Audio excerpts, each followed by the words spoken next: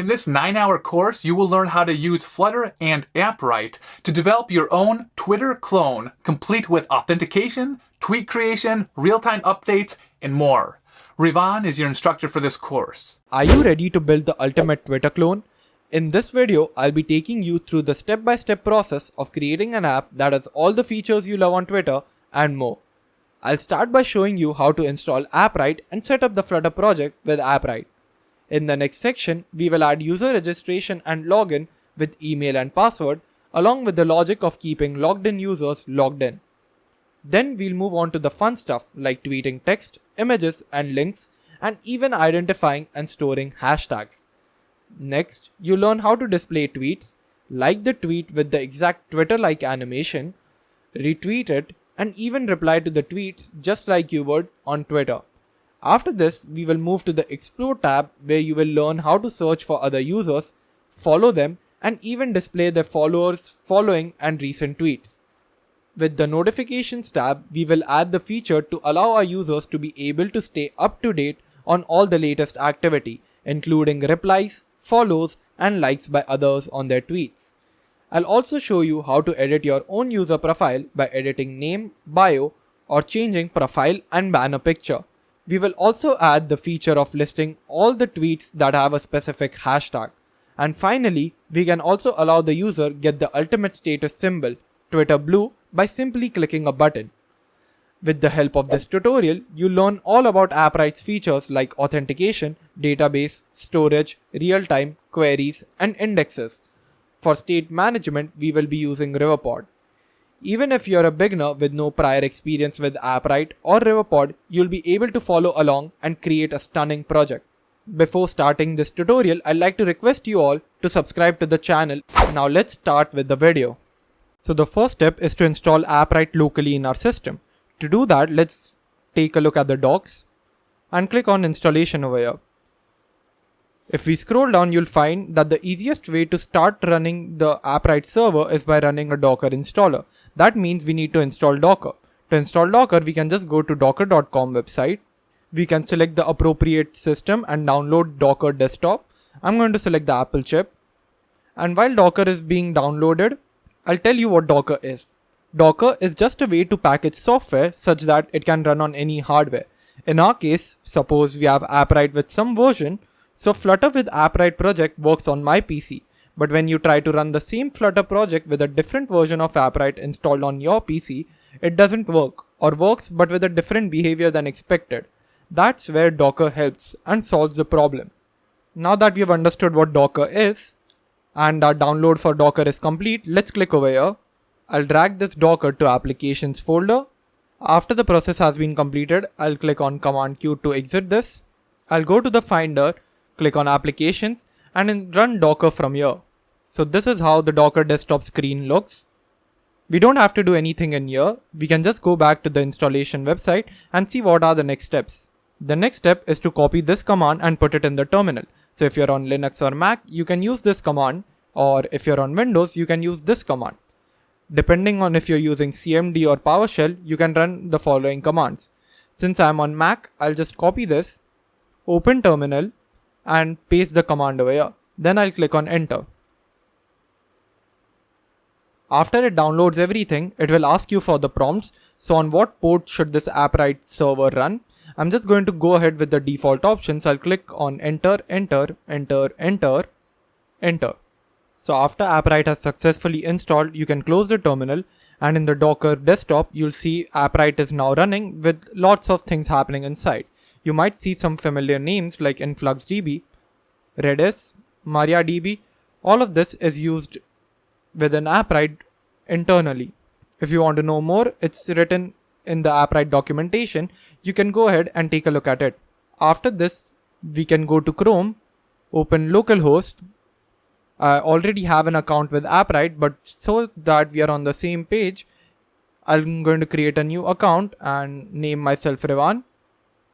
Enter an email and a password, click on sign up, and here we are on the project screen. So we need to type in our first project name.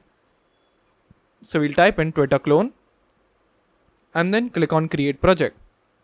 So our Appwrite project has now been created. The next step is to start a Flutter project. So we'll again go to the terminal, go to the desktop, create a new project called Flutter create and call this Twitter clone and then click on enter. Then we'll migrate to Twitter clone folder and open it in VS Code. Now we can go to the lib folder and in the main.dart file, let's just try to run an application. So I'm going to open an iOS simulator, click on run and run without debugging. And while this is running, I just want to mention two important commands related to Appwrite. So we'll again open the terminal, and if you're on Mac, if you just do cd, which is change directory, and go to Appwrite, we can go to the Appwrite folder, which is basically the root folder, and inside of the root folder we have the Appwrite folder. And there you can run multiple commands. Two important commands are for stopping Appwrite container and another one is starting Appwrite container. To stop Appwrite container, you can just do docker compose stop, and after hitting enter, Appwrite container in the Docker will stop running. So this has 20 on 20 running. It will change to 0 out of 20 and it will stop running. So after you click over here and restart localhost, this will also go away because localhost is only there as long as our Docker container of Appwrite is running over here. And after stopping the Docker container, if you again want to restart the Docker container, you don't have to run the command that we run earlier again. You don't have to run this command again. This is for the installation. To again run this Appwrite container, you need to run docker compose up -d -- remove -orphans. And after you run this, your Docker container of Appwrite will again start running, but you need to make sure that you are in the Appwrite folder. If you're on Mac, you can just do cd Appwrite from the root and you'll get into there. And if you're on Windows, you can just go to the users folder and check for the Appwrite folder.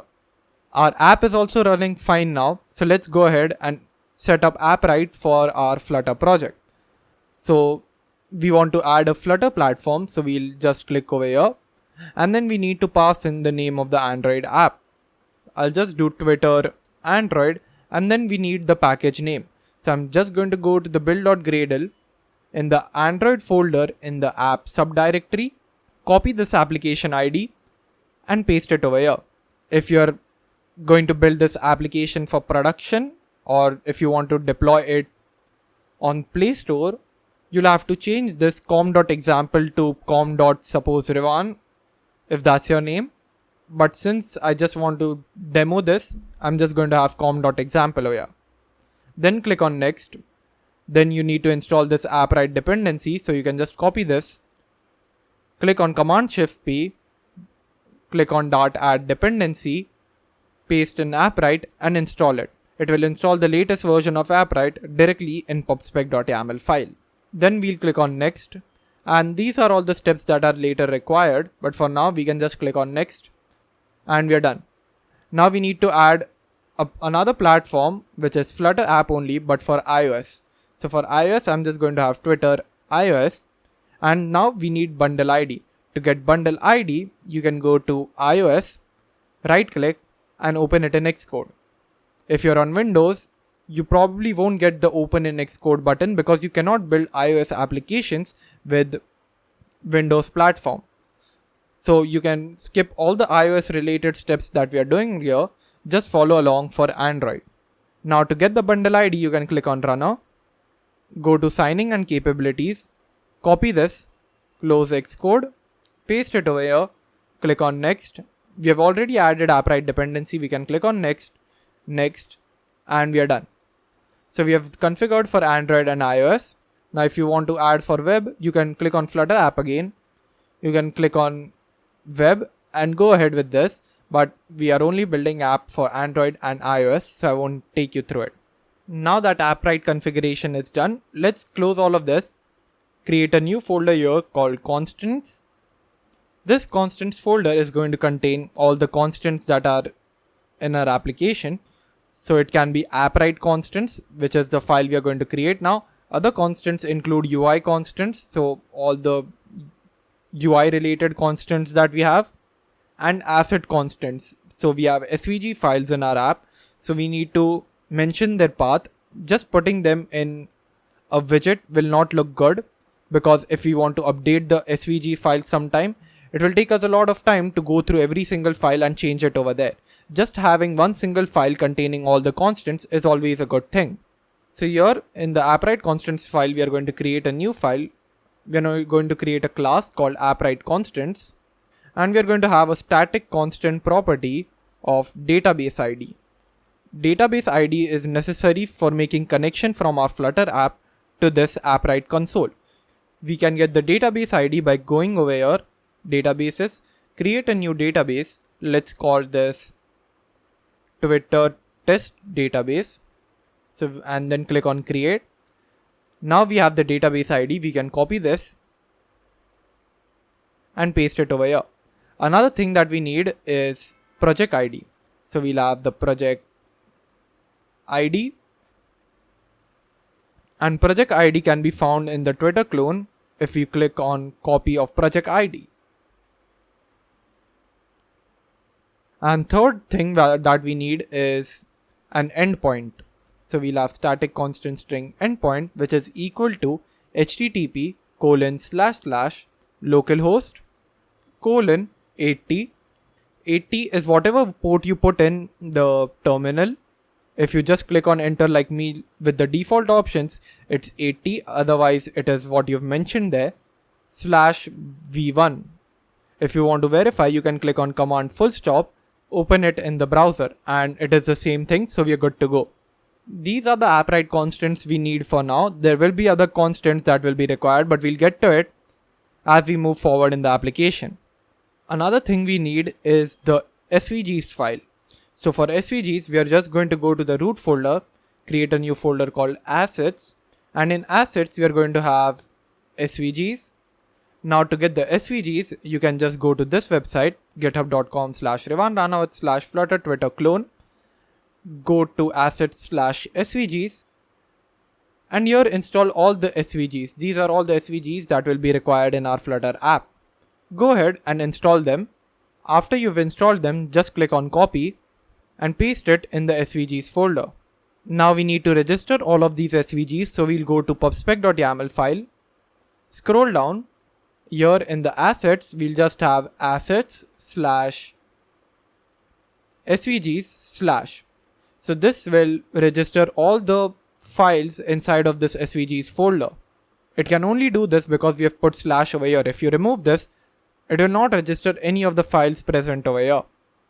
Now in the constants file, we need to create another file called constants asset constants.dart. Then you need to come to this website, link to it will be mentioned in the description below, and then copy all of this. This is all the parts of the constants file. So it contains like the Twitter logo, home filled icon, home outlined icon, all of those stuff. I don't want to write this and waste your time just writing this. Main thing is to focus on the UI of the application as well as the backend of the application, not all of this boilerplate code that we need to write. So this is all the asset constants with us. Now in the constants folder, we just need to create another file called constants.dart, and this will export all of these files. So it will export Appwrite constants and it will export assets constants. Why is it exporting and why do we need this file? Because this constants will be used in almost every single UI file of ours, and even in the repository files. That means the files that will talk to the server. We don't want multiple import lines to show up over there. So we don't want import Appwrite.dart, Appwrite constants, and we don't want import assets constants.dart to show up every single time. Instead of doing this too, we can just have import constants.dart. So we have lesser import lines with this. And if you want to add more constants later on while we are building this application, as the import lines increase over here, suppose we have these many import lines now, we still have to import this constants.dart file itself. We don't have to continuously import this and increase the file length, Anyways, not to get confused, let's move ahead and add theme to our application. Again, we are just completing all of the boilerplate stuff so that we can directly dive into the logic of the application. This part might be boring, but later on it will be very good for our application. So in the theme, first thing we need is palette.dart file. So we'll go ahead to this link, will be mentioned in the description below. Copy this, paste it, and we have all the colors that are required in our application. The background color is pure black. Blue color is a bit different from the real blue color, like 00255. Instead of that, we have this color extracted from the Twitter website. We have white, gray, and red color. All of this is saved over here because in case we want to change the color of our app, the theming of our app even a little bit, you can just control all of that from one single file and one single class, which is palette. Other thing that we need is app_theme.dart. We are going to copy this from here, so we can copy and paste this over here. We have to resolve this error of palette, so we'll just click on command _, import this palette.dart, and this is it. This contains the theming of our application. So like what theme is there? So we have theme data.dark, so it has all the properties of dark which is given to us by Flutter itself, and we are going to copy that and make certain changes. For example, the scaffold background color will be pure black instead of grayish, which is the original background color that Flutter gives us. So if you want to see a demo, we can go to the main.dart file. We'll remove the theme from here and add our own theme, which is present in apptheme.theme. Now, if you restart the application, you can see this is pure black. But if I again go to app theme, comment this line out, which is scaffold background color, and restart the application, you'll see this is how Flutter's background color in dark mode looks like. But we want this since we are copying Twitter. This also contains app bar theme. So every time the app bar is going to be of the black color with no elevation at all. And the floating action button is going to be of blue color. Now that all of this is complete, we'll go to the theme folder and add theme.dart so that we can export these two files. So these two files are ./apptheme.dart and export./palette.dart. Now we can save this, close it, and in the import here, we can just import theme.dart. So all the boilerplate code for now is done. I don't think we'll be needing any more things. Now is the time to start designing our application. And the first thing that we need to do is design the login screen. But even before doing that, let's understand the architecture plan for this project. So for the folder structure, we are going to be using a feature first approach. That means in the folder, lib folder, we are going to create another folder called features. In this features, we are going to have multiple features of our app. For example, authentication, home screen, so the home feature, the notifications feature, the tweet feature, the user profile feature, all of those. So I can just create an auth feature for now. And this auth folder is now going to have three separate folders called view, controller, and widgets. View is basically the login view, the sign up view, all the UI related screens. Controller is basically the connection between view and the database files. What are the database files? Well, we create them outside of the features folder. In the lib folder, we are going to create a new folder called as APIs. This APIs folder is going to contain all the backend related code. It's not going to have anything else. So since we are using Riverpod, we are not going to have any Riverpod package in APIs. We are just going to have the backend related code, nothing else. Even the model conversion. So basically we'll get our data in a map format. We need to convert it in a model or a class based format. Even then, we are going to do that in the controller folder, not in the APIs. I'll give you a diagrammatic representation so that you understand what we are talking about. But for now, I'll just create a new file called loginview.dart. And we are going to import material.dart. We are going to create a stateless widget. Actually, we'll need a stateful widget because we are going to have text editing controllers. Whenever there's a text editing controller in the field, it's better to make it stateful widget because it provides us with a dispose method. So we need to dispose of the controllers or the text editing controllers that we have, right? So for now, we'll just create a login view, and this will return a scaffold. And just so that we can see what we are developing, I'll copy this, go to the main.dart file and remove all of this boilerplate code. We don't need this counter application. And instead of this, we are just going to have constant logins view. I'll save it and we should see a blank screen. And here we are. After having login view in place, let me show you a diagrammatic representation. So suppose this is our UI file.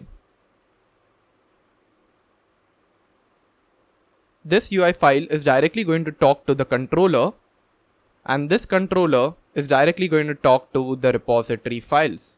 This repository file is basically the files that we are going to create in APIs. So it's going to be the tweet API, there's going to be user API and authentication API. So these are the repository files, all the backend related code. But with this architecture, this might seem very simple. UI is talking to controller, controller talks to repository. But here's a catch, UI cannot directly talk to repository and repository directly cannot talk to UI.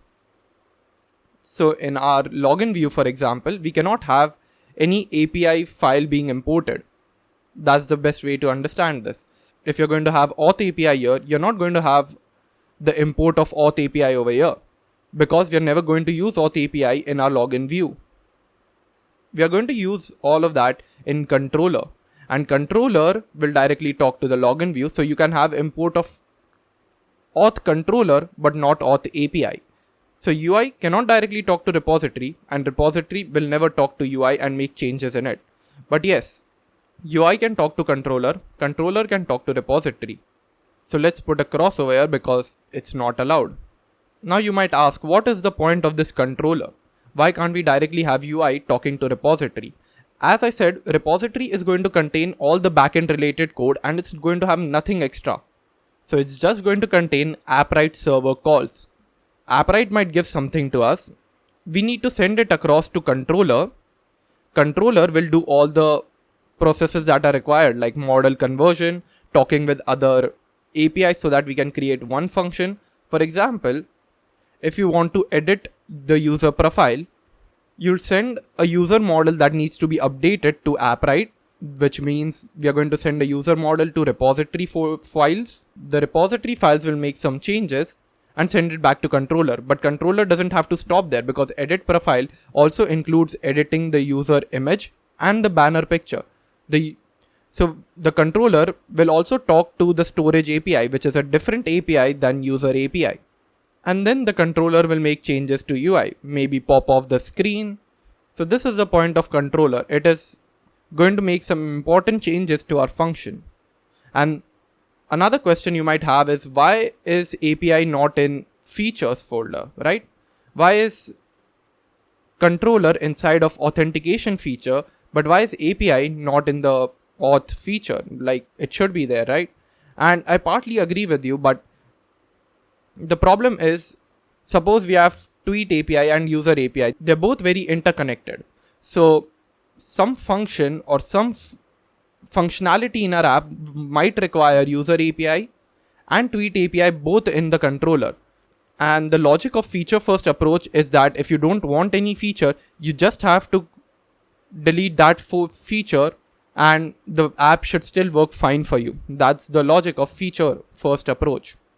If you don't like anything, if you don't like a certain feature, so suppose you don't want tweet related features, you can just delete that feature entirely by just deleting the folder. So if we delete this folder and suppose user API or tweet API is required in some other feature, that will be a problem, because we have deleted the APIs folder along with it, right? That's why APIs folder is created in the lib folder. If you don't understand it till now, don't worry, when we get into the real code, you'll understand. This is all theoretical. Practical approach will give you a better insight. So let's go ahead and design the login view now. So this is what we are trying to develop. Now let's break it down and see what all components are needed. First is this component, which seems like an app bar with a Twitter icon over it. Okay, we have the Twitter icon already installed or downloaded. You can see that in assets SVGs, we just had the Twitter logo SVG over here. So we don't need to worry about the logo part. The next thing is a lot of space over here. So we need to put some spacing. And then we have two text fields that look identical. That's the main thing. They both look identical. So we need to create one widget for them because they're identical. If they're identical, we don't have to write the same code again and again. So we can just create one widget for it and keep reusing it, right? Because this is just for the login screen. Even in the sign up screen, we are going to require the same auth fields. Then we have a done button, which is kind of circular in shape. And then we have a text with some part in white color and some part in blue color. Okay, now let's start developing it. So in the app bar, we're going to have the app bar. But again, app bar is going to be reusable because the login view has it, the sign up view has it, even the home screen has it. So let's create a separate widget for it. So if we try to create another widget for an app bar, let's see what we get.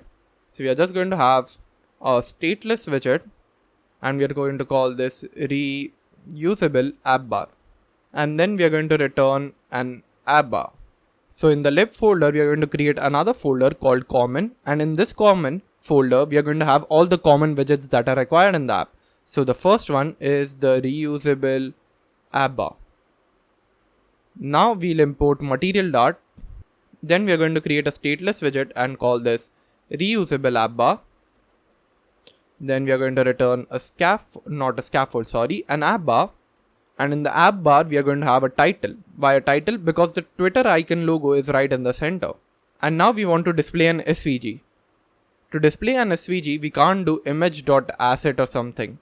We'll have to use a new plugin for it, and that is called SVG Flutter SVG. And now to use it, we'll do SVG picture.asset, and now we'll mention the asset name. We won't directly mention like this, assets/SVGs/Twitter logo.png. No, we're not going to do that because we have already created an assets constants file. Here we have it. So we can just do assets constants.Twitter logo. Alright? This is another benefit of having a constants file. If you have to use it everywhere, you can just type this without the scope of making any error. Because we know whatever we have put there is correct. And if you want to change, of course, you can add another logo, change the path over here, and it will change everywhere you've used it. You've just used it right now in your reusable app bar, but if you have a splash screen or something, you can use it there as well. Now we can just take this app bar, put it in the login view, and now you can see we are getting this error. Because app bar cannot be of the type reusable app bar, which is a widget. It needs something known as a preferred size widget. That's why we cannot put app bar in a stateless widget. What we need to do for it is go to the constants, have UI underscore constants.dart file created. We are going to have class of UI constants, and we are going to return a static app bar. And now we can return the app bar from this function because it is of the type app bar. So we can call this function and it will still work because it's of the type app bar, and app bar implements the preferred size widget that's needed in this app bar type, right? So we can copy content from this app bar, delete this file, go to the UI constants and return the app bar here. Now we can import SVG picture, import assets constants. So make sure you import constants.dart and done. Now we can do this. So we can just call UI constants dot app bar. We are not creating an object of UI constants. Instead, we are just doing UI constants dot app bar because it is a static property. If you want, you can make this a non-static property and create an object of UI constants and then call app bar. But I just think this way is better. We can remove this URI which doesn't exist and restart the app. And nothing shows up. So let's see why. One reason is that app bar is of the black color because we have mentioned that in the app theme Right here, the app bar theme background color is black and elevation is 0. So if we go to the main.dart file, app theme is this theme that is present over here. So the app bar is black in color. So we cannot see anything. Plus, the logo here is black. We need to change it to blue. So we can just do color palette dot blue color, save it, and now the Twitter icon shows up. But it's quite small, so we need to increase its height. So we can just do height 30. Save it, and here the Twitter icon shows up. It looks exactly like this, but there's one problem. If you open this on an Android emulator, this title will go to the left. We need to keep it centered every time on any platform. So we need to pass in a property of center title true over here. It should be outside of the title property, center title true. Now there's no changes, but we are sure that this will work on Android as well. We'll open the Android emulator when we are working on the tweet feature, but for now let's just develop on iOS, sorry. Another thing that I have problem with is anytime the login view is calling setState, or when we are using Riverpod, you'll see that whenever the loading indicators are showing up, app bar will keep running. And that's not what we want. We want it to not rebuild even during the loading indicator. So what can we do? Well, we could have created widget for it, but we tried and it didn't work for an app bar. That's why we are just going to have final app bar, which is equal to UI constants dot app bar. We are going to create an instance over here so that every time there's a rebuild, it doesn't call this function again, because we are just having the instance of app bar with us, which we have called right here. So every time the build function is recalled, app bar is not built now. And if you save it, it works the same thing, but it's just a little bit of optimization. Now we need a body, and in the body we are going to have a single child scroll view, because we have two text fields. When we click on either of the text field, we can get a render flow error by the keyboard. So whenever you click on this text field, a keyboard appears and it might minimize the screen and give you a render flow error. We want to avoid that, so we are having a single child scroll view. And then we are going to have a child, add a little bit of padding, because padding is needed for all of these fields. You can see the done button has a bit of padding. Both the text fields have padding. So we need the padding, and padding is going to be edge insets dot symmetric. Why symmetric? Because we want it from the left and the right side. So horizontal 20. And now we need child, and the child is going to be column, because we need 4 different type of widgets. 2 text fields. So we are going to have text field 1, text field 2, button, text span. You'll understand why we are having text span here. Well, just to say it simply, because we have 2 different type of colors used and we want them in the same line. You can of course use a row widget for it along with 2 text fields, but a text span widget is better because we have to write lesser code for that. So for the text field 1, we are going to create a separate widget because it's going to be reused, and we are going to call this auth_field.dart. We're not creating this inside the common widget or common folder. Why? Because auth field is only used in login view and sign up view, nothing outside of the auth feature. We'll need different type of fields later on. For example, in edit profile, we are going to have a different kind of field, but not this kind of text field. So let's import material dart. We are going to add a stateless widget and call this auth field. Now we need to return something known as a text form field. You can even use text field, doesn't matter in this case. And then we are going to have a controller. So we'll get the controller from this constructor. Why are we getting it from the constructor?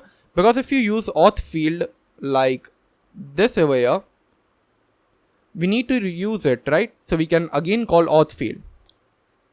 And if we use one single text field, both of these will have the same text passed in. So if I write something over here in this text field, it will automatically type it in this field because they both have the same controller. We don't want this to happen. So we are asking them to provide us with the text editing controller themselves so that we don't have this problem. So we'll import this controller and pass it in. Now we need to add a little bit of decoration. So what is the decoration we need? Well, there should be a border, and whenever the text field is clicked on, it should have a blue highlight. And of course some padding in between the hint text like email address and the increase in font size, because the initial or the default one is quite less. So we can do all of that by having decoration, input decoration, focus border with outline input border. This focus border is basically whenever you click on this text field, what color should show up. So whenever you click on the text field, you want the blue color to show up and it should be an outline. So we are having an outline input border. Then we want the border radius to be not exactly a rectangle, but there should be a little bit of curve. So we can have border radius of border radius dot circular 5. Then we are going to have a border side of constant border side with color as palette dot blue color. So let's save this, pass in and create controllers first of all. So we are going to have final email controller is equal to text editing controller. And then we are going to have final password controller is equal to text editing controller. Now we just need to dispose this off. And then we are going to have email controller.dispose, password controller.dispose, pass all of this to the auth field. So we'll have controller, email controller, controller, password controller. And if you want to see what I said, if we have both as the same controller, they'll have the same text. Let's try it out.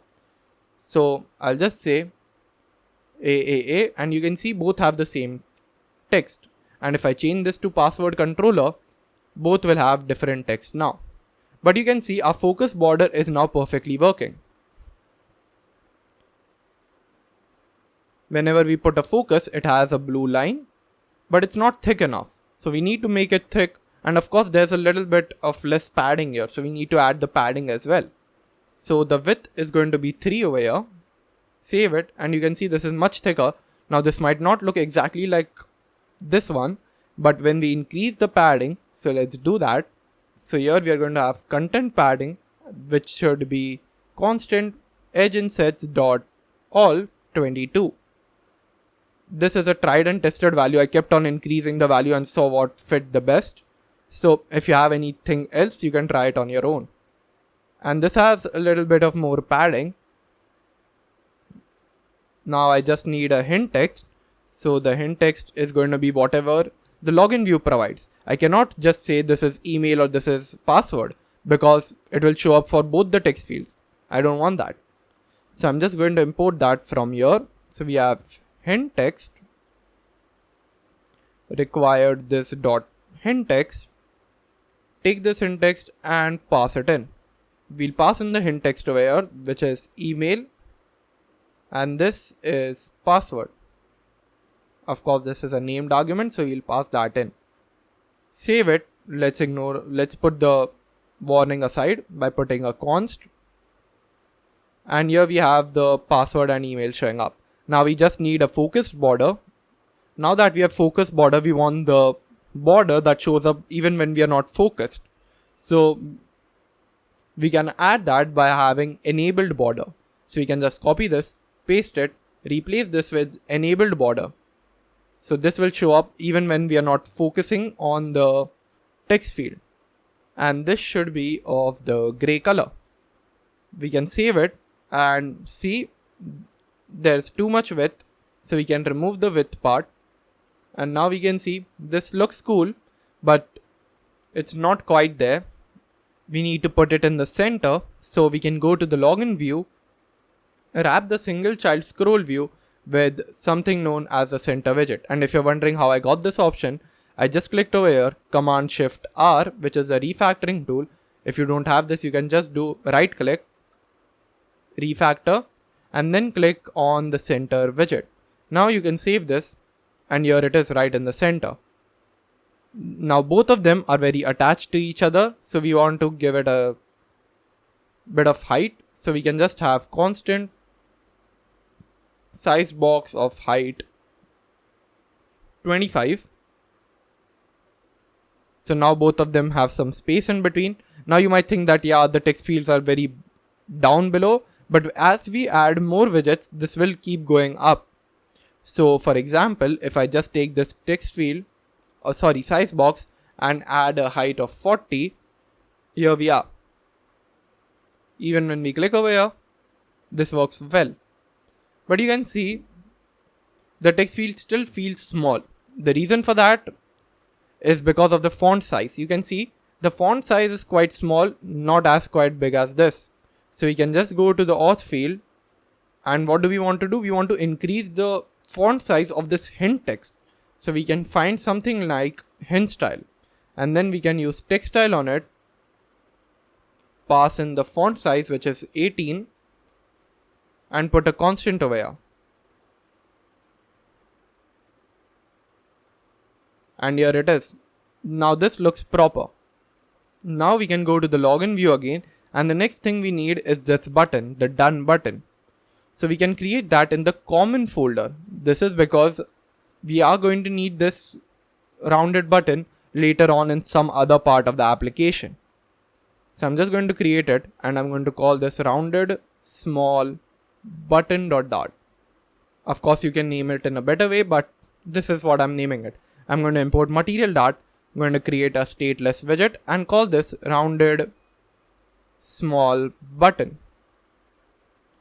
And here we are going to have a final void callback of onTap. And this is needed because we want to require this dot onTap from the widget we are going to use this widget in. Similar to what we had done in the auth field. We imported all of this. We are going to require all of this as well. And we are sure, since this is a button, this is going to have different onTap. Now there are different ways of creating this rounded small button, but the way I'm going to use is I'm just going to have a chip widget. I'm not going to really have any button. We're going to have a chip widget label. And this text is again going to come from the constructor. So we can have final string label, require this dot label, and pass it in. Now I can save this, use this rounded small button in login view. So I can replace this. I'm going to pass in the onTap as empty function for now, and the label is done. Save it, and let's see what we get. This is the button. Looks quite similar, but there are a few things that have to be changed. The background color, for example, should be white, and the font color in there should be black. So for the label, or more like, first we'll configure the background color. The background color should be the color here, and we're going to take this from the constructor as well. If you're wondering why, this is because if you're wondering why can I not directly use palette.black color, this is because this rounded small button is going to be used in some other widget, and they might need some other background color, some other font color. So we cannot directly mention it over here. So we can have final color, background color, and since we are here, we can create another one, which is font color or the text color. Now we can copy this, have required this dot background color, required this dot text color. Now we can pass in the background color here, and that label or the text color is style, text style, color is text color, and this should be it. So we can go to the login view, pass in the background color as palette.background color, and font color or the text color, that is going to be palette.white color, right? As we had decided. We're just putting it here so that when we have to use this rounded small button somewhere else, that won't be a problem. And if you want to minimize the code, what you can do instead is just remove both of this, go to the rounded small button, and say this is not a required field. Whenever the user wants to change this background color, they can just do that by having it mentioned explicitly. Otherwise, it will just be palette.background color or palette.white color. So if this is used in some other widget and this widget needs some other color, then they can explicitly mention that yeah, the background color should be palette.blue suppose, and the font color should be white only. So we have minimized the code that we need to write over here. So let's restart it and see. Here is our button and it's quite the opposite of what we wanted. So let's just replace them. We want the text color to be black and background color to be white. Sorry about that.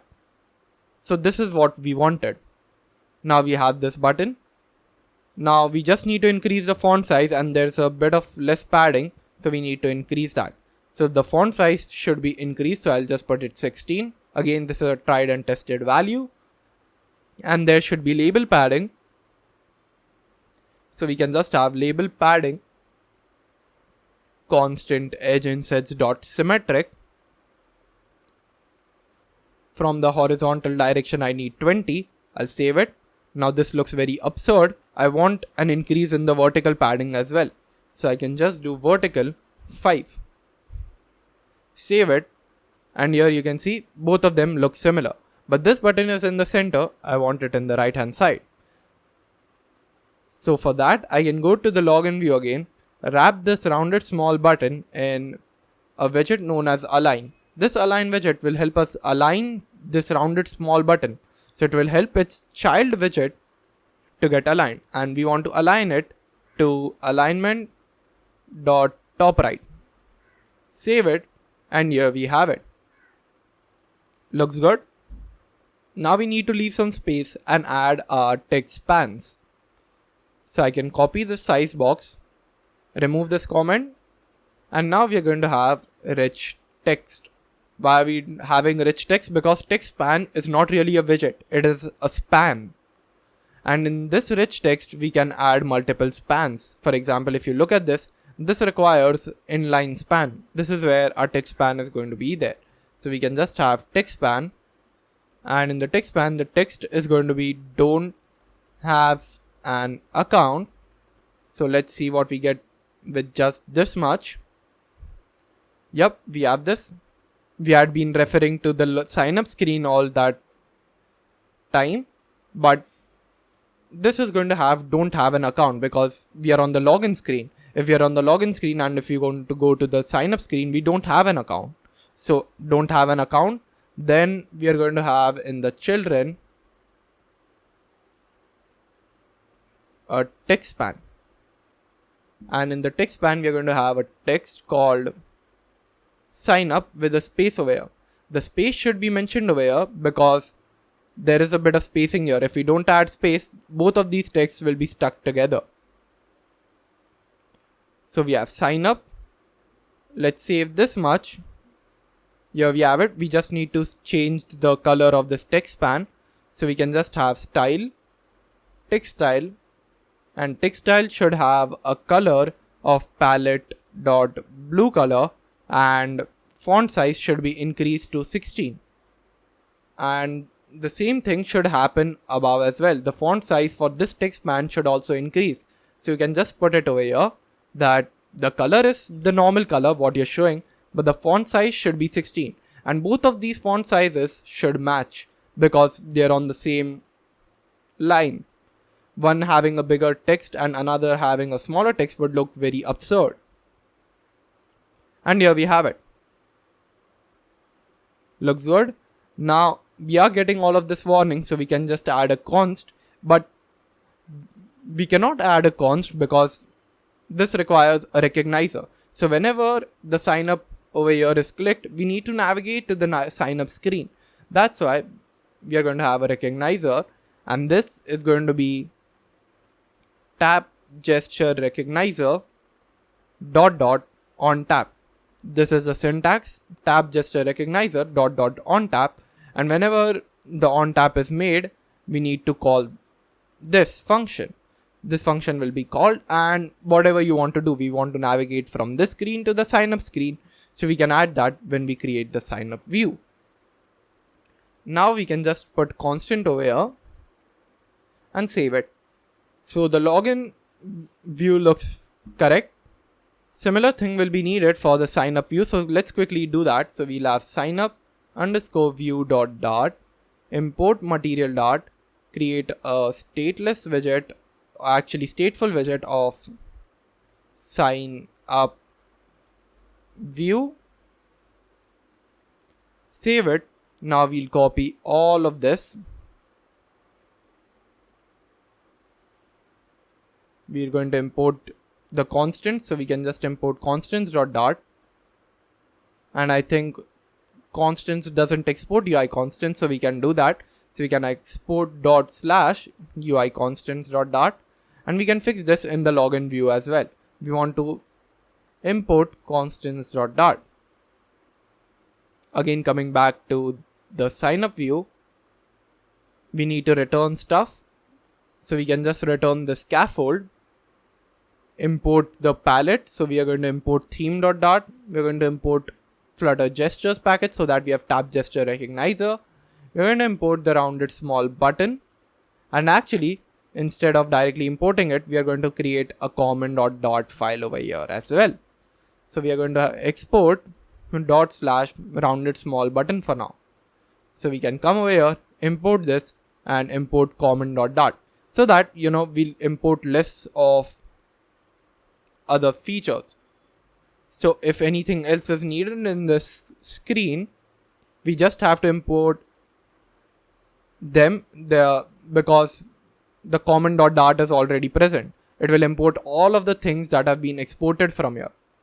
Now we'll also import auth field. So let's import it. And this looks good. Now just to see this on main.dart, let's change this to sign up view. And let's go to the sign up view and see what changes need to be made. Well, email and password are both the fields that are needed. Done is also there. Now we just have to change this to already have an account. So we already have an account and we want it to be login. So we can just pass in log in. And here we have it. Now whenever the user comes first time to this application, we either want to show the home screen if the user is logged in, or the sign up screen because it's the first time they're entering the application. So this sign up view is going to be the screen that will show up in the main.dart for now. When we have the home screen, we'll put the logic of adding the home screen over there. Now what we want to do is whenever we click on this button, we want to go to the login view. So we can create that right now. So here in the sign up view, whenever this is clicked, the on tap, we are just going to have navigator dot push, and we'll pass in the context, then material page route, then we are going to have context, and then we are going to return the login view. And this is going to be a constant. Now this is a lot of code to write, the material page route. So what we are going to do is just copy this or cut this, go to the login view, create something like static route for this, and return a material page route, right? So now what we have to do is just login view dot route. So we don't have to use this long boilerplate code every time we need to navigate from sign up to login, or suppose we are logging out. So we don't have to do this in the home screen or the other screen as well, wherever the logout operation takes place. We just have to do login view dot route and it works fine. Now the same thing is needed for the sign up view when we move from login to sign up view. So in the on tab, we are just going to have this, and then we are going to go to the sign up view. Actually, let me just copy this route, put this in the sign up view, and just return a sign up view over here. Now we can go down and pass in sign up view dot route. Now when I click over here, nothing happens. So let's restart the app. If I click over here, I go to the login view. How do I know that? Because your sign up shows up. And if I go over here, the sign up button shows up. That's pretty cool. Now that both of these things work, The next part is making the authentication part work.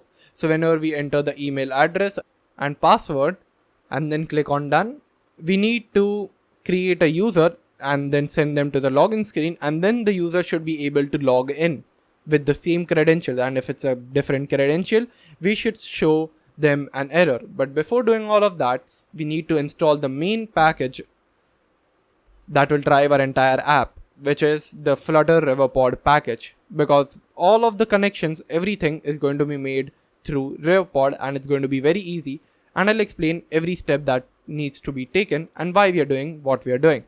So let's get started with it right now. So let's install the Flutter Riverpod package. So I'll just add Flutter Riverpod. Make sure you have Flutter _ Riverpod, not just Riverpod. Riverpod package is for Dart packages and Dart code, but Flutter Riverpod is mainly for Flutter SDK. So make sure you install that. And now in the APIs, we are going to create our first API, which is the auth API.dart. And first of all, we are going to create an abstract class, and this abstract class is going to be called auth API. And what is this abstract class for? Well, this abstract class is going to contain all the functions that are going to be present in our main class, which is the auth API class, which we are going to implement. So we are going to have this. So whatever function we pass in here, the class is going to have its implementation present over here. Why is abstract class needed? Because for many reasons. Two main reasons I create an abstract class are because abstract class contains all the functions related to a particular API. So example, the auth API will contain all the function signatures that are required. So for example, if I want to sign in, I'll have suppose a void signup function, right? Now I get an error over here. I can just do command full stop, create the missing override that's needed because I'm implementing auth API, and then I can do my signup process here.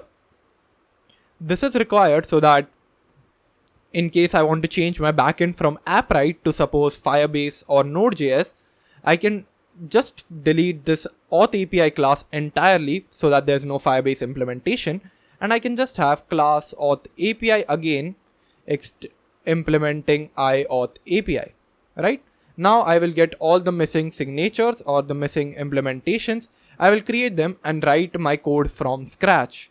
I still have all the functions that are required for my application, but the implementation will be different, so I can easily change my backend from Appwrite to some other database. This is very useful. Another place where it's mainly used is in testing. So if you want to test a bunch of functions and you don't want to forget which function to test out, you can use this abstract class and implement it. And if you're wondering why this is prefixed with I, this is basically interface. This is an interface for the auth API class. So this is why we have the abstract class. It's very handy, and you'll understand its main purpose when you shift the backend if you want to. Anyways, let's just delete all of that. We are not going to have this function signature. We are going to have it a bit differently. What is the difference? Well, this auth API is just containing Appwrite code. There's nothing else going to be present. So we don't know if it's going to be a success or a failure. And even if we know that, we want to send it to the controller that, yeah, this is the success. So if it's a success, this is the data. And if it's a failure, what is the error message? So for that, we need to return two data types. As of now, Dart doesn't support returning two data types. It's a work in progress. I'll mention a Medium article where it shows that it should be out in the mid of 2023.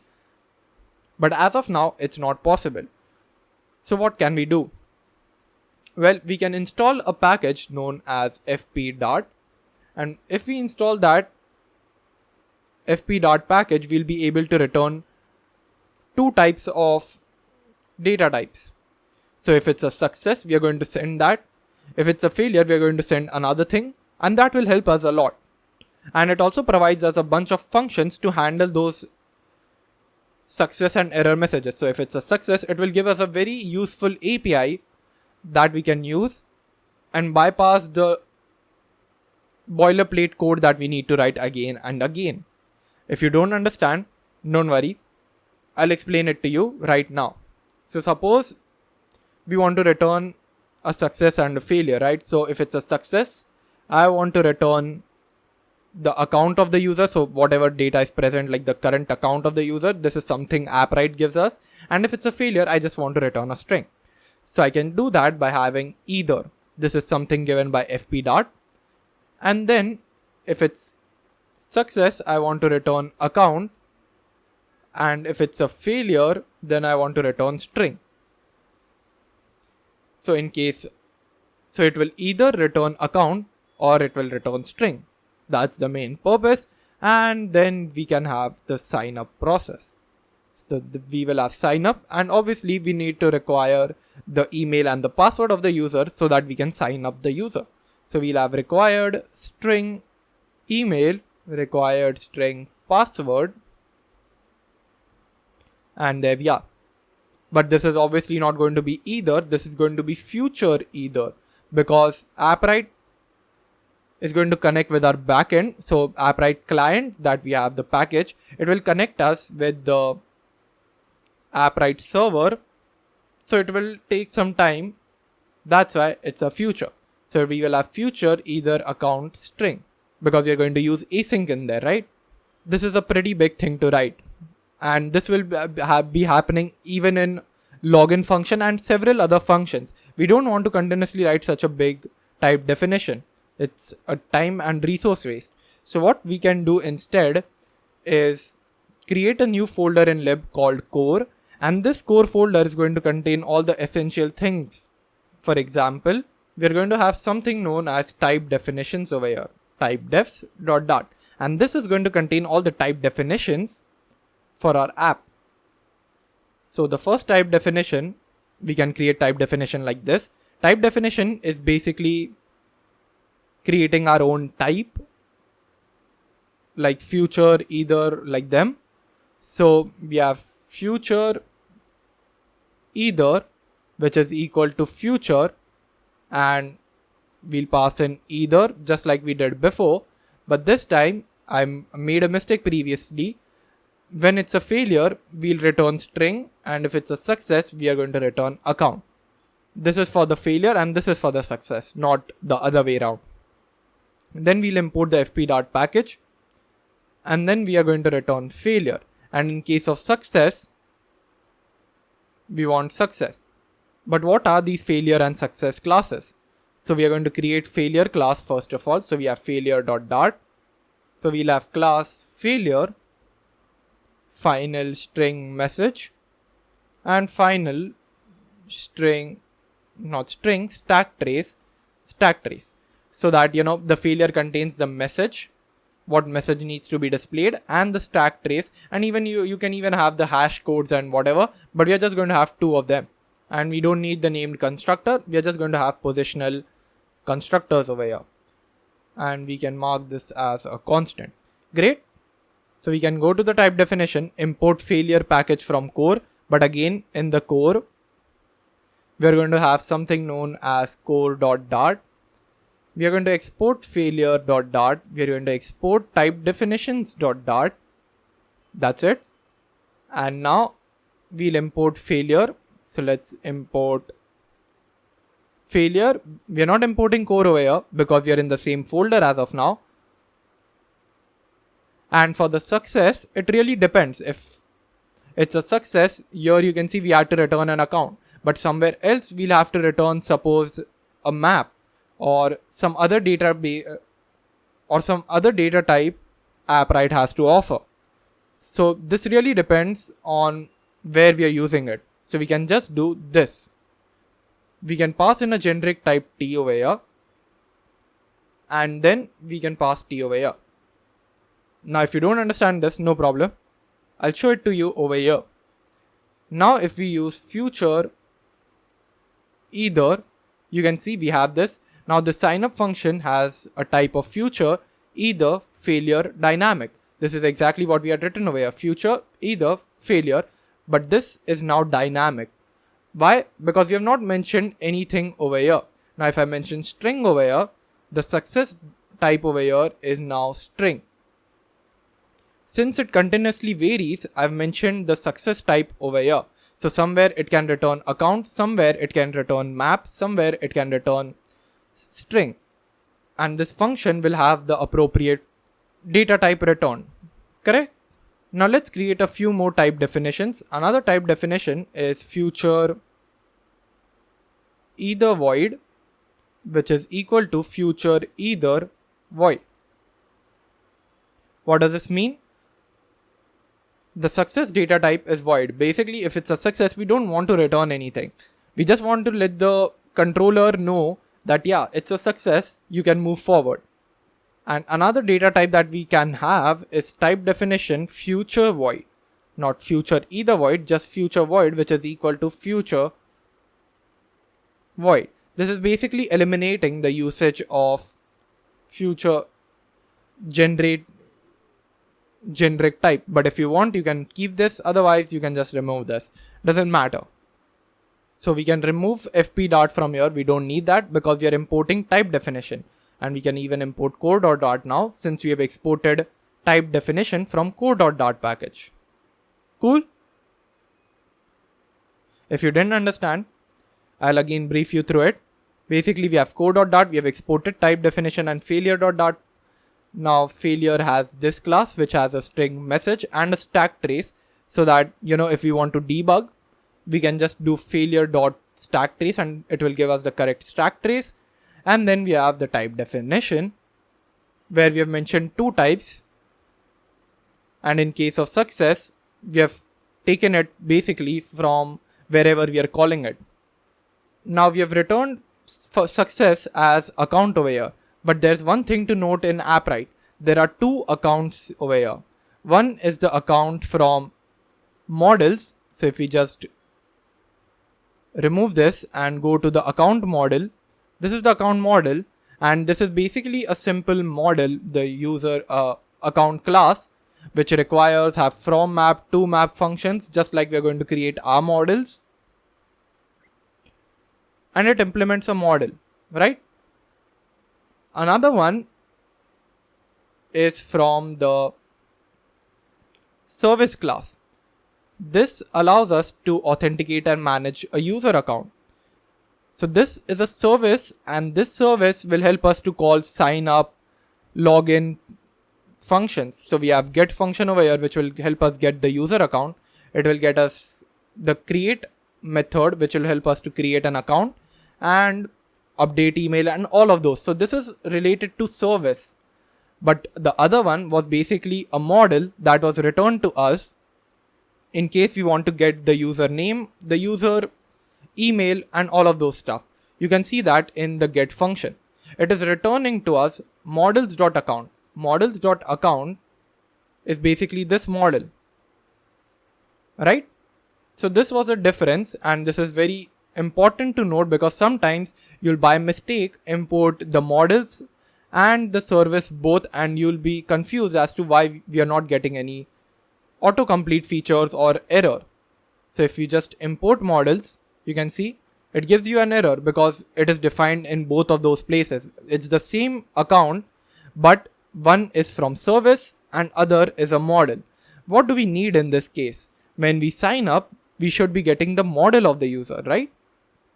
When we want to sign up the user, we'll be using the account service. Let me just simplify it. When you want to sign up or you want to get the user account, you'll be using model.account. And when you want to, you'll be using account, which is coming from Appwrite.dart or service account. You can just call it that. And when you want to access the user data, then you'll be using model.account. So we can prefix this as model so that there's no confusion. And now we can have model.account over here because we are signing up the user. After signing up, after signing up the user, that means after creating the user account, it will give us a model account and we can return that to the controller. But when we want to get But when we want to sign up or create the user, then we'll be using account. If it's not clear, don't worry, we'll see this in code right now. So I'll again have class auth API, which will implement auth API, and we are going to create one missing override. It has everything in it. We'll call this asynchronous. And now let me demonstrate the difference to you exactly in terms of code. So we are going to have final account over here, which is a private variable, because whenever we do auth API, we should not be able to access account like this, right? That's why we are having a private variable.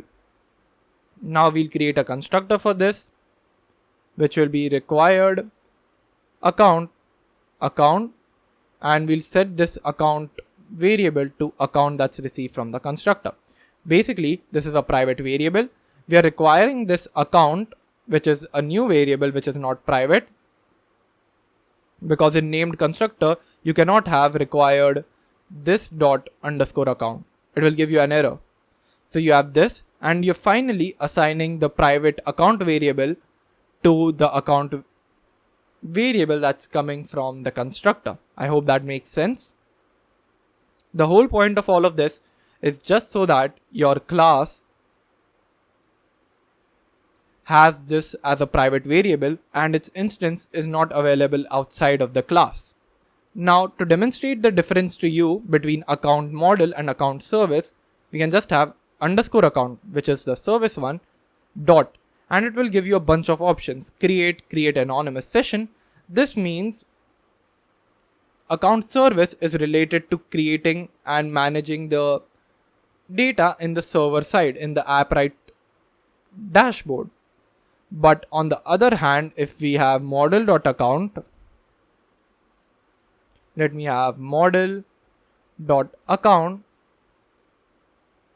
You can see if we create an instance of this, we get email verification. These are all the user related data. And that's what I said above. If you want to sign up or want to get user account, you can use simply account, which is service account. And if you want to access user related data, there's model.account. I hope it's clear now. If you're not, just play around with it a little bit and you'll get a great understanding of it. Now we are just going to have try catch, because there's a scope of error we don't know. It's not really an error, it's an exception. So we are putting this in a try catch block. And now we'll catch account dot create. And then we have three fields to pass in: email, password, which has already been passed in, and the user ID. Do we have the user ID? Well, no. The user ID is a randomly generated unique ID. So we cannot have that.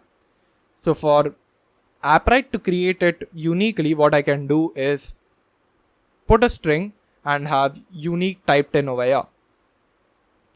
If I do this much, Appwrite will generate a unique ID for this account. If there's another syntax for it called id.unique, and this does the same thing. If you just click command full stop, you can see it just returns the same string we entered over here before. So you can use either of these. I'll just go ahead with this because there's less scope of error, even if there is a little bit of error scope. And if you see over here, it's returning to us an account, and this account is model.account. We need to return this to the controller. So we can just have final account, which is equal to await account.create. Now we have account in our hand. We can just do return account, right? No. This is because the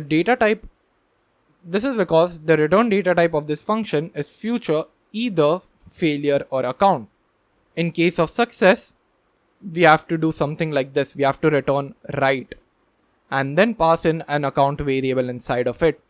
This is something given by fp.dart itself. So if it's success, we let them know that this is the success variable and this is the data you're getting when it's success. If you try to pass in something like a string, it will give you an error because argument type string cannot be assigned to the parameter type account. So you need to pass in an account variable over here. Now in case of failure, we'll just do return left. Because it's a failure, we'll return left. And then we can pass in E, right? No, because in case of failure, we have to return failure class. And then we'll pass in message as e.toString and stack trace, which we get from catch function here. We'll pass in the stack trace as well. So this is it. This is the function to create a user account in Appwrite dashboard. But there's one other thing you can do to improve the exception handling over here, which is catching on Appwrite exception. So we have on Appwrite catch e stack trace, and then we are going to return left over here as well. But this time, since it's an Appwrite exception, this is of the type Appwrite exception, not object. So we can access some methods given to us like e.message and return that. But it's giving us an error because e.message gives us a string and failure has an acceptance of just string. So we can just have something like this done, where we say some unexpected error occurred. And the stack trace is as it is. So if it is null, we are going to return some unexpected error occurred. Otherwise, we are just going to have e.message passed in. So this is the entire function. I hope you understood the difference between account and model.account. If you didn't, you can rewind it. I've spent a lot of time on it already. I wouldn't like to spend more on it. Anyways, we are done with this. Now let's use the provider package to provide this class. Now let's use the Riverpod package to provide this class. So we can just have final auth API provider, which is equal to provider. This provider class is given to us by Riverpod itself. And Riverpod gives us access to ref. So what is this thing? Provider lets us provide a single instance, which is immutable. So if you try to change the value of this auth API provider later on in the future, it will give you an error. There are multiple types of providers in Riverpod, like provider, this one, future provider, stream provider, state provider, and state notifier provider. There are two other types as well, notifier and async notifier, but we're not going to use that in this tutorial. So what is the difference between provider, state provider, and all of them? Provider basically provides a read-only value. You won't be able to change its state anytime. So if you return this auth API class from here and pass in the account, which we will do, you cannot change the value to return something else later on in the app. It will just be a read-only value. State provider and state notifier provider help us to change the value later on in the app. We are going to take a look at them, but for now, let's concentrate at provider. Another two types that I mentioned, future provider and stream provider, we are going to use them extensively in this application because Appwrite is all about futures and streams. Other question that you might have is, why are we using provider here? Why can't we just use auth API class like this everywhere, right? Now, I will agree with you, you can use that, but with provider, it becomes better in bigger application because you don't have to create an instance. So suppose you have to instance auth API class over here. So if you use this in some place, you'll have to also import account provider. And now if you have to create account like this, then you'll have to also pass in the client. And for the client, you'll again have to pass in client like this. There's a lot of things to do. And even in the client, you'll have to pass in, suppose, like the endpoint if you want it differently, or self-signed if you want it differently. There's a lot of work to do. So instead of doing all of that, we are going to create separate providers for each one of them, including auth API provider. You don't want to include this auth API class every single time you use it, right? It is a lot of code to write. provider will minimize that differently. Also, provider caches all of this, so it won't create a new instance of this auth API every single time. It will just cache it and give it to us, so that helps in memory efficiency as well. So now that you've understood this, we can go in the core and create something known as providers.dart. This is going to contain all the Appwrite related providers or any other provider in our application that is not related to a class. For example, this auth API provider is related to this auth API class. So if we want to delete auth API at a certain point, we can just delete this file and everything related to auth API goes away. So we are not going to have auth API provider in providers.dart. We are going to have common kind of providers, which is final Appwrite client provider, which is equal to provider ref should be small. This ref is basically provider ref. It will help us to interact with other providers. You'll see an example of it in just a minute. Let me just first complete this. Now we are going to create client variable. So we have client equal to client. This Appwrite client provider will be used in, suppose, account provider, in database provider, in real-time provider, all of the functionalities that Appwrite has to offer. So it's important for it to be created as a provider. Then we can just return client.setEndpoint, and we already have the endpoint with us. Don't forget, we have Appwrite constants. So we can just return its endpoint. So we have Appwrite constants dot endpoint dot set project, and we need to pass in the project ID over here so that it can make the connection with Appwrite dashboard. So what is the project ID? We have stored that. So we have Appwrite constants dot project ID dot set self signed status, of which should be true. This is for the self signed certificate and will be used only for development.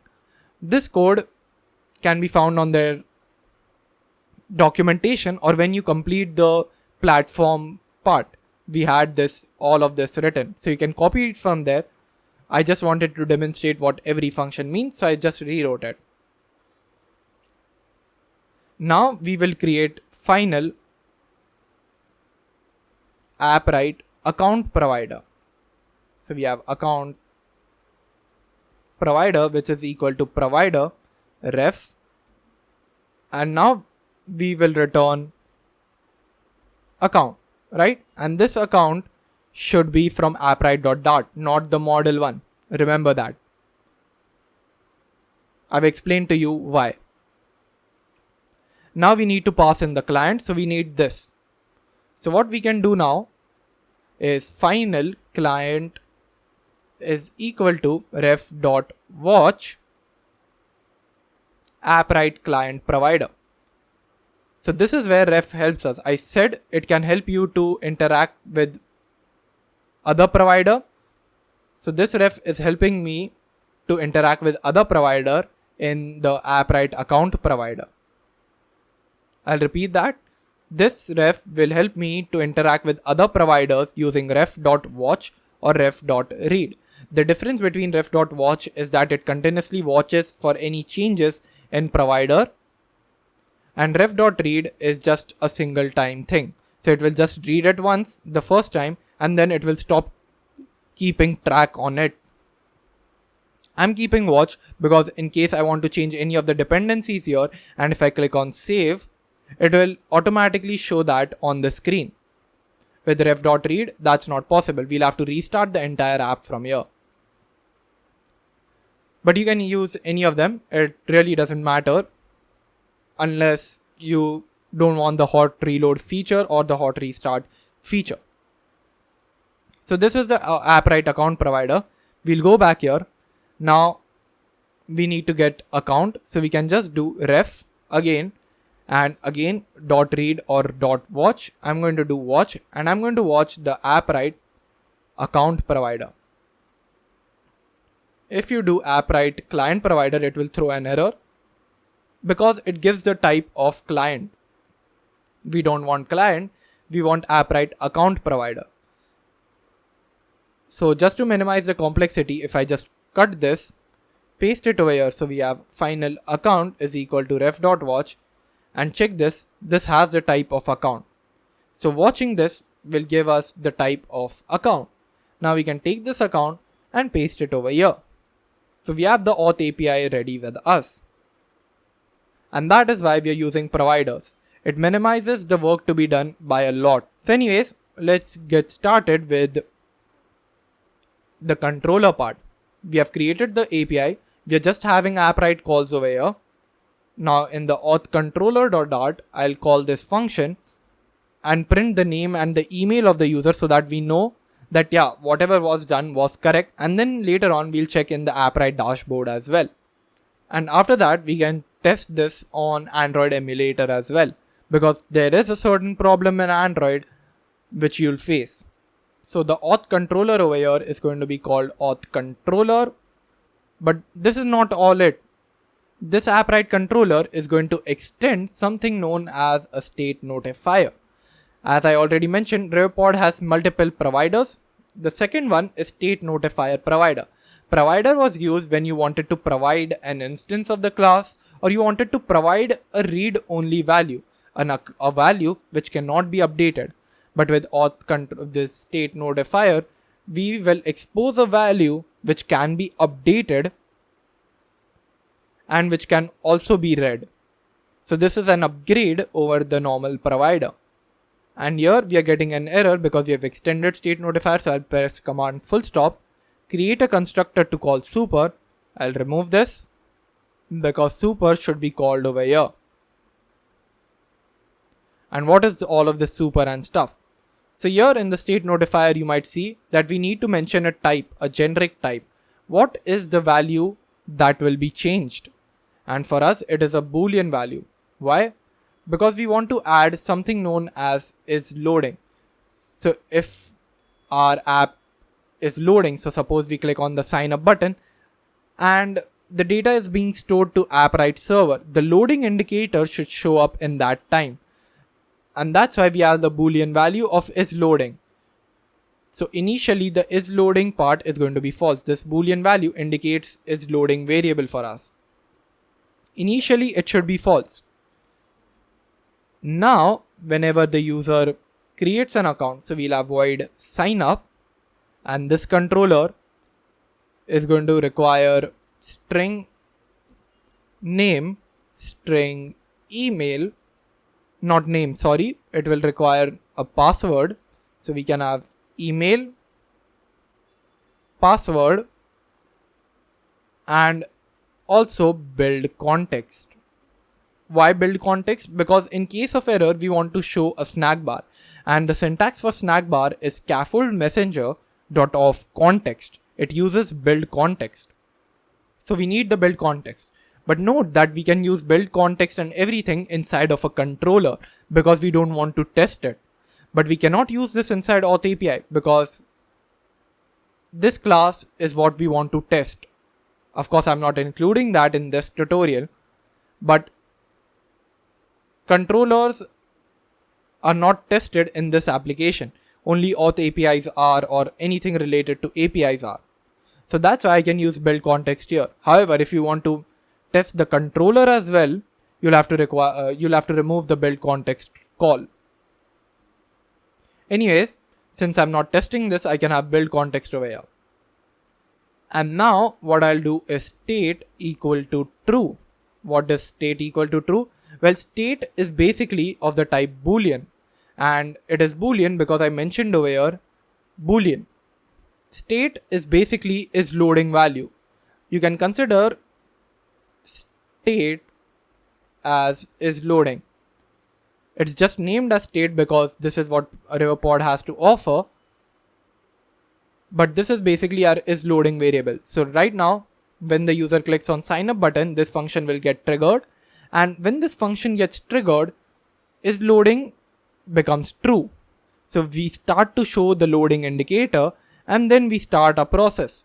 What is the process? Well, we just call final response is equal to await. So we need async. Why are we awaiting it? Because we have something known as auth API. this thing exactly. We need to call this so that we can create a user account. So here I'm just going to have an instance of Auth API, and it's going to be similar, a private variable, just like this one. And we are going to require this as a named argument. So we have required Auth API, and underscore Auth API will be equal to Auth API. We have known this already. Now we can just use underscore Auth API dot sign up. After we do sign up, we have to pass an email and password. We have already passed that because we are getting this from the function parameters. Now if you hover over this res, it is of the type either failure account. Now how do we get, if it's failure value, how do we get the value? If it's success value, how do we get the success value? Well, for that, we can call response.fold. This is one good method FP provides us so that we can efficiently handle a failure and a success. L is basically the left value and R is the right value.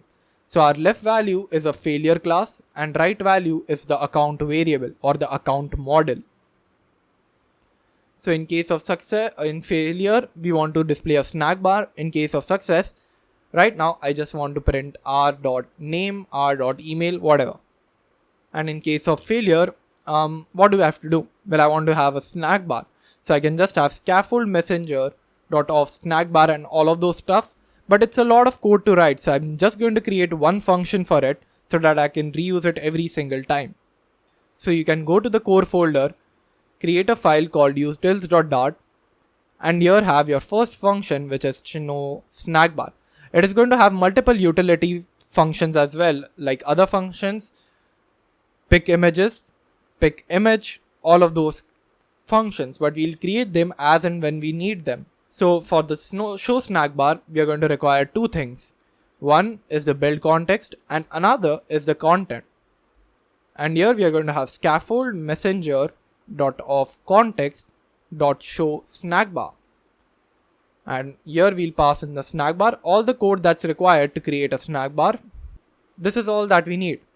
Now I can take this. I've not created a class for this because it's a normal utility file. I just want to call this function without calling the class.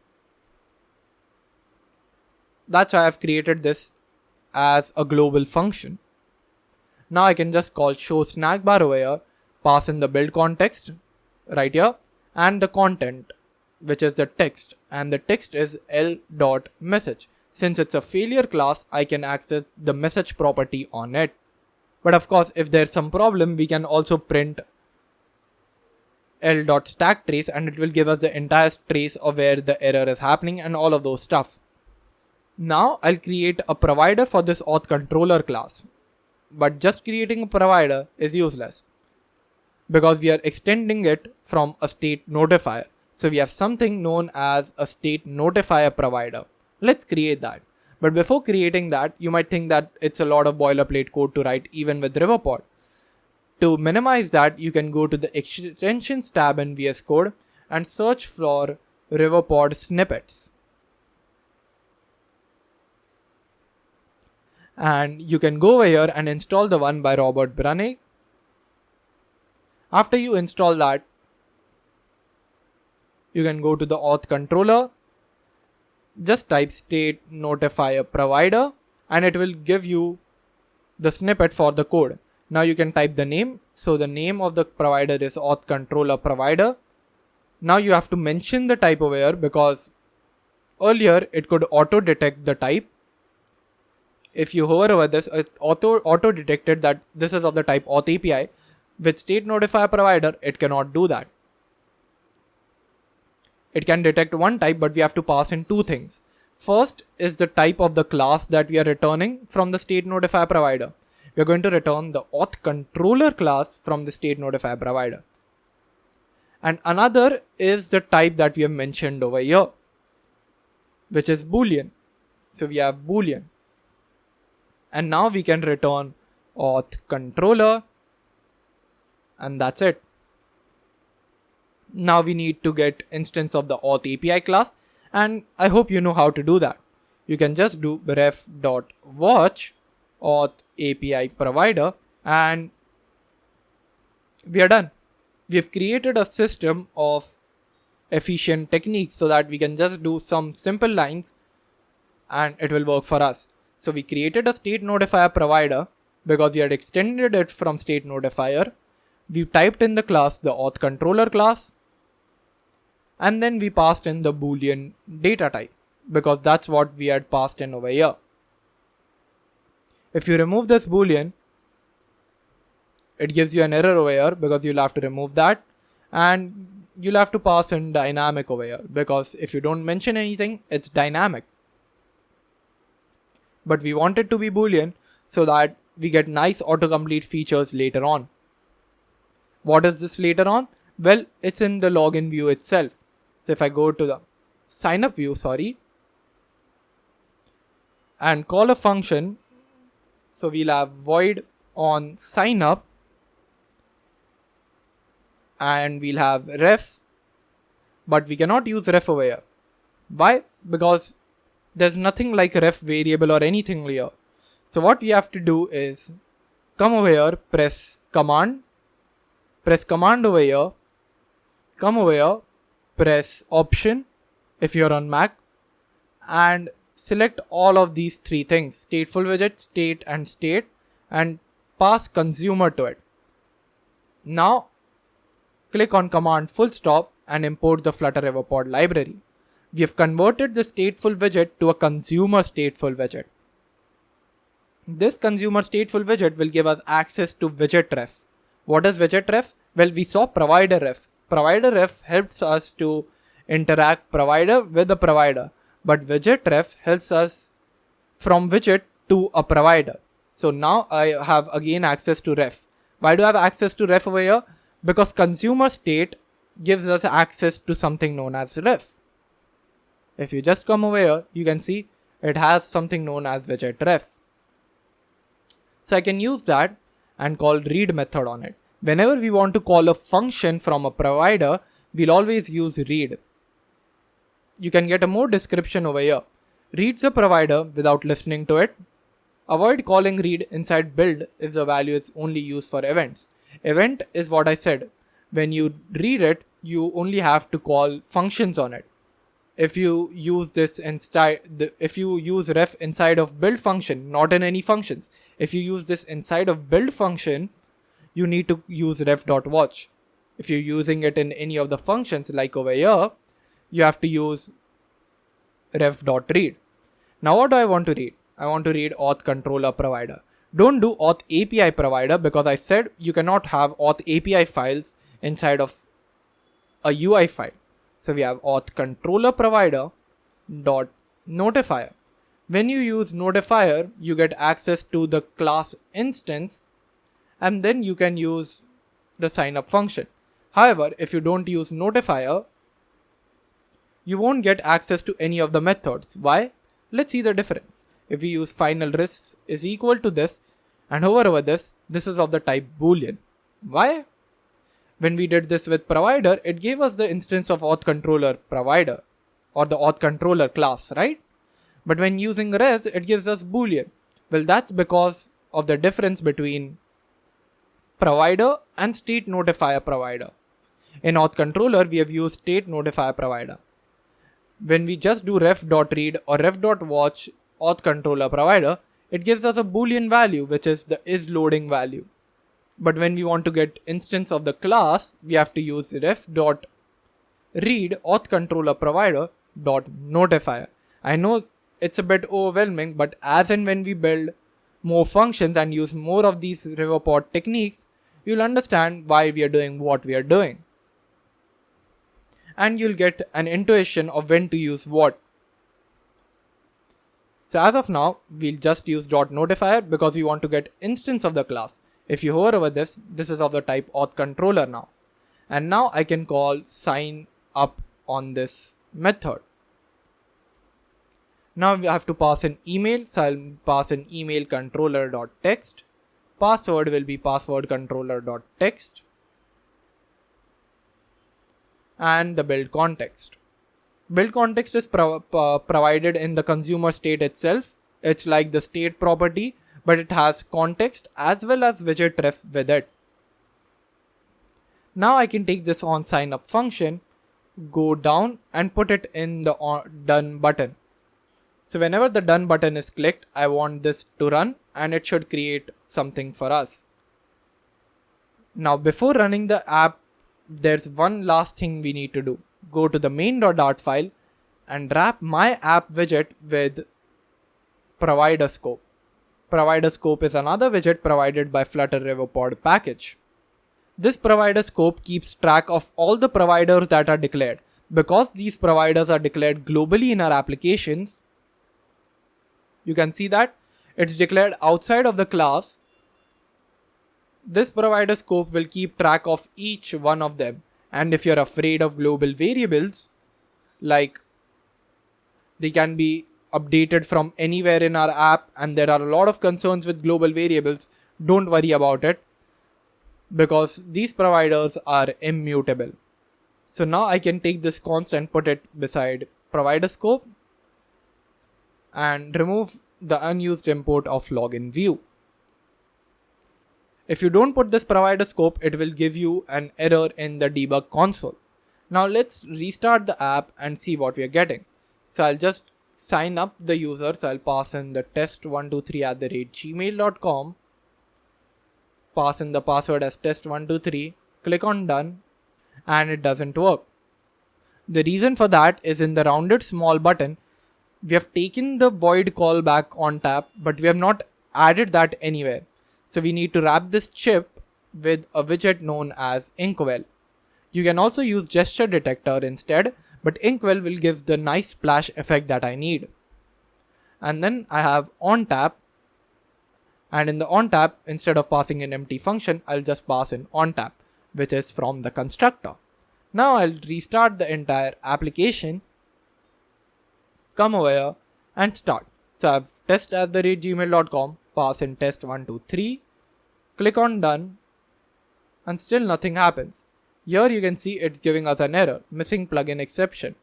No implementation found for all of this. Whenever you get this error, this is probably because you've added a new package, a new dependency to perspec.yaml file, but you have not restarted the entire app. So you need to restart it without debugging. And now after this is done, let's try it again. Alright, so our app is now complete. Let's come over here, pass in the email, which is test@gmail.com, password test123, click on done, and you can see invalid password. Password must at least be 8 characters. So I'll just pass in 4, which makes it 8 characters, and then click on done. No error. And here you can see it's giving us nothing. Well, that's because if we go to the auth controller, we have printed the name, but there's no username. There's user email. So we have to print in the email.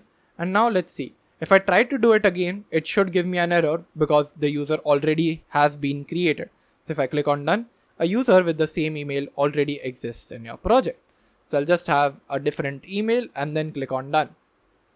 And here you can see we get the correct email. Now if we go to the Appwrite dashboard as well, then click over here, go to Authentication tab. We have 2 users created, test@gmail.com and test1@gmail.com. If you maximize the screen, you can see the status. The email is not verified. There's no name, there's email, there's no phone number. You can enter the new password from the dashboard, the user preferences, the key and the value you can have. The objective for this is written over here. You can read it and you can delete the user as well. The user ID is also over here, and this is a uniquely generated user ID. I told you it will generate uniquely if I just mention unique in the auth API right here. And if you just paste it, you can see this is a different user ID, a randomly generated one. and this will differ from the test@gmail.com, so we can be sure about it. Alright, now that the user has been created and everything works, the next step is to log in the user with the same email and password if the user exists. So we have to create a function for login. But even before that, there's one thing. If I click on done, there's no indication of loading indicators. Even though in the auth API we have said, in the auth controller, we have said state is equal to true. Is loading is true. So why is it not showing? Well, because we have not watched it. So in the signup view, we have to go here, get the is loading value. How are we going to get this? We have already seen that. We have ref.watch auth controller provider. Now if you hover over this, this is of the type boolean because it's the is loading value. So if the data is being loaded, what do we want to do? We want to show a loading indicator. To do that, we are going to create a new widget in common called as loading underscore page.dart. We're going to import material dart. We're going to have a stateless widget called loader, which is going to return a center child circular progress indicator. And this is going to be a constant. And this is the loader widget we are going to use. But why have I named this loading page? This is because we are going to create another stateless widget called loading page. We're going to extend the stateless widget, but this time we are going to wrap it with a scaffold. And in the body, we are going to have a loader. And this is going to be a const scaffold. This loading page will be required in main.dart file when we want to show the loading page. This is just a loader which can be used in some other pages, but we want our own page of loading to show up, we'll use this. So here we can just have loader like this. So if it is loading, we'll get a constant loader. Otherwise, we have all of this. And now you can see we are getting the loading indicator continuously. Why are we getting this loading indicator? Well, that's because we had clicked the button, the is loading state has started. So in the controller, we have state is equal to true, but we have not put state is equal to false anywhere. That's why it continuously keeps on loading. So here we have to have state is equal to false. Now if we restart the app, pass in test@gmail.com, test 1 2 3 4, click on done. It gives a loading indicator, but as soon as there's no error or there is an error, it will stop the loading indicator. So I hope you have understood the entire process. We have state notifier provider, we have state notifier, we create an account using auth API, we start the state. So is loading is set to true. If is loading is set to true and we are on the signup view, we are constantly listening to it using ref.watch. If you just do ref.read, it will not work for you. You have to do ref.watch. Ref.read is strictly prohibited while using Riverpod in the build context or the build function. Now whenever is loading values changes, we'll check is loading. If the variable is loading, then show a loader. Otherwise, the entire widget tree. I hope this process was understood. If it's not, I would recommend you to watch this entire thing or analyze this code, because this is the very foundations that we are going to use in literally every single file. If you're overwhelmed by all of this, don't worry. When we create more files, when we create more functions, you'll get a hang of when to use what. And I'll be sharing my thoughts on the same every single time.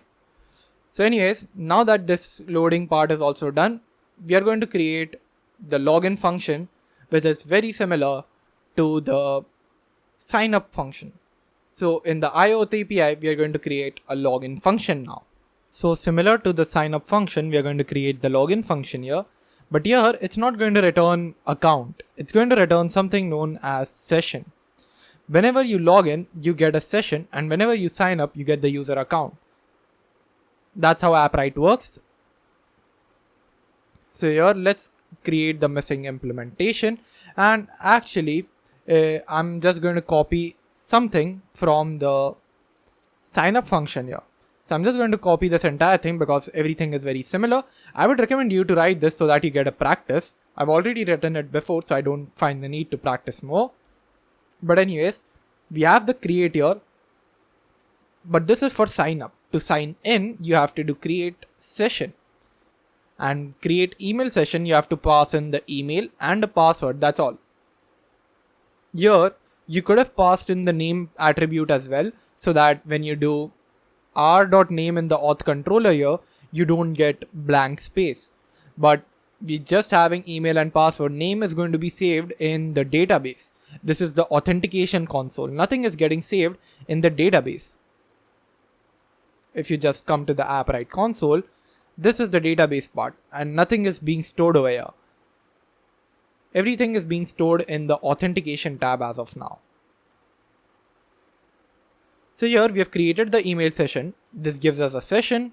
So let's call this session, and we will return that session. So when we do create, it will sign up for us. It will just create an account in the Appwrite console, but it will not log you in. To log you in, you have to do create email session. And that's all that's needed for login function. Pretty similar. Now we can go to the auth controller and declare this. So I'll just have void login, and it's going to be very similar to this. So let's just copy this, paste it in here. This is going to be async. Then we are going to have all of this stuff as well. So let's just paste it right here. But this is going to be called login. The state will be true, but we are going to call auth API.login. We'll pass in the email, we'll pass in the password, set state to false, show snack bar in case of error. But here you can see we are getting a session. So we can't use r.email. Let's see what properties it has to give us. If we do this, you can see there are lots of things, but none of that will be useful for us except the user ID. So let's see if user ID is correct or not. So I'm just going to go ahead, restart the app. Oh, actually, before doing that, we have to go to the login view, create something similar to what we had done for the sign up view, right? We can just copy all of this function stuff, go to the login view, paste it in, and then we have on login. Yeah, that's pretty much it. Now we also need to convert all of this to a stateful widget, or a consumer stateful widget, sorry. So we can paste that in, import Flutter Riverpod library, import auth controller provider, and then call .login. Now I'll copy this function, go down below and add it to OnTap, and also have the isLoading variable, just like we had before. So if it's loading, then we'll have ref.watch auth controller provider, and that's pretty much it. If we do notifier, remember we get the instance of the class. We don't want instance of the class, we want the boolean value, which is the state value. But if you want to do .notifier, you can do .notifier.state, which will give you the exact same thing.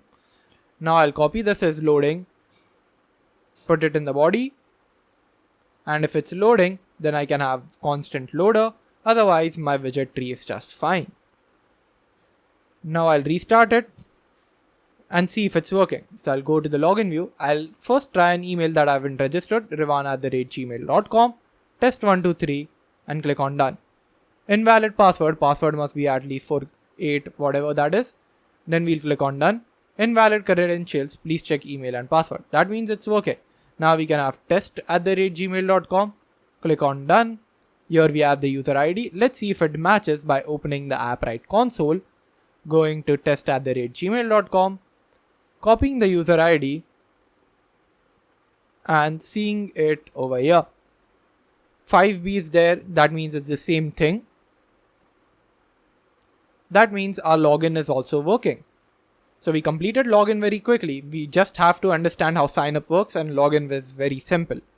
So now the next thing is whenever the user logs in, we have to navigate them to the home screen. So we can close all the folders. In the features, create another feature called home. create a new folder called view and create the first view, which is the home view.dart file. We'll import material dart, import a stateless consumer widget called home view, import Flutter Riverpod library, put in a scaffold, and see what we get. So we can go to the auth controller here. So whenever we log in, actually let's come here. Whenever the user signs up, we cannot directly send them to the home screen, because if we do that and when we try to persist the state won't be persisted, because state persistence will be done by something like this. Account.get is not equal to null. So whatever we do, this account.get, if it's not equal to null, then we'll show the sign up screen, otherwise the login screen, the home screen. So here we'll have home screen, otherwise the login screen. But account.get will only have the account when the user creates an email session. So we have created an email session over here, only then the account.get has some value in it. If we just do .create, account doesn't have any value in it. It's just created it in the Appwrite dashboard. But account variable doesn't hold any value. Only after doing email session create, the account has some value in it. So what can we do? Well, after signing up the user, what I want to do, if it's a success, then I'll just push them to login screen.route. So we have login view.route,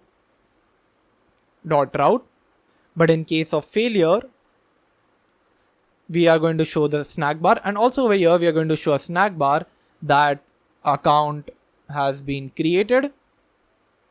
Please log in.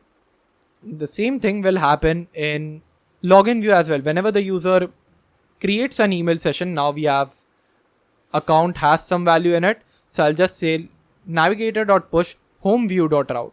So here I'm just going to create static route and just copy all of the material page thing from sign up view. So we can copy all of this from here. Now we can have home view passed in and we're done. Here we'll just pass in home view as well. Now this looks cool. So whenever we log in, we go back to the home screen. So let's try. Right now we are in the login screen. I'll pass in the email and password, then click on done, and I shift to the home screen. But here's the catch. If I try to restart the application, we are back to the sign up screen. That's because in the main.dart file, we have decided that the first screen that should show up is the sign up view. But what I want to do is, if the account is not null, then I want to show up the login screen. And how can I do that? Well, as I said, in the auth API, we are going to create current user account. So account.get. So we can just have future model.account, which can be null, current user account. I'll create a missing implementation for it. I'll take this and put it at the top. Now, if you're wondering why I haven't used future either, I've used future directly. That's because we are going to put this in a future provider, and future provider can handle the errors for us. You'll see that later on. But the point is, since we are using future provider, we have not used future either. Just keep that in mind for now.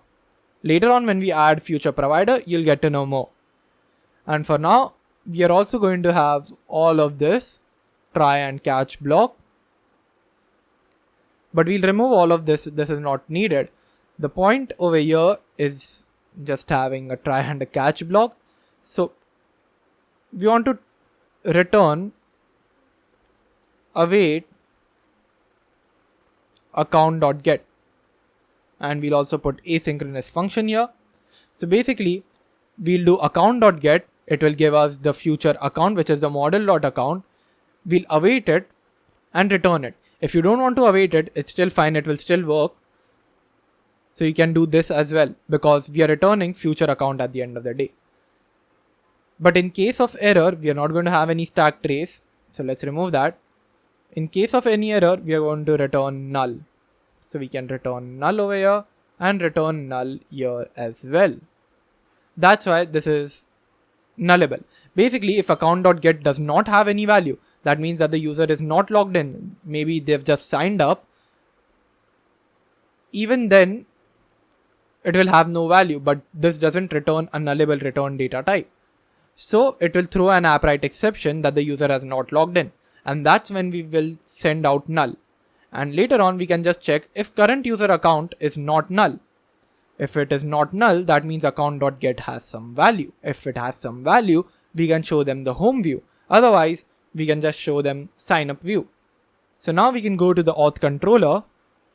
I can go at the top, remove everything from here and have future model.account. Obviously, we need to import that account model.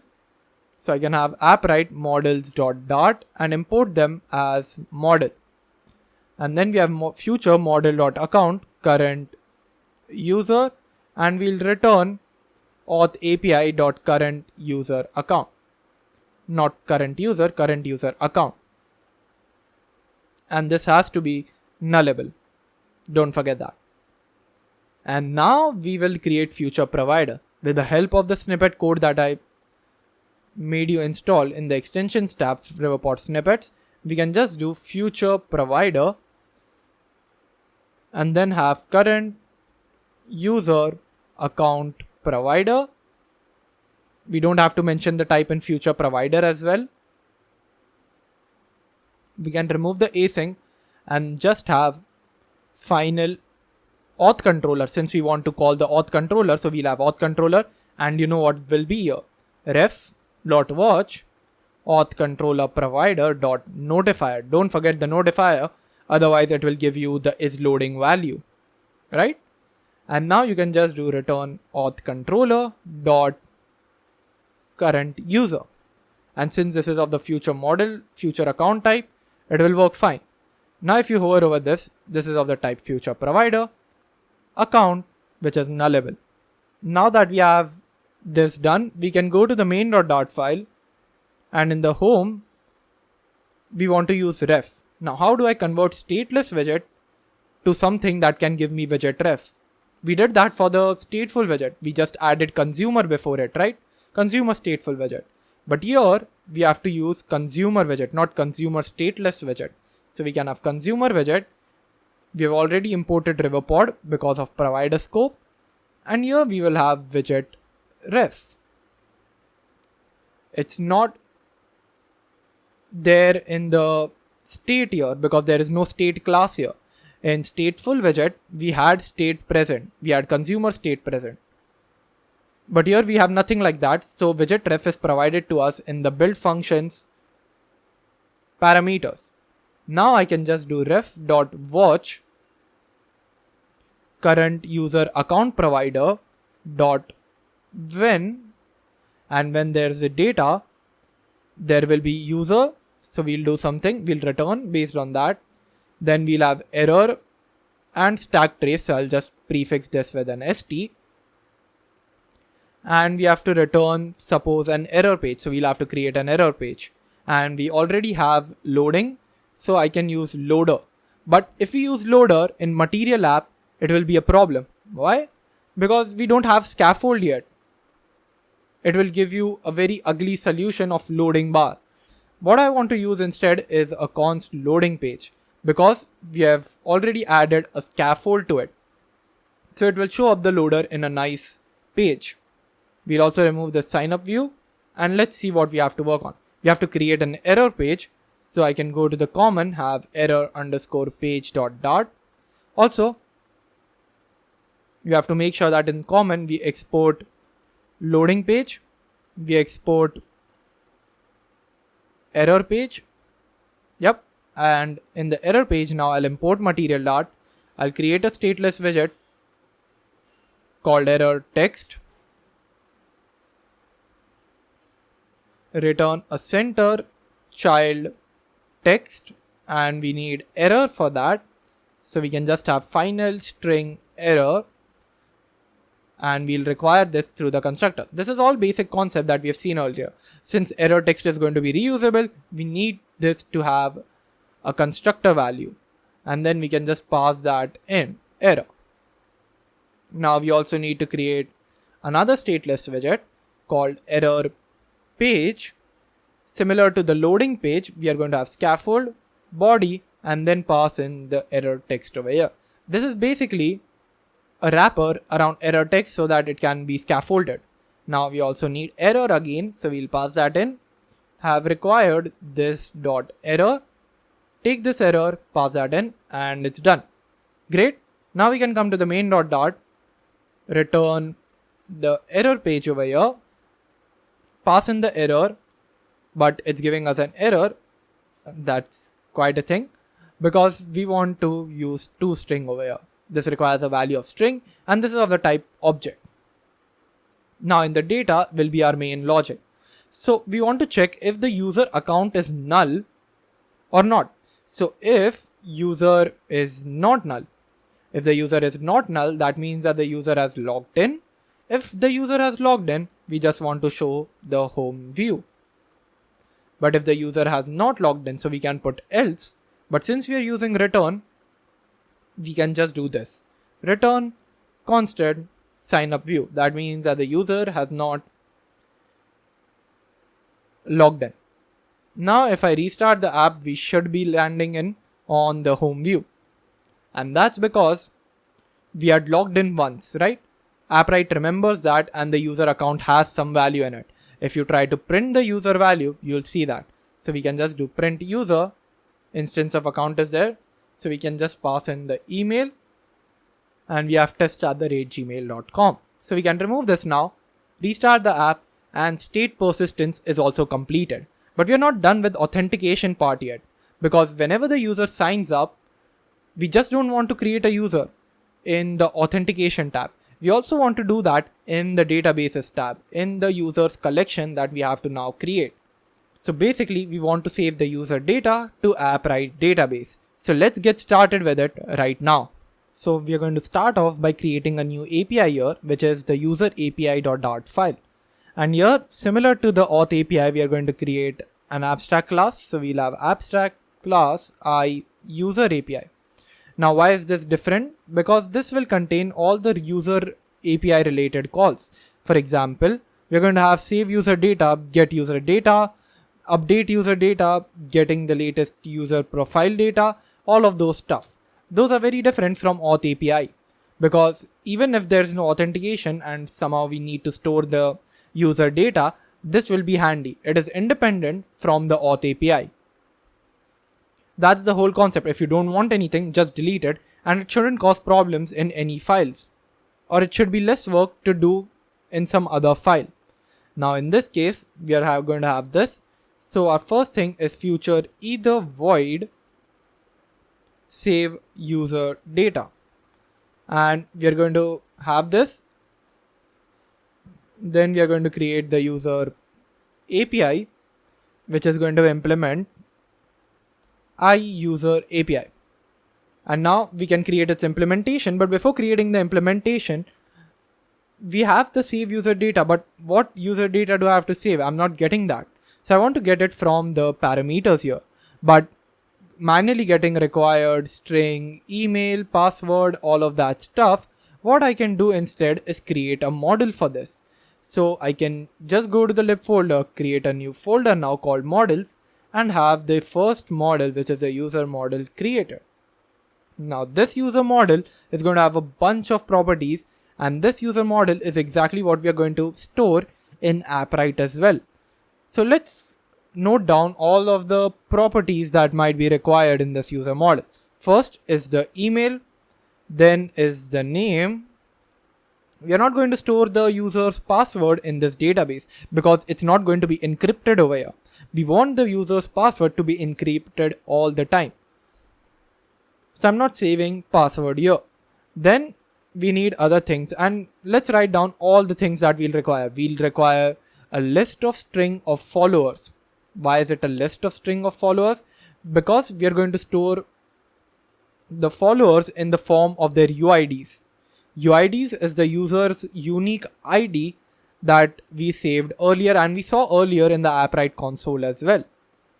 So we're going to store that as the followers. So we'll be able to get the list, length, and all of those stuff with this.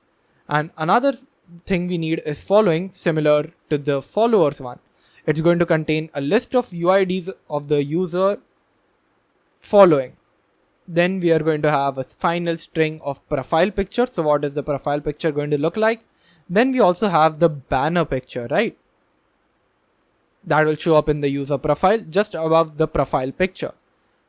Then we need to store the UID of the user. Then we have the bio of the user. Bio is the description. And finally, we have a boolean of is Twitter blue. So if they've subscribed to Twitter blue or not. So this will decide if they should have a blue tick mark or not beside their name. And now I want to create a constructor, a toMap, fromMap functions for this. So I can just click over here and create a data class, generate data class. How am I getting this option? If you go to the extensions tab and type dart data class generator, you'll get the extension on this. So install them or install one of them and just click over here and generate a data class, and it will generate it correctly for you. Now we can remove dart convert. Let's remove this, go down, remove the from JSON to JSON function. We don't need that because we are not making API calls. We already have Appwrite API. We are going to use that Appwrite client to save data to database. So we don't need to encode and decode and do all of that stuff. In the toMap, now let's go through the functions that it creates. First is the constructor. And since all of the fields are final, I can put this as a constant and mark the class as immutable. So it creates a constructor where every field is required. That's good. Now we want to copy with. Now we have the copy with function. This copy with function will be used whenever we want to copy the class fields with another field. So example, we have some user model, and that user model is something like this. So user model, user is equal to user model. And there are a bunch of fields like name is present, like Revan and all of those stuff. Right? Now I want to update the name of the user. So I can just do user.copy with, ignore the case sensitivity. And then I can just do name as a new name. So I can just have Revan like this. So what's happening over here is basically all the other fields remain the same, but the name we are trying to change can be changed to this function. We need copy with function because all of the fields over here are final. If they're final, that means they're immutable. The values cannot be changed once they are made. So I cannot do user.name is equal to Revan like this.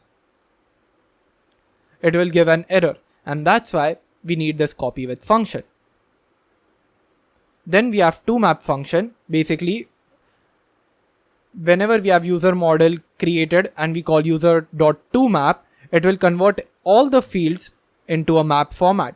We have a map over here and we just do result.addAll and it will add email, name like this. Then we have from map.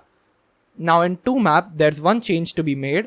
We have to remove this field because we don't have to store the UID of the user on Appwrite, because Appwrite automatically creates a unique ID for us. So we don't have to create another one. We can just have it present in from map. And in from map, we are basically getting the map and we're converting it into a model. And over here, you see we have map at UID. But we don't have any field like map at UID over here, right? We have removed the call because Appwrite automatically creates the ID. So to fix that, I can just have $ID. Why? Because when Appwrite automatically creates the ID, it is stored with the name as $ID. And if we just do $ID, you can see it gives us an error. It thinks this is a variable which is trying to get stored, and there is no variable named ID. But if we put slash, it will get to know that we need to ignore this string interpolation and just use $ID over here. Basically, this will retrieve the automatically generated ID Appwrite gives us. And we're going to do this for literally every user model that we create. And then we have the toString function. So while debugging, if you want to check the user model, if we put user model.toString, it will give us in the print command in the terminal something like instance of user model. But I want to get to see what user model is there, what fields are there. So I can just override the toString method so that I can show everything else. And then we have the identity property. So basically we won't be using this at all in our application. So you can remove this, but basically what it does is check if two user models are the same thing or not. And it does this by checking each and every field and seeing if their properties are equal or not. So this was a user model. Now in save user data function, I'm going to have this user model created. Now I can create one missing override for this. And now to create something in database, we always have to have a try and on Appwrite exception catch block with E and ST catch EST. We have already looked at all of this before. And now how do I create Appwrites? Now how do I create a new document in Appwrite's database? So to do that, I have to import something known as databases, which is a private variable DB. Now I'm just going to have user API required databases DB and set underscore DB equal to DB, right? Now I can take this underscore DB, put it in the try block and have DB dot create document. You can see it's very intuitive. We want to create a document. It gives us a create document function. Now we need to pass in the database ID. Do we have the database ID stored in Appwrite constants? Yep, we do. So we can just have Appwrite constants dot database ID. Now collection ID. Collection ID can be users, right? No. This is not how Appwrite works. It shouldn't have collection ID as the name of the collection. There is a collection ID given to it. So for that, we'll have to go to the database we are in, click on create a collection and pass in users. Now I can click on create, copy the collection ID, go to Appwrite constants and create static constant string users collection equal to this thing right here. So I can come to the user API, just pass in Appwrite constants dot users collection. Then we want to pass in the document ID, which can be id dot unique, right? We don't know the document ID. And this document ID is also going to be the ID of the user. Now, finally, we need to pass in data, and data is user model dot toMap. We had created toMap function in the user model, and that's what we are using. Now we can await this, store it. So we have final document is equal to this. We can also put async over here and then return write null. So everything goes fine. Yep. We don't have to return anything. So we can also remove this final document equal to because we don't have to store it. In case of failure though, we have to return left failure. We'll pass in e.message, otherwise some unexpected error occurred.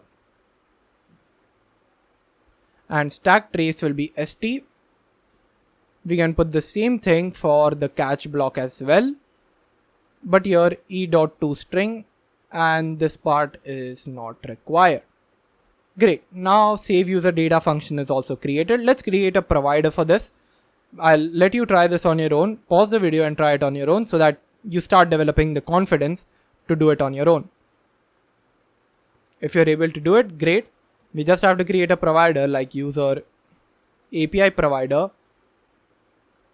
Then we can have provider and we'll return this user API class. Now we need to pass in the database. To get the database, of course, we'll have to create a new provider in providers.dart, which is final Appwrite database provider. We created one for account, we created one for client. Now it's the time for database. So if you get confused on when to create provider, if I have to create a provider or not, you just have to ask yourself, is this a dependency? If it's a dependency, you have to create a provider, as it will help you in testing. So yeah, Appwrite databases is a new dependency. And that's why it's being stored over here. We are not creating an instance for this. We're directly injecting this in our class. So here we can just have return databases. Now we need to pass in the client. So we can get the client like this, pass in the client, and we are done. And in the DB, we'll pass in ref.watch Appwrite database provider. That's it. User API is now created. Now I have to go to the auth controller, import the user API here. So we have user API underscore user API. We'll require this. So we'll have required user API. And then we'll have underscore user API equal to user API. Just what we have done before. Here it gives us an error because user API is required. What do you think will come here? Exactly. Ref.watch user API provider. Now we can scroll down and let's think what we want to do. Whenever the user signs up, we want to store their data in the database. But when the user logs in, do we want to store the data? No, because the user just has to log in. He has no data that we have to store. We have already stored that in the sign up process. So we just have to do it over here. So what we'll do is create a user model here. I said user model is not going to be created in user API, or any of the conversions are not going to take place. It's purely for Appwrite. So that's why we are creating the user model here. So user model is equal to user model. Now we'll pass in the email. Now we have to get the name. The name in the sign up process is going to be extracted from the email only. So we can go to the utilities.dart, create a function that will return to us a string of get name from email. We'll pass in the name and now we'll just do return. Actually, we'll get an email here, right? We'll get email and we'll just do email.split by @ and take the first element of the list. Basically, what we are trying to do is if I get Rivan Ranawat @gmail.com, I'm just going to split this email by @. So we'll get a list which is something like this. It will have Rivan Ranawat at first and @gmail.com as the second element. So after we get this list by doing split by @, we'll take the first element, which is Rivan Ranawat, because that's the name of the user, right? So we get the first element and we return that. So we get a string. Now I can just put here get name from email, pass in the email. Followers in the initial part are going to be empty list. Even following is going to be empty list. Profile picture is going to be empty. Banner pic is going to be empty. UID is going to be empty because it doesn't really matter, because we are not doing .toMap UID. We have removed toMap UID property. Bio is also going to be empty, and is Twitter blue false? Obviously, when the user signs up, why will we give them Twitter blue? And of course, we'll put both of them as constants. Now I can take this user model and pass it to user API.saveUserData. Pass in the user model. Now let's see what we get. We get future either and all of those stuff. So I can just have final res is equal to await save user data. But we're getting this error because this function is not asynchronous. So make this function asynchronous. We get result. Now we can again do result.fold, but not to get confused with the previous result, we can name this final result2 and we can do result2.fold. If it's a failure, then we want to show a snack bar with l.message, and if it's a success, we can copy this, go to the right value and paste this in. R doesn't return to us anything, so we can mark this as underscore. But basically what we did was created a user model so that we could store all of this data in the database. Then we can have user API.save user data, which saves it to Appwrite. And then we check if it's a failure, if any error occurred. If any error occurred, show that in a snack bar. Otherwise, we can just go to the login view and say that the account has been created, try to log in. Easy. Now we can restart the entire app and it will work. Now this is the beauty of separating your code into separate layers. You see, we didn't have to go to the view file at all. We had all the work related to the database and user creation, user model creation. All of that was done between controller and repository. We didn't even have to touch the UI file.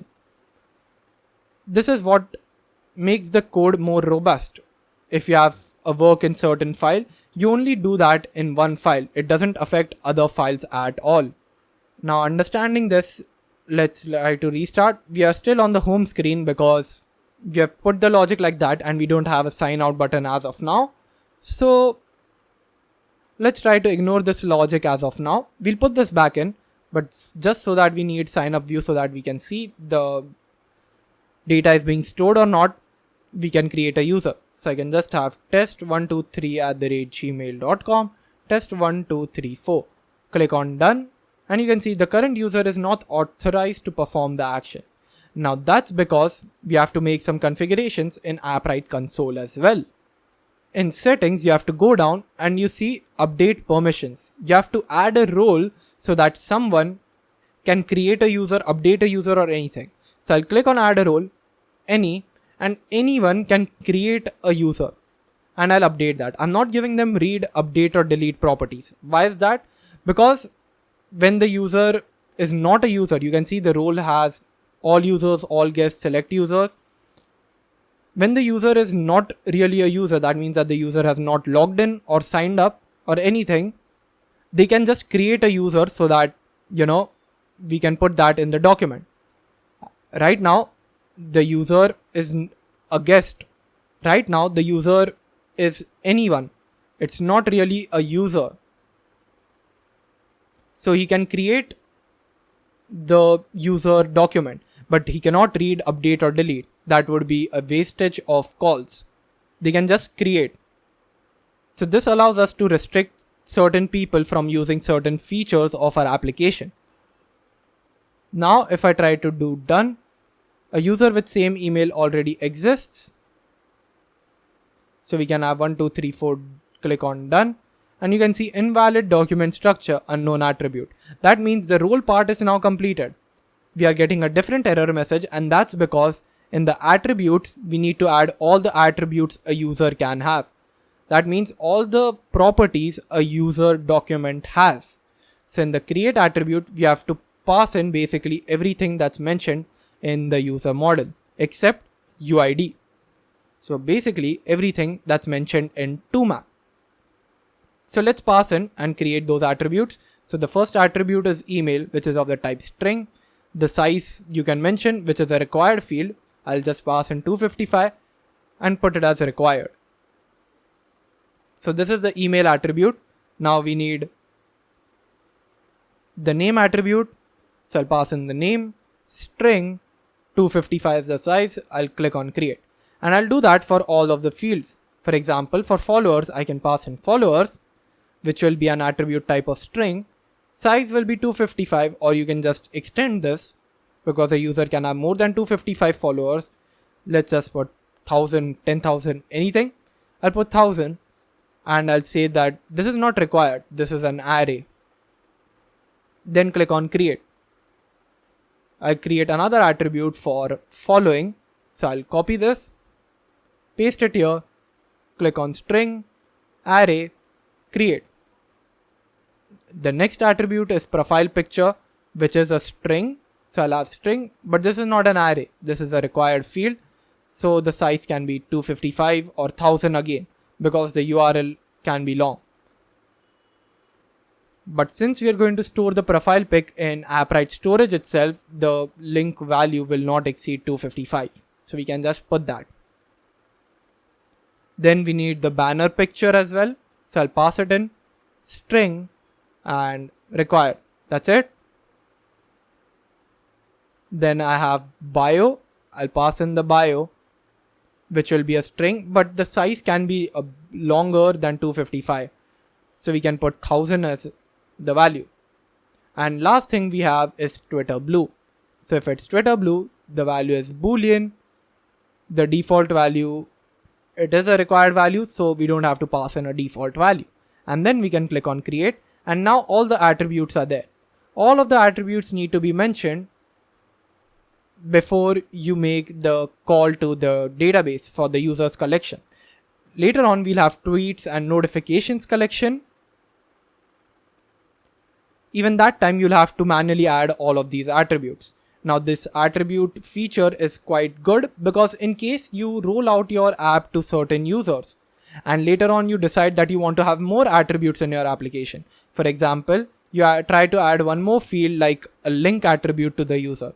So you can add link, select string, and just click on create, and it will add it to the attributes. Now this is helpful because it will also add the link attribute to the already existing user documents. This is an improvement over Firebase. Firebase doesn't allow all of this. Firebase gives us a merge property, but it's very hidden in the docs. Many people don't know about it. With this attributes feature, it's quite good because it will add it to all the documents, all the users present in your application. So there's less possibility of your app breaking. Anyways, now that we have this done, let's minimize this and click on done. User with email exists, so we can have 1, 2, 3, 4, 5. Click on done. Account created. So I'll just try to refresh, and here it is test 1, 2, 3, 4, 5, and name is test 1, 2, 3, 4, 5. This function, which is present in the utils.dart get name from email, works fine for us because it's given us the correct name. So we have followers, following, profile pic, banner, bio, and if it's Twitter blue, it gives us a check mark, so we can set it to true or false. Pretty neat. Now I'll try to log in from this same user's account. So we have test12345@gmail.com, test12345. Click on done. Actually, the password is just test1234. And now I'll add this logic again. Restart the app, and we are still on the home screen. Now our entire authentication process is completed. Of course, let's just change this to Twitter clone now. Too late for this, but let's change it. And now what I want to do is run the same app on Android emulator. I know many of you might be coming to this timestamp right now. I'm just going to run Android emulator and show how to fix the problem you'll face while using Android emulator. Sorry to not do this before, it just skipped out of my mind. So let's do this. I'll close this iOS emulator for now. Run the Android emulator, and I'll see you when the app loads. So our app has started on the Android emulator. If you see here, it tells you to upgrade the compile SDK version, which is just a warning but might not work later on. So you can go to build.gradle Android app. In the compile SDK version, you just have to change this to 33 and the error will go away. Now another thing is, if we restart the app, you can see Appwrite exception null connection refused. And this error occurs because Android emulator doesn't know what localhost is. So if you just go to Appwrite constants, you can see it doesn't know that localhost is there and is unable to get resources from there. So to fix that, you can come here and change it to your IP address. So you have to pass in your IP address like this. So if your IP address is like 191.2.3.4, anything like that, just put it here and it should work. Another solution is just to type in the command ADB reverse TCP:80 TCP:80, and after you press enter, it should fix the error for you. I'm more comfortable putting my IP address, so I'm just going to put it here and see you after I put it and restart the app. After you followed either of those steps, let's restart the application. And you can see Appwrite exception, general, unauthorized scope, user, role, guest missing scope account. And now we are getting this error. The reason for this error is basically if we go to the auth_API and see this, here actually we don't need the catch, so let's remove that. And another thing that you might notice is when we do current user account, we do need to put await. Earlier I said that you cannot put await, and if it's fine if you don't put await, but it's actually needed because you need to await it so that you get the account and then you want to return that account. Doing this and this is not the same thing. So after you do this, restart the app, and here you can see this works fine now. So if you got this error, that was my mistake. I said you cannot put this, but you should put this. Anyways, now that our app is working, let's try and create a user. So I'm just going to call this user namanrivan@gmail.com, test1234. Click on done. Account has been created. So let's log in. So we have test1234 again and click on done. And now we are signed in. Everything seems to be working. If I restart the app, this works now. So there were two changes to be made. One is this one, return await account.get, not just return account.get. And other thing was Appwrite constants, either using the terminal ADB command, I'll mention it in the description below, or you can just use your IP address and put that in. Now that we have both of these things done and our app is working on Android and iOS as expected, the next thing we can do is design the home screen with bottom navigation bar down below, a feed screen, a search screen, and the notification screen. So let's get started with the bottom app bar and see what other things that are needed there. So for this, we will go to the lib folder, and again in the home view, we are going to create our scaffold. Now, what all things are required? We need an app bar, and the app bar is going to be the same app bar that we have in UI constants. So we are just going to use this. And even before doing all of this, there's one thing, we have to convert all of this into a stateful widget. So we have home view here. Now we need to return a scaffold here, as well as take the route from home view consumer widget and put it in home view stateful widget. Now we can remove this. We have done this because we need access to set state, because we are going to have a bottom navigation bar here. And whenever a icon on bottom navigation bar is clicked on, we need to change the page that is being displayed.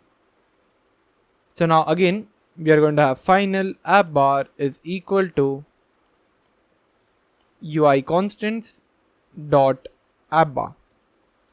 Now we can take this app bar and put it right here. Next thing is a body, but we'll figure out body later on. But before that, we need bottom navigation bar, and bottom navigation bar is Cupertino bar. Now we have that. You can also use Cupertino. You can also use bottom navigation bar, not just Cupertino tab bar. I just prefer this style of Cupertino tab bar. Now I need items. An item will be a list of bottom navigation bar item. So I can just have bottom navigation bar item, pass in the icon, and icon is going to be svg picture dot asset, and pass in assets constants dot home filled icon. Correct? Now if I want to see this on the screen, we are getting this error. So let's restart the application, and we are getting another error. The reason for that is there are not two bottom navigation bar items, which is the bare minimum. So I can just put another one, and this one is going to be search icon. Now I can save it, and here we have it. This looks good, but there are many changes to be made. For example, the color of this bottom navigation bar item should change. We can do that over here by having active color and inactive color. But since these icons are SVG picture asset, we can pass that color here. So we can have palette dot white color, and the same thing can be passed in over here. Now this looks good. The third bottom navigation bar item that we need is notification icon. So we have notification filled icon and we can pass that in. Okay. Now we also need to change the color of this so that it matches with our scaffold color. So we can have background color as palette.background color. You can also change this in the theme of the application. So you can go to the app theme and add this. It works either way. And now this looks good. Now we want this toggle to happen, and based on the toggle we want to show the icon. So if we are on the search icon, we don't want to show the home filled icon and notification filled icon. We want to show their outlined icon. So to make that happen, we are going to have int underscore page equal to 0, and this is going to contain the page index we are going to be on. So I can copy this and pass this as the current index of the Cupertino tab bar. And on tab, I can have a function created which is void on tab on page change. Let's call it that. This will give us some index which will be the index the user clicked on, and then we can set state so that the build function rebuilds and have underscore page equal to index. Now I'll take this and pass it in. I can directly pass this in because the function signature that onTap requires, function integer in parameters, is exactly what void on page change is. And now based on this page, I want to show the item. So if we are on page 0, then I want to show filled icon. Otherwise, I want to show assets constants dot home outlined icon. The similar logic will go over here. So if we are on page 1, then we want search icon. Otherwise, it's normal search icon because search icon is not bolded. But this logic will come over here as well. So if page is 2, we want notification filled icon. Otherwise, assets constant dot notification outlined icon. Now we can paste this in and this works. You see this? This is outlined. Now if I click over here, this is outlined, not filled. And this is also outlined. If I click over here, this is filled and both of them are outlined. So that means this is working. Now we want to display the appropriate body. So to display the appropriate body, we are just going to have body and pass in index tag. Why are we using index tag instead of a page view or another widget like that? That's because index tag helps us maintain the state. So example, if some tweets are shown here and we scroll down and then we decide to go to the search screen so that we can search something and come back, this will not rebuild the entire widget. This will keep its state maintained and will be on the same screen or the same tweet we were earlier watching. So it maintains the state. You'll see that in action when we get to that part. I'll highlight it to you. But for now, this is what it does. So now the index is the page and children, we have to pass in a list of bottom tab bar pages. So I can go to the UI constant so that I can create this constant and create static widget, actually list of widget, and call this bottom tab bar pages. And this will be equal to, let's say the first one is a text widget, and the text widget is going to say feed screen because we should see feed screen over here. Feed screen is basically a screen that shows us the latest tweets. Then the next screen is the search screen. And the third one is the notification screen. Now I can come here and have UI constants dot bottom tab bar pages, restart the entire app, and here we have it. Feed screen is showing up if I go here search and notification screen.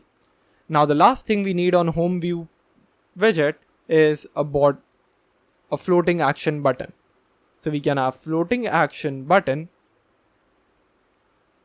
and in the on press right now we are having nothing, but basically it will navigate us to the create tweet screen, and in the child I'm going to have constant icon icons dot add. Now if I do this much, you can see we are getting this. This blue color is because in the app theme we have specified the floating action button theme to be palette.blue color. exactly like Twitter. But we want the color to be changed, so I can just pass in here the color as palette.white color. This looks good. Another thing that I need is its font size to be increased. So I can increase its size by, let's say, 28. And this looks good. Now what I want is whenever I click over here, it should open a create tweet screen. So I'm going to close the home feature as well, create a new feature here called tweet. And this is going to contain all the tweet related features like create tweet screen, tweet list, which is basically the feed screen, all the repository all the controller files related to it, and of course the repository or the API files are going to be mentioned here. So coming back to the tweet, we want views, and in the views we are going to have create tweet view dot. So I'll import material dot, and then we are also going to import Flutter Riverpod package. And after that, we are going to use the stateful consumer widget and call create tweet screen. This consumer stateful widget snippet is provided to us by Flutter Riverpod snippets extension on VS Code. This is a stateful widget because we are going to have a text editing controller. We are going to have the ability to share images. So we need all of this. So now let's start by designing this screen. So we have scaffold, and let's see how we want the create tweet view to look like. So this is what we are trying to build. We have a close button here. We have our small rounded button here. Then we have this long text field and a bottom bar beneath. Also here we have some space for our profile picture, which is right now empty, but if there is no picture, then we want to show some default picture. So let's start designing it. The first thing we need is an app bar, and in the app bar, the leading icon is icon button, where on pressed is required, and icon is required, and icon is icons dot close, and the size should be bigger than normal, so we'll pass in the size as 30. We're not really getting anything because we have to click on this and to go to the create tweet screen. So first of all, let's create a route for this. So we can go to the home view, copy this route line, paste it over here, and pass in create tweet screen. You can also name this create tweet view, whatever you like. Then in the home view, you should have on create tweet. So whenever the on create tweet button is clicked, so we just want to do navigator dot push, and we need to go to the create tweet screen dot route. Now we can copy this and paste it in the on pressed offloading action button. Let's restart the application, and if we click over here, we have the button showing up. That's good. Now I need the tweet button to show up. So I'll just pass in the actions property to the app bar and have rounded small button where on tap is going to be empty and label is going to be tweet. I'll save it, and you can see this button shows up. But I want the color to be blue and the font to be white. So to do that, I'm going to have background color property, which is not a required field, remember? And then we can pass in palette.blue color. If we save this much, it looks good. Now we just need to change the font color. So the font color or the text color is palette.white color. And there we have it. Looks good. Now in the body, let's get out of the app bar, and in the body we are going to have safe area widget and then pass in a child. The child is going to be single child scroll view, and in that we'll pass in a child of column, pass in children, and the first child that I want is a row. To make you understand why we need column is basically we have this entire thing. So this is in a row format, the profile picture and the text field. But this line is also included, right? This line is below this row. That's why we need a column. so that we can paste this divider in. But even before that, we need a row. So we'll pass in a row as children, and the first child is circle avatar. We'll pass in the background image, and background image will be network image. And network image, the image that we want to show here is basically the user's own profile picture. So to get that, we have already created a provider for that, which is final user, which is equal to ref.watch. Now to get the user data, we'll have to go to the user API and create a new function for it. So we'll go to the user API and create a function called future document. Now we have called this future document, not future either document, is because we are going to use this in the future provider so that it becomes easier for us to get and display the data. So we can have get user data and then pass in the UID. So we need the UID of the user, and based on that we can get the user data. This get user data is basically the data that's stored over here in the database. It's not the authentication data. We have already created a provider for that, which is get user account data provider or something like that. Now we need to get the database data, right? So now let's import document. So for document, we are going to have model.document, and we'll import Appwrite with models.dart, and obviously import this as model. So we have model.document. Now I can create one missing override. I can copy this function for the try and catch block. Actually, we don't need the try and catch block. Future provider will do that for us. In case of any error, it will give that to us. So now I just want to return db.getDocument. We need to get one particular document, right? To get one particular document, we have to pass in the document ID. And we are very sure that this user is only going to have one document because they have a particular UID, and this UID is automatically generated and is only present once in the Appwrite dashboard. So I can just pass that in as the document ID confidently. And for the database ID, we have Appwrite constants.database ID, and collection ID is Appwrite constants.users collection. So it will give us the document. You can see that document, and it has the correct collection ID and the document ID, which is the UID of the user.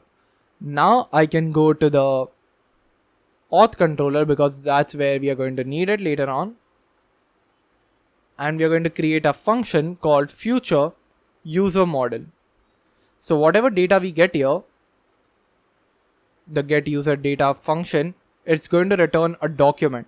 Now we need to convert this document in the form of a user model. I said all the model conversions should take place in the controller, not in the user API.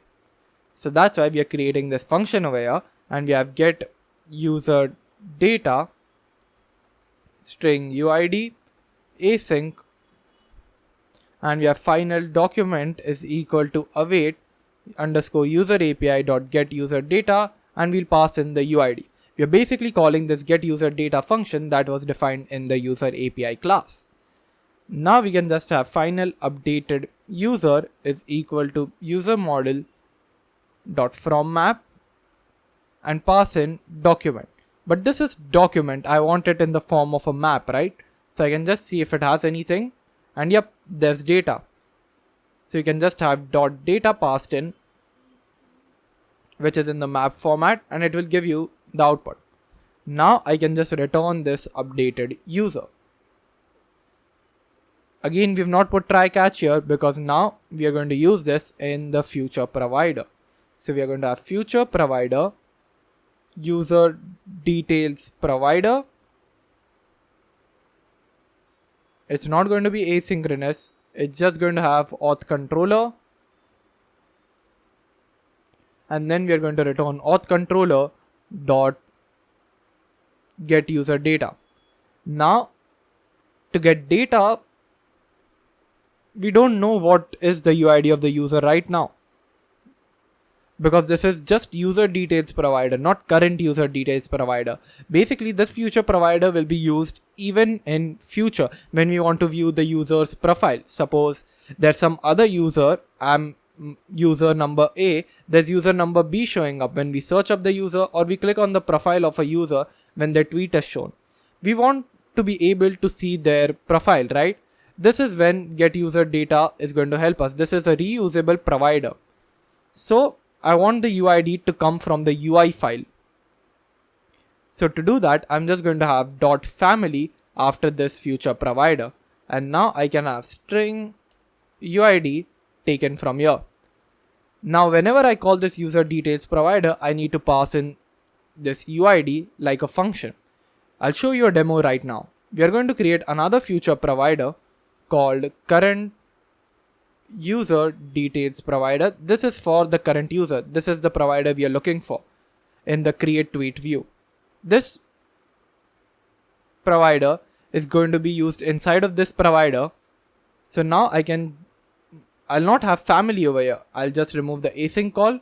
I'll have final user details, which is equal to ref.watch current user details provider. I'll pass in the UID, and to get the UID of the user, not current user, sorry, we want user details provider, don't get confused. And here you can see it looks for a UID. And we need to treat this as a function when we use family.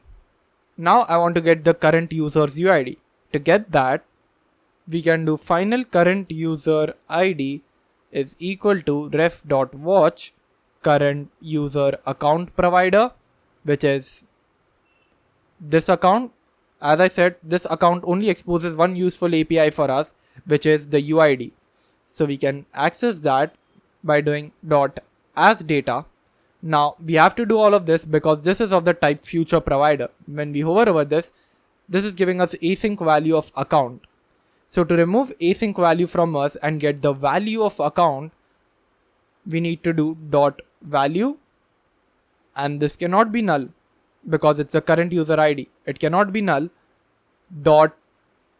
.id, which is $ID, and that's why in our user model, if you see, we had passed in this because $ID is basically what the value of this account is, $ID.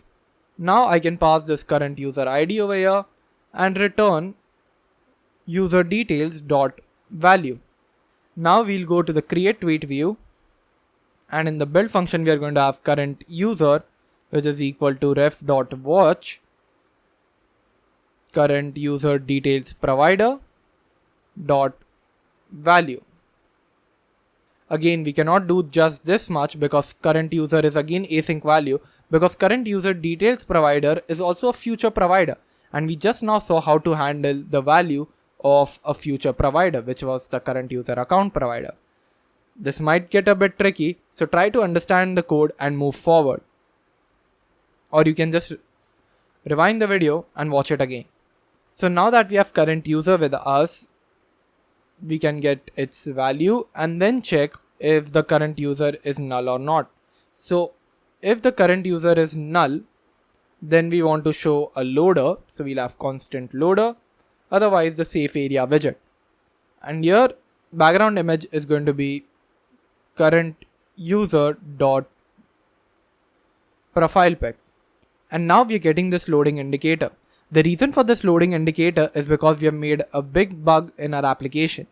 That's because if we go back to our auth controller, you'll see that the UID is empty. I told you that UID is not being used in ToMap, but when we try to save the user data, the ID should not be unique. It should be the same as the account ID. So right now, if you see, I tried to print the current UID of the user account, and the same account in the database is having a different ID. They both shouldn't have the different ID. The reason for that, quite simple, because when we try to retrieve the user ID, we are passing in the account ID. That's the only account ID that we have access to. We have nothing else to get data. And that's why both of them should not be different. So to correct the changes, what I'm going to do is In the UID, I'm going to pass R, which is account.id, and then in the save user data function, the document ID is not going to be anything unique. It's going to be user model.uid. So that was a mistake I made. Now I'm going to erase everything, all the data from the database and even the auth console so that we can have a fresh start and see if you're not making any other errors or not. I'll see you when I stop finishing the delete process. So I've deleted everything. Now let's try to sign up the user. So we have test@gmail.com. I can reuse this because we don't have any user now. And then test1234, the user has been created. Test1234@gmail.com. Test1234. Done. I put in the invalid. I just have to get done. And here we are. Now I'll just restart the app. Go to this screen. And there is no error except this. So that means everything else is working fine. Now I'll explain this error to you, but before that, let me just remove the print statement that I had put for my own debugging. If you want to make sure, you can check that the ID in the user's collection right now and the ID in the Appwrite Auth console is the exact same thing. Please do not forget that. And now talking about this error, we got this error because our banner pic is empty and still we are trying to show that. So it's not able to show an empty URL image, right? So to fix that, what I'm going to do is temporarily just add a profile pic over here by searching for one over here. So I've copied an image address, I pasted it over here, clicked on update. And now if I try to refresh the application, go back to the create tweet screen, our image now shows up. That's pretty good. Now after resolving all of these bugs, which I apologize for, if it's not clear why we did what we did, please let me know in the comment section. It's an important concept. Now in the circle avatar, I'm just going to put a radius and the radius is going to be 30. So here we have this image. Now I'm going to leave some space. So a size box, but this time a width of, let's say, 15. And then we are going to have a text field, and in that text field I want to pass in a controller which is going to be tweet controller. So we have final tweet text controller. We are naming this tweet text controller and not tweet controller because tweet controller is going to be the name of the controller we create for tweet over here. Tweet text controller is the text editing controller. Now I can take this, dispose it off, and pass that tweet text controller over here. Now I want the style, so we have constant text style of font size 22 and a decoration of constant input decoration where we mention hint text, which is what's happening. Right? Now we are not able to see the text, so what I'm going to do is pass in a hint style, and the hint style is going to be text style with a color of palette dot gray color. And we weren't able to see it in fact because the text field and circle avatar are in a row, and text field has a tendency of occupying all the maximum width it can get. But since it's in a row and circle avatar is also there, it's not getting the maximum space. Therefore, we are getting this error. So to resolve this, I can just wrap this widget with an expanded widget. After I do this, you can see we are getting this. Expanded gives us the maximum available space in the screen. So expanded gets all the remaining space. Now I also want to increase the font size to, let's say, 22 and the font weight so that it looks a bit bolded as fontweight.w600. And this is looking good. Now the last thing I want to do is basically give it n number of lines and also remove this border. So to remove the border, this is going to be quite simple. border is input border dot none. We don't want any border. And then we want max lines to be null, because if we don't do this, you can see I'll try to type and it keeps on moving in the horizontal direction. When I overflow this line, basically I want to go to the next line. So to do that, I'm going to pass max lines, which is outside this decoration, max lines as null. Once we pass in null, it gets unlimited lines. So if I try to do anything, you can see I have n number of lines. So this is it.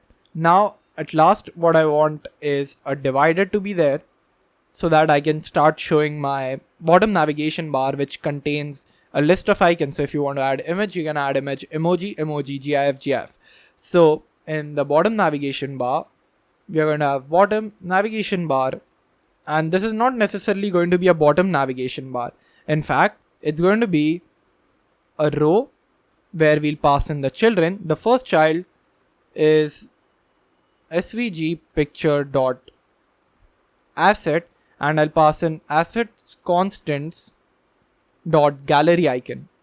And now if we see over here, there is an icon, we can see that, but there is one problem, and that's because we haven't added any padding. So to add a padding, we are going to wrap this with a padding widget so that it has 8. Now this looks good, but other thing that I want is this to be padded from the left and right direction. So I want it to be having padding of 8 from all the sides, and copy width, I want left padding 15 and right padding 15. So from all the sides it's 8 except left and right it's 15. So we have the icon showing up here, and we want left and right because we are going to have other 2 icons which are also going to be left and right 15. So there's going to be GIF icon and there's going to be emoji icon. All of this mentioned in assets constant, and here there is. Look great, but now what I want is a line to be present over here. So to put a line, I can do 2 things. I can pass in the column a divider right here, but other thing I can do is wrap this row with a widget known as container, and this container will give us decoration of constant box decoration border, and border should be border from the top as border side, and pass in the color, which is palette dot gray color. And now if we see, here is the border, but it's quite thick, so I want it to reduce the width, so it will be 0.3, and this looks decent enough. Last thing I want is it to have a margin from below. So what I can do is add a padding property of constant edge insets dot only from bottom 10. Now save it, and here we have it. The icons are raised from the bottom by 10. Now all of them are visible. The next thing is, now whenever I click on this, this should pop off, the screen should pop off, and whenever I click over here, I should get the ability to add images. So now what I can do is just have navigator.pop so that it pops off the screen and goes to the home screen. So if I click over here, I'm back to the home screen. If I come back, we're back over here. Now whenever I click over here, I want to pick images. So to do that, we are going to add a plugin known as image picker, and then it will give us a list of images we can select from, and we will get the images over here displaying in the form of carousel, and then we should be able to tweet that. So this is the plugin we'll be using for image picking, image picker plugin. So I'll just add that dependency, and another dependency that we need is carousel slider. I'll install both of them together. Basically, carousel slider will help us with displaying the images in a carousel format, and image picker, as the name suggests, is in image picking. Now there are certain installation steps to be required for iOS. If you're on Android, you can skip through this part.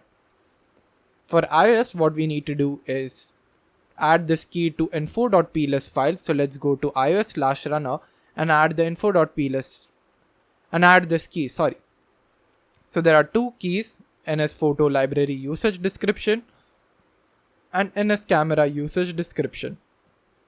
You can also add the third key, which is the NS microphone, but you won't be needing this because this isn't related to camera.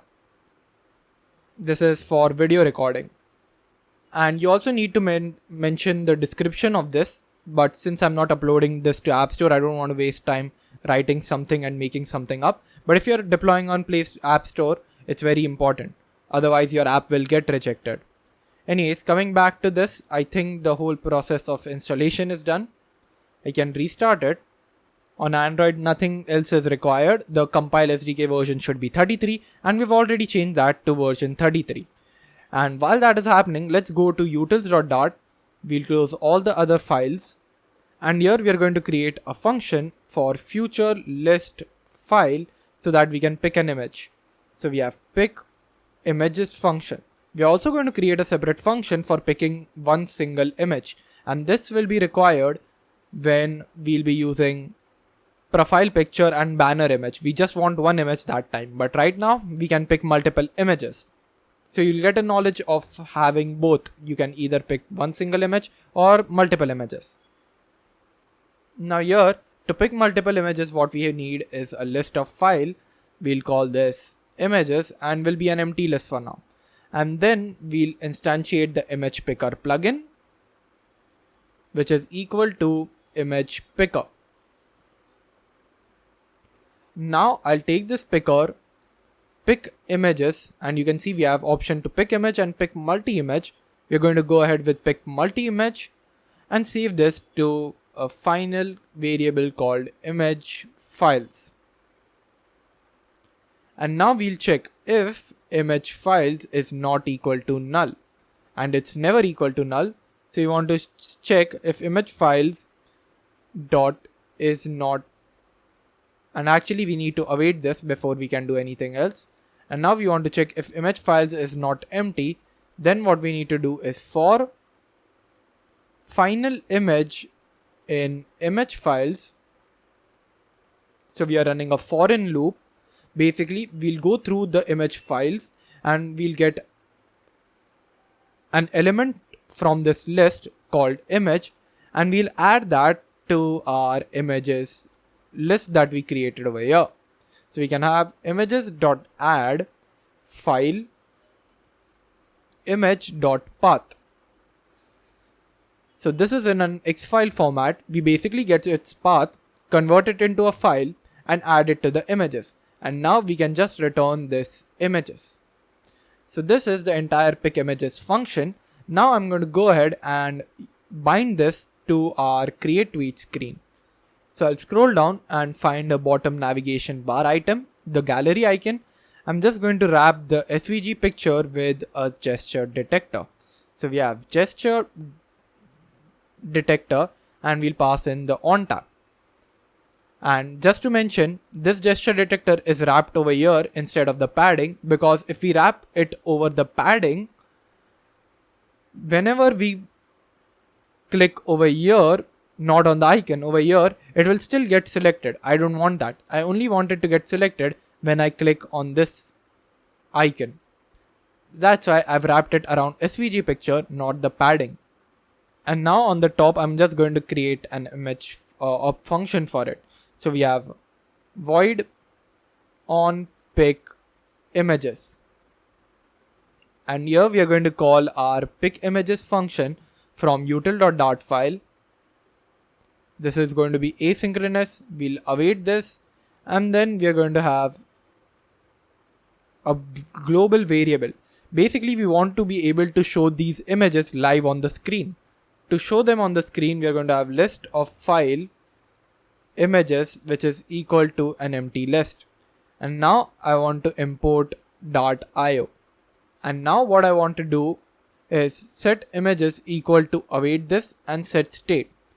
I'm not doing set state, like this, because I'll have to make set state asynchronous function. Instead of doing that, I'm just doing this above set state and then calling set state so that the build function rebuilds. And then I'll be able to show an image. So to show an image, actually let's just link this onPickImages function right here and see if we are able to select images. So if I click over here, select photos, I'll select this image, and this image, click on done. And I think it should show up. So now what I want to do is, if the image list is not empty, initially it's empty. If the user doesn't select anything, it's empty. If it's not empty, then I want to display the carousel over here. That's why we have added the carousel as well. So now what I want to do is, in the column, we are going to have if images dot is not empty. So if the image is not empty, I want carousel slider to be present. And what are the items of this carousel? Images, right? But this items requires a list of widgets. So we need to map this. Why are we mapping image? Because the items are based on images, and we will map each image so that we can return a network image. Not really a network image.file. The reason for that is, here we have selected images from our memory, created that in the file format, and now we want to display them in the file format. So now instead of E, we can name this file and pass in file to this over here.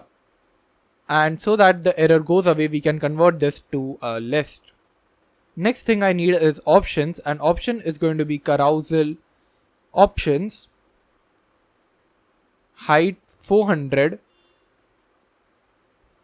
and enable infinite scroll false. So you cannot continuously keep scrolling infinitely. Like, even if the last image gets over, the first image will show up after that. We don't want that. If there's a last image, we won't be able to scroll further. So we have image.file return, but there are some modifications to be made. So let's convert this in a block. And we'll return image.file from here and have this. Now let's just see what we have till now. So I'll just select an image. Here we have a list of images. They look good, but there are certain modifications to be made. For example, we want them to occupy the entire screen width. We want them to have a margin from the side. So we can wrap this with a container widget. The width will be media query dot of context dot size dot width. Media query width is basically the entire screen width, and then we need the margin, and the margin is constant edge insets dot symmetric horizontal 5. So we are having a margin of 5 from left and the right side so that the images don't stick together, and this looks pretty neat. So we have the carousel and this looks good. We're not going to add any more thing over here. This can be more beautified later on, but you can do that by yourself. The main point now is, whenever we click on the tweet option, we should be able to tweet depending on if the image is present, not present, if the text is present, not present, anything. So to do that, we'll have to do multiple things. Let's close all of the features. Here in the tweet, we'll need a controller, which will be tweet controller.dart. And even here, we'll need something like a tweet API. But first, let's figure out how the tweet controller will work. I'll explain it to you how the tweet controller will work. We'll write the boilerplate code for tweet controller, and then we'll get to the tweet API, which is a very simple function, but we have to write all the boilerplate code over there as well. So let's get into it. So let's create the basic state notifier and state notifier provider. So we have state notifier. So this creates the whole code for us. Now we can just type tweet controller, remove the notifier from here. So let's remove this, and we have state notifier. Now what is the type going to be? Well, it's going to be Boolean again, nothing different. And this is going to be false. We have a lot to import over here, but we'll import that later. Now what I want to show over here is basically what are the functions that we are going to have over here. Now the first function we are going to have is share tweet function. Pretty simple. And you might think that this is the only function that's required, but no, controller is doing the heavy lifting here. Tweet API is also going to have just one function, the shared tweet function. It's just going to receive a tweet model that we are going to create in function. And based on that, it will be able to convert it to map and upload it to Appwrite. That's all Tweet API will do. But in our case, the tweet controller is going to do a lot of tasks. First, it has to determine whether the tweet has an image or it's just text. And it will also determine other things like hashtags, link, so that we can display them appropriately. So this is a share tweet function. It's going to require many things. So let's require them. First thing that's required is a list of file of images. We will check here if the images are empty. If the image is empty, that means we are sharing only a text-based tweet. Otherwise, it's an image-based tweet. So we are also going to require text. Text is always needed. We also require build context so that if case of any error, we can just display them. We also need, I think for now, this is all that's needed. When we come to the reply section, we are going to need much more than this. Now inside of this, as I said, we are going to have some functions. For example, first we have to check if text is empty. So if text is empty, we'll not be able to move forward. We can just say show snack bar, please enter text. So the user should be able to enter text. And then we'll return from the function. Then we'll check if images dot is not empty. So the images file or the images list is not empty. Then we want to share a function, or we want to create a function called share image tweet. And here we are again going to require many things. So let's just copy these two, paste it in here. And when we come to the reply section, again, we'll need many stuff. I also forgot the build context. So let's put build context here. And then we can call share image tweet. And we'll pass in images, text, and build context. Now, if the image is not empty, or the images dot is not empty is false, that means that the image is empty, then we want to share a text-based tweet. So we can just create another function called share text tweet. And we can paste that in similar to the share image tweet.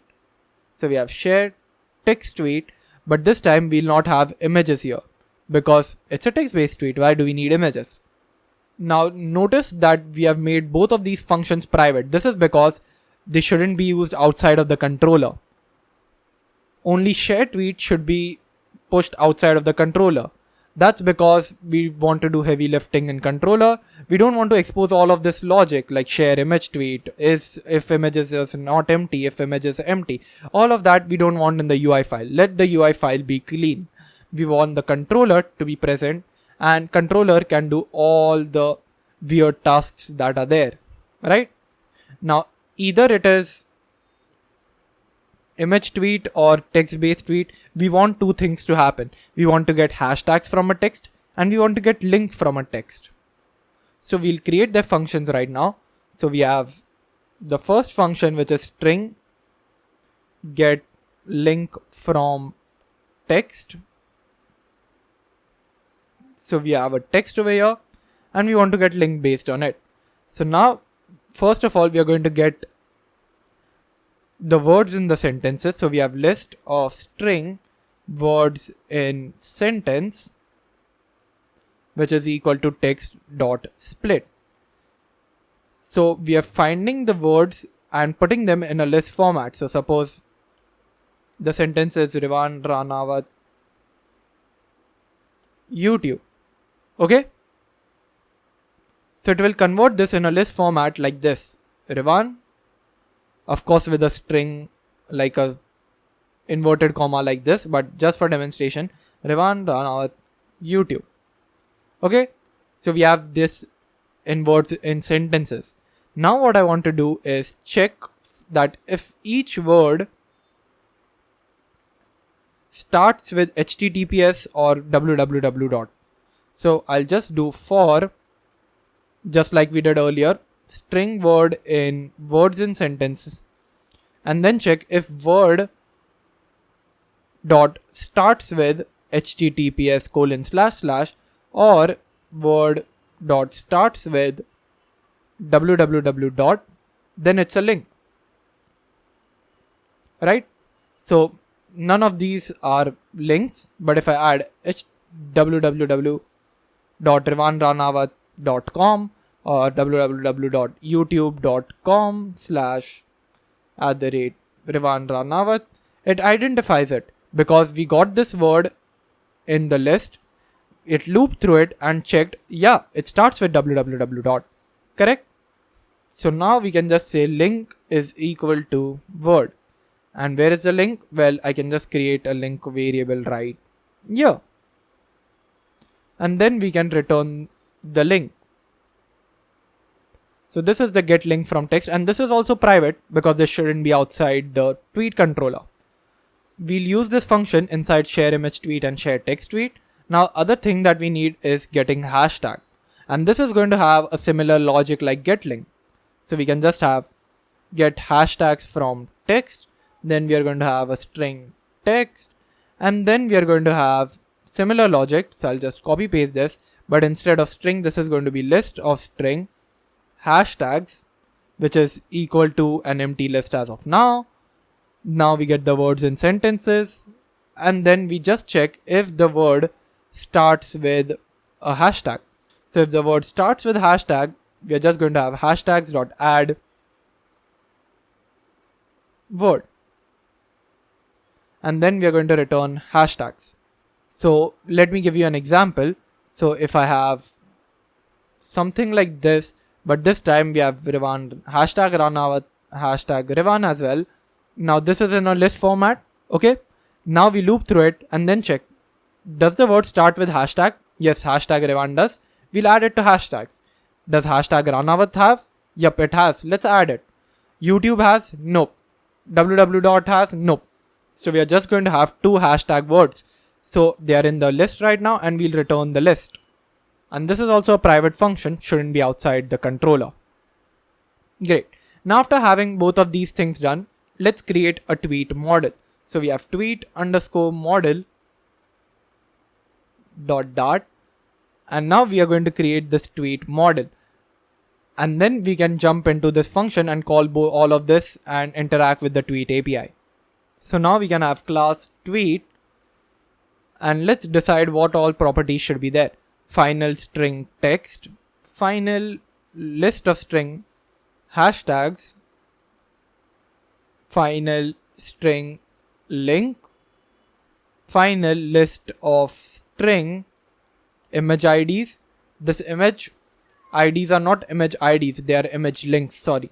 These image links will basically be the links that we receive after storing our images in the storage facility of Appwrite, basically in this section, storage. So we get a file over here, we take all of these files, upload it to storage, get their URL, and then we upload it in our tweet model.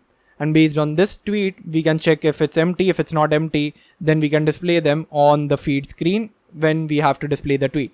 Then we have final string user ID, so the person who created the tweet. And then we also need the tweet type. So we can go in the core, create a new folder called enums. And in here, create a first enum, which is tweet type enum dot dart. This enum will basically help us decide which tweet to be used, right? I mean, which tweet type it is, so that we can easily display the tweet onto the screen. So it can either be text, so we have text, or we have image, so we have image here. And then we are going to have final string type, constant tweet type, this dot type. So here we basically have tweet type, tweet type, right?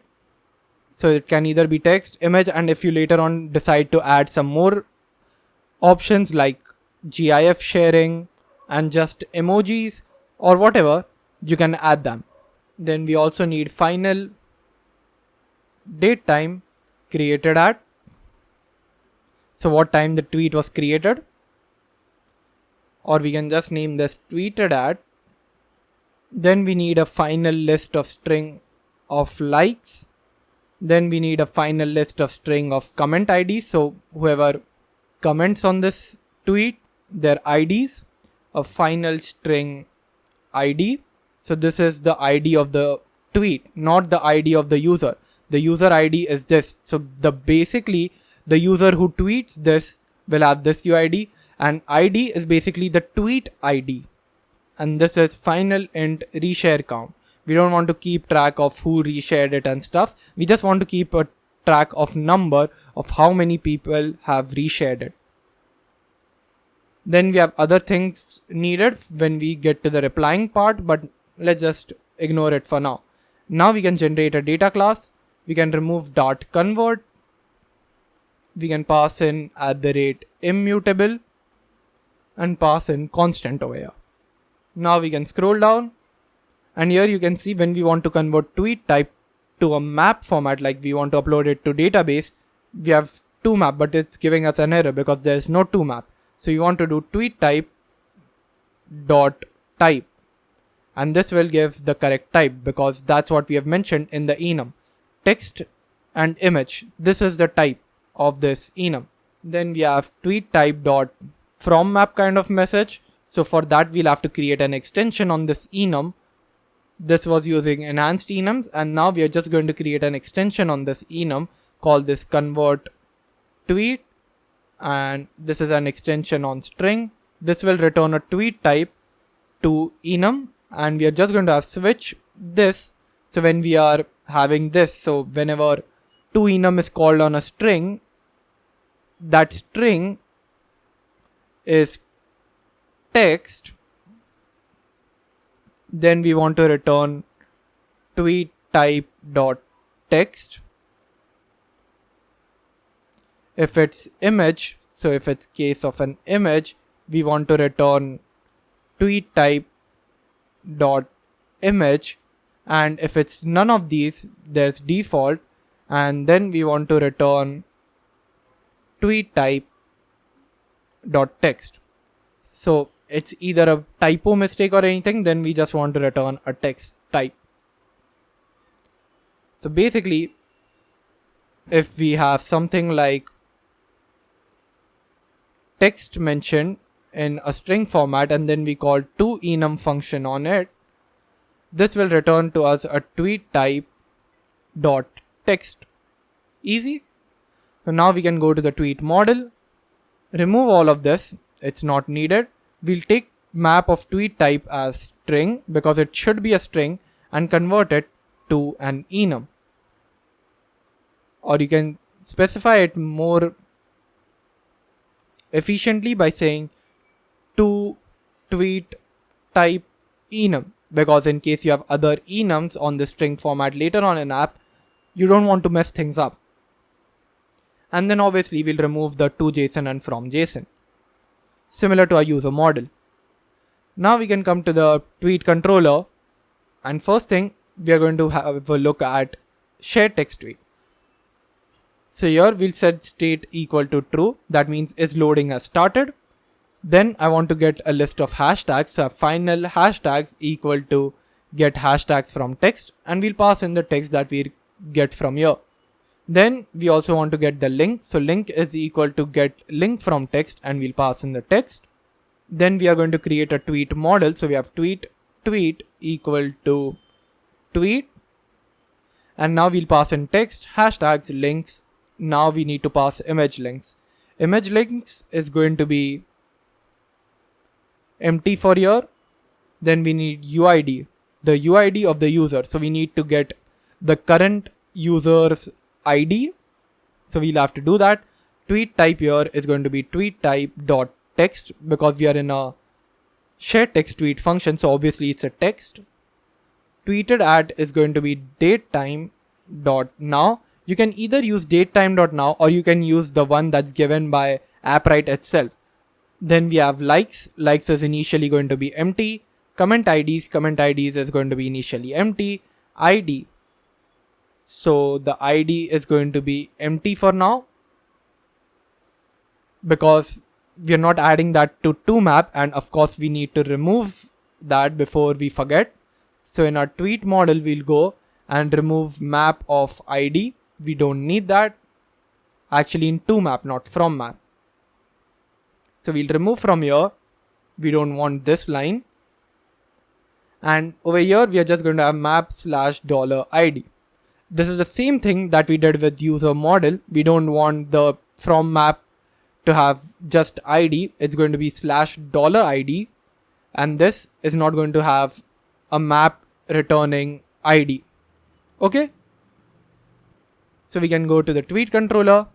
Again, now the ID is empty and the reshare count should be 0. One thing that's needed is the UID. So to get the UID, we are just going to have final user is equal to, now we need access to ref. How am I going to get ref inside of this state notifier? So to do that, I'm just going to ask it from here. I'm just going to ask it from the constructor that, yeah, please give me ref. I don't mind it being a widget ref, a provider ref, or just ref. So I'll just ask it. So we have required ref, and then we have underscore ref equal to ref. Now I can take this underscore ref, put it over here and have ref.read current user details provider dot value. And then we'll pass in user.uid. So we get the user's ID and we pass that as a UID because only the current user can tweet from your account. I hope that makes sense. Now we have the tweet model ready and everything good to go. Only thing that's required is to create the tweet API so that we can send it to the database. So again, let's come to our APIs and create tweet underscore API.dart. We're going to create an abstract class for iTweet API. And this is going to be future either document share tweet. And we are just going to get tweet model. And based on that tweet model, we are just going to convert it to map and send it across. Pretty simple. This is actually very similar to the user API. We did that for save user data. We got the user model. We created a document. The data was user model.toMap and we returned right. That's it. And that's exactly what we are going to do here. We're just going to have class tweet API implements iTweet API, create one missing override. This is the share tweet function. So I'll have async, and now I need a try and a catch block. We have added future either here because this is not going to be in a future provider. Obviously, we are just sharing a tweet, which is a normal future return data type. We obviously don't want to encapsulate everything that has a future with future provider. It really depends on the use case. If you want to get some data and display it on the screen, only then would I use a future provider. Otherwise, state notifier provider is always good. So here what I want to do is a try and catch block. So I'm just going to go ahead, copy all of this. I would recommend you type so that you have a good practice, but I've already had a lot of practice with this before creating this video. Now I'll just have final databases underscore DB so that, I can inject it through my provider. We've already talked about it. We're just repeating the logic. I hope you're getting the hang of it. So we're requiring this, and then we're going to have underscore DB equal to DB.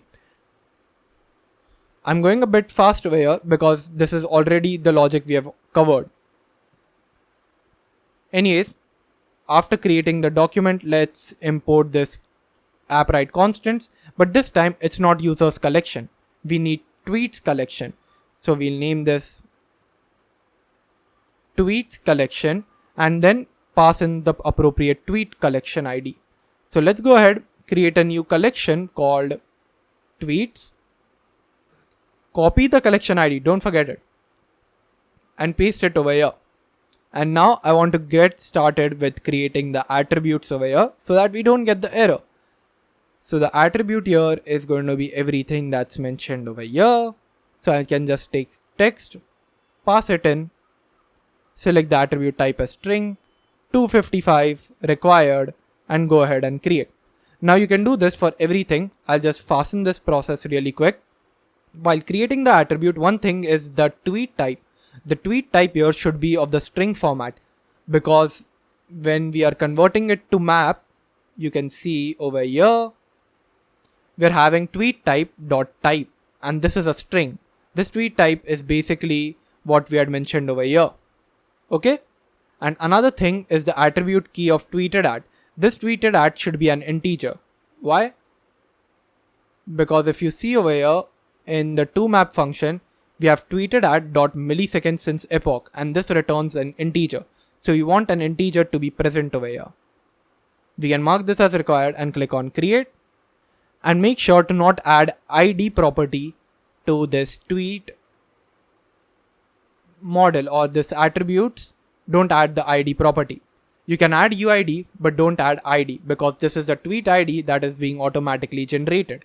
And this tweet UID is basically what we are passing in, the current user's ID when they tweet. Now in the tweet API, what I want is database ID, correct. Collection ID should be tweets collection, and the document ID should be tweet dot ID, right? No. Why? Because if you come to the tweet controller, you'll see that the ID over here is empty. We don't want an empty document ID. So this is not going to be tweet.id, just like we had for user.id for our user model where we made a mistake. This should actually be id.unique, because every tweet should have a different ID so that they don't merge with each other, right? And finally, tweet.toMap should be the data. Now, of course, we'll return right, so import fp.library, and here we have to return a document. So we can just save this. So we have final document is equal to this, and we can return this document. So this is our function. That's all that was needed. Now I'll just create a provider out of this. So we have final tweet API provider. We don't have to mention the type. Riverpod is very smart to identify that. And then we can return tweet API and pass in the database, which is ref.watch Appwrite database provider. I hope you're understanding what we're doing. We're continuously repeating the same things, and that's what the whole tutorial will consist. Just many repetition of things. 1 or 2 unique concepts are left about real-time and storage. Otherwise, it's just about creating, reading, updating, and deleting every single place. You just need to have the correct logic and understand what to do when. Now we can go to the tweet controller, except from the constructor, a tweet API. So we have final tweet API underscore tweet API, required tweet API, and underscore tweet API should be equal to tweet API. Now I can take this underscore tweet API and use it here. So we have underscore tweet API dot share tweet. We'll pass in the tweet model. It will give us some response. So we have final response is equal to await this. And we also need async. So we'll async this. Now we have a response. Now you know how to handle failures and success, right? We have done this in the past in the auth controller. We just have to do res.fold. We'll either have left or right. In case it's left, we'll show a snack bar with l.message. And if it's right, nothing as of now. Later on when we add reply part, things will change. Also, to ignore the warnings, let's put a const at the places it's required. So this is the text-based tweet. Let's see if it's working just based on text tweet. So I'm not going to enter any image here. I'll just say, hey, and actually I have to bind this function. I forgot it. So we need state notifier provider, tweet controller provider. We'll pass in tweet controller and a boolean value. So tweet controller is the class name Boolean is what we are returning over here. And now we need to return tweet controller. We'll pass in ref and then we need tweet API. Tweet API is ref.watch tweet API provider, and that's it. There's no dot notifier on provider. There's dot notifier on state notifier provider and state provider. State provider is a simplified version of state notifier provider, but we're not going to use that because it's hardly ever needed because it's so simple. Like the value it consists and its use cases are so simple that it's not needed. Ours is a more complex topic. I know I've been rushing through, so if you're feeling underconfident, I would recommend you to watch it again or code it on your own. Don't just watch it because this is a bit complex. Now what I want to do is just go to the create tweet view. We'll create a function for share tweet. So we have void share tweet, and then we are going to have ref.read tweet controller provider because we want to get access to this tweet controller, right? Once we get access to this instance of the class, we can call the share tweet function, which will later on check if it's image or text. We are just going to text for now, and then it will upload it to the database. So we have tweet controller provider dot notifier dot share tweet. Now we need to pass in images. We have passed that in. Text is basically tweet text controller dot text and the build context, and we are done. Now we'll also check if it's loading or not. So we have final is loading is equal to ref.watch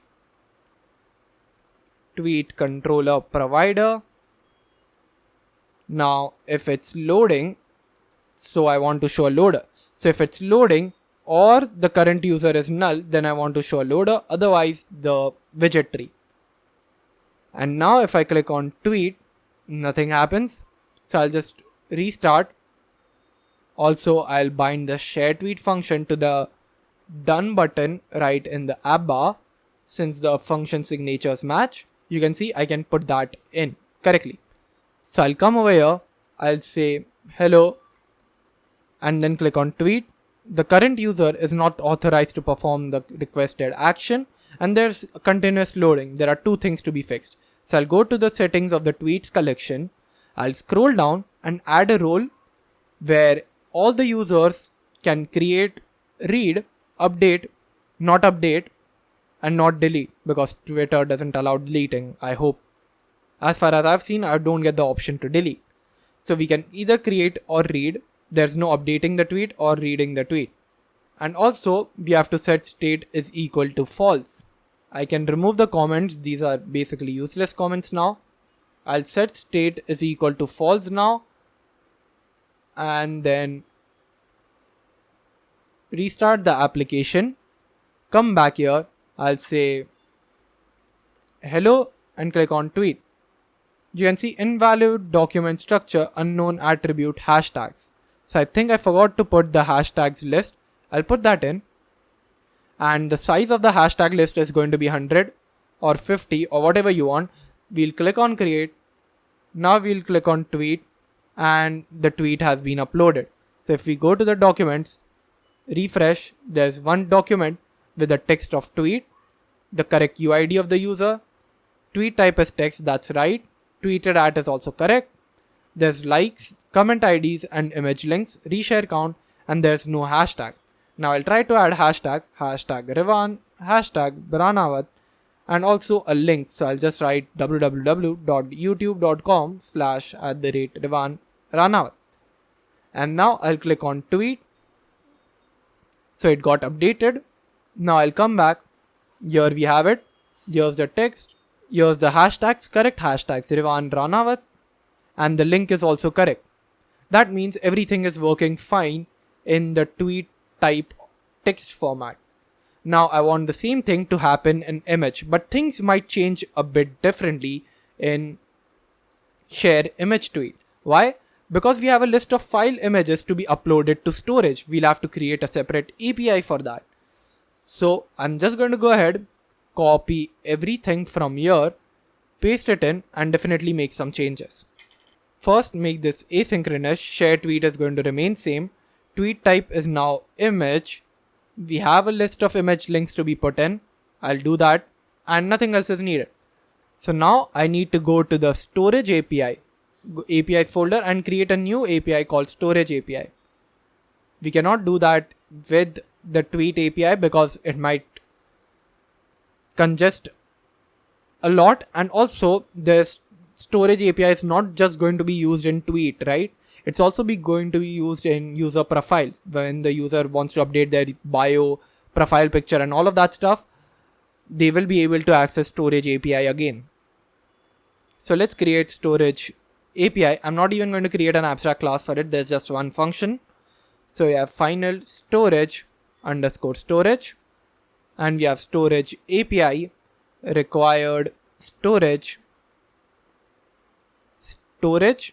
and underscore storage should be equal to storage. Simple. Now we want to upload future list of strings. Why list of string? Because we are going to get a list of files. We are going to upload that to storage. It will give us a download URL. Not really give us a download URL. It will give us image IDs of that URL. We can convert them in the form of links. I'll show you how. And send them out. So that's why it's going to be a list of string. And then we want to upload images, and we have list of files, right? So we have list of files. This is going to be asynchronous. I'll get file, import the .io library. And now I'm just going to have list of string of file IDs or file image links. Let's just call it image links, which is equal to an empty list. Then we'll run a for in loop again. So we have for final file in files. Then we want to upload it to the storage. So we have final uploaded image equal to await underscore storage dot create file. This is the API of Appwrite. It gives us a method known as create file, get file, all of those stuff. We just need create file. So if the user creates a file, then we need their bucket ID, file. So we know file ID is going to be unique. So we can have unique like this, or we can just have id.unique. Then we need the file. The file is going to be of the type input file. So how do I get input file? Well, you can just do input file and pass in the path. Path is going to be file.path. Simple. Basically, we are looping through all the files in this list. We get this file. We are converting it into an input file using its path. And now we just add file to the image links. So we have image links.add uploaded image, which is a file, but this is not the file from .io. You see this? This is not a file from .io that we are using over here. This is a file model that's created by Appwrite itself. So if you do dot on this, you'll see a list of different properties because this is a different class altogether. This is not the file coming from .io.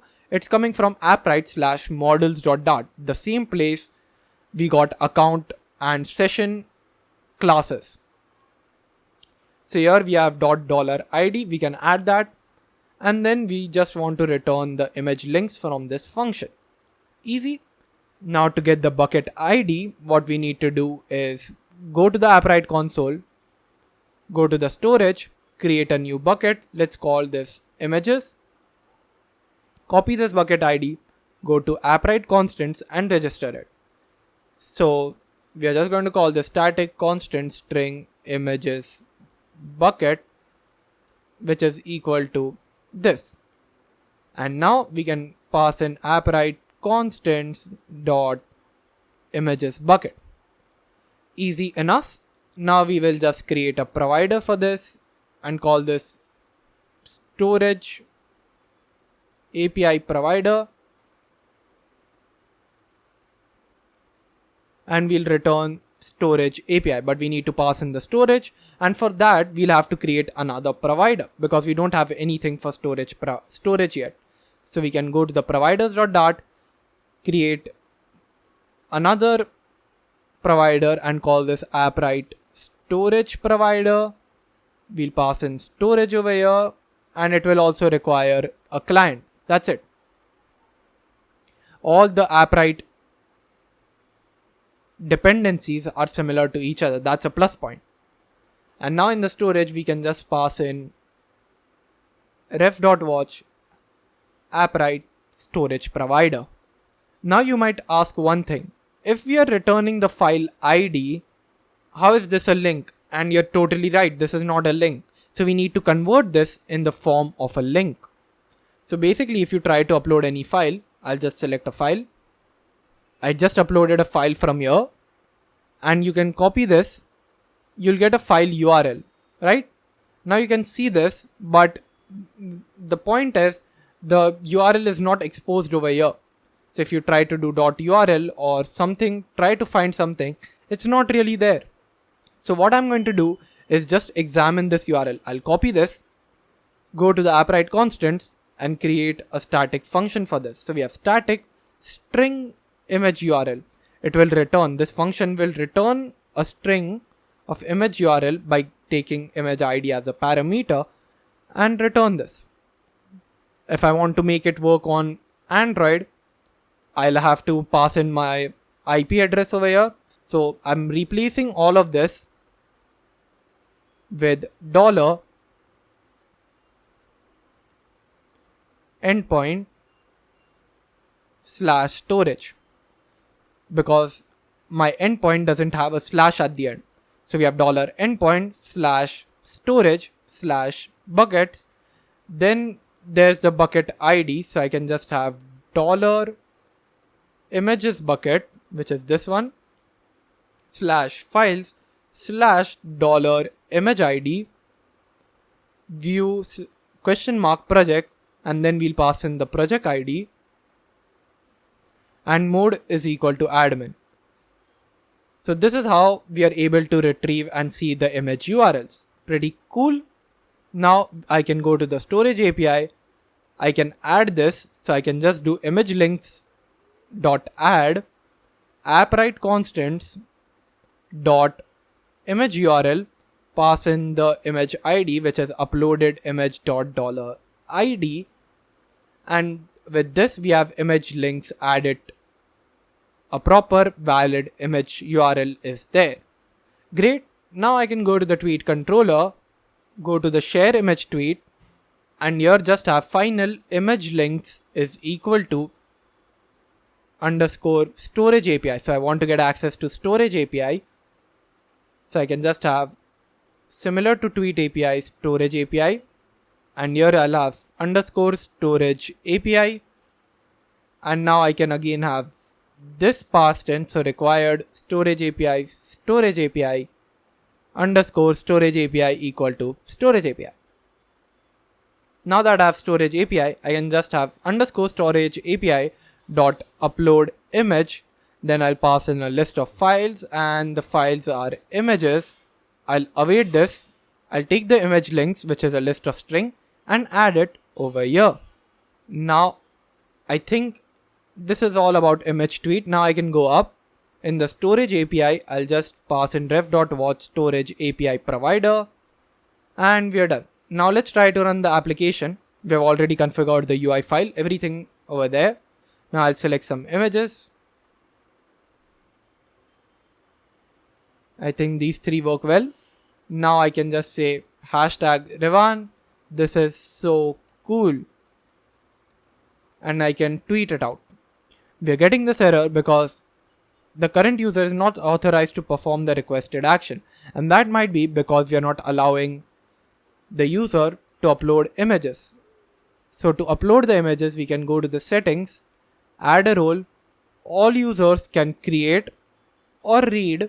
I don't think reading is also allowed. So let's just allow creating. The users cannot read, update or delete anything. That's for our admins. So I can just restart. Let's just select images again. I'll have hashtag Rivan, this is beautiful, and then click on tweet. Now it says that the attribute has invalid type. Valid string must be more than 10 characters. So basically, in the databases I had earlier said that the tweet attribute of hashtag should be 10, but that's not the array value. It is the number of characters in the string. So your hashtags should have a string. They should be a list, but the size of this list can be, 50, 60. This is not the size of the list. This is the size of the characters present in a string. So my hashtag Rivan should not be like 10 characters. It should be like 60, 70, whatever should be the maximum size of the hashtag. Okay. Now I can just click on create. Now I'll try to post. This error is basically, if I scroll down, we have to delete this image links attribute. They cannot be 10. Why? I'll tell you. Because image links should have a string attribute. They should be an array, but their size over here is not the size of the list. It's the size of the characters. So how long is the link? A link cannot be just 10 characters, right? So here they should have, suppose, 255 characters or something like that. You can calculate it, whatever is the size of the link, and put that in. If it's something else, then perhaps something is wrong in your project or Appwrite SDK has changed. I'll just pass in 255 and see what happens. This is the character size of the string of the image links, not the size of the array. Okay. Now I'll click on create. Then I'll click on tweet. And I think the tweet has been made. So I'll just go to the documents. And we have hashtag Rivan, this is beautiful. We also have 3 image links, but they contain my IP, so I'm not showing it to you. So this is working well. Now the next part is after tweeting, image links, correctly identifying all of them and uploading them to database. We have covered a lot of tasks in this section. Now the next part is to display those tweets over here on the screen. And we already have the foundations for it. We have the tweet model, which is going to help us a lot. But we still have to make more functions like getting the tweets and creating a UI card for that tweet so that, it looks good just like the Twitter. So let's get started with it. And we have to start off by creating a new view. Not a new view, it should be a new widget. And that is going to be a tweet list widget. So let's create a folder here named widgets, and now we want to create tweet list. This is a widget name, so we'll have tweet underscore list dot. And now I'll import material dot. I'll create a stateless consumer widget and I'll call this tweet list. Also I'll import the Flutter Riverpod library, and now I'll create a tweets provider. So basically I want to create a future provider that will get me all the tweets from the Appwrite database. So I can go to the tweet API, and now I'll define another abstract class function, which is going to be future either, not future either, since we want it in the form of a Riverpod provider, the future provider. We are going to have future list of document get tweets. Now I'll just do command full stop, create one missing override, and now I'll do asynchronous, and now I want to get all the tweets. Now how do I get a list of documents?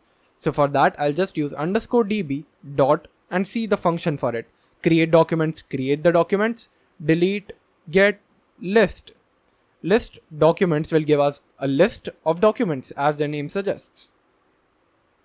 So I want the database ID. The database ID is Appwrite constants dot database ID.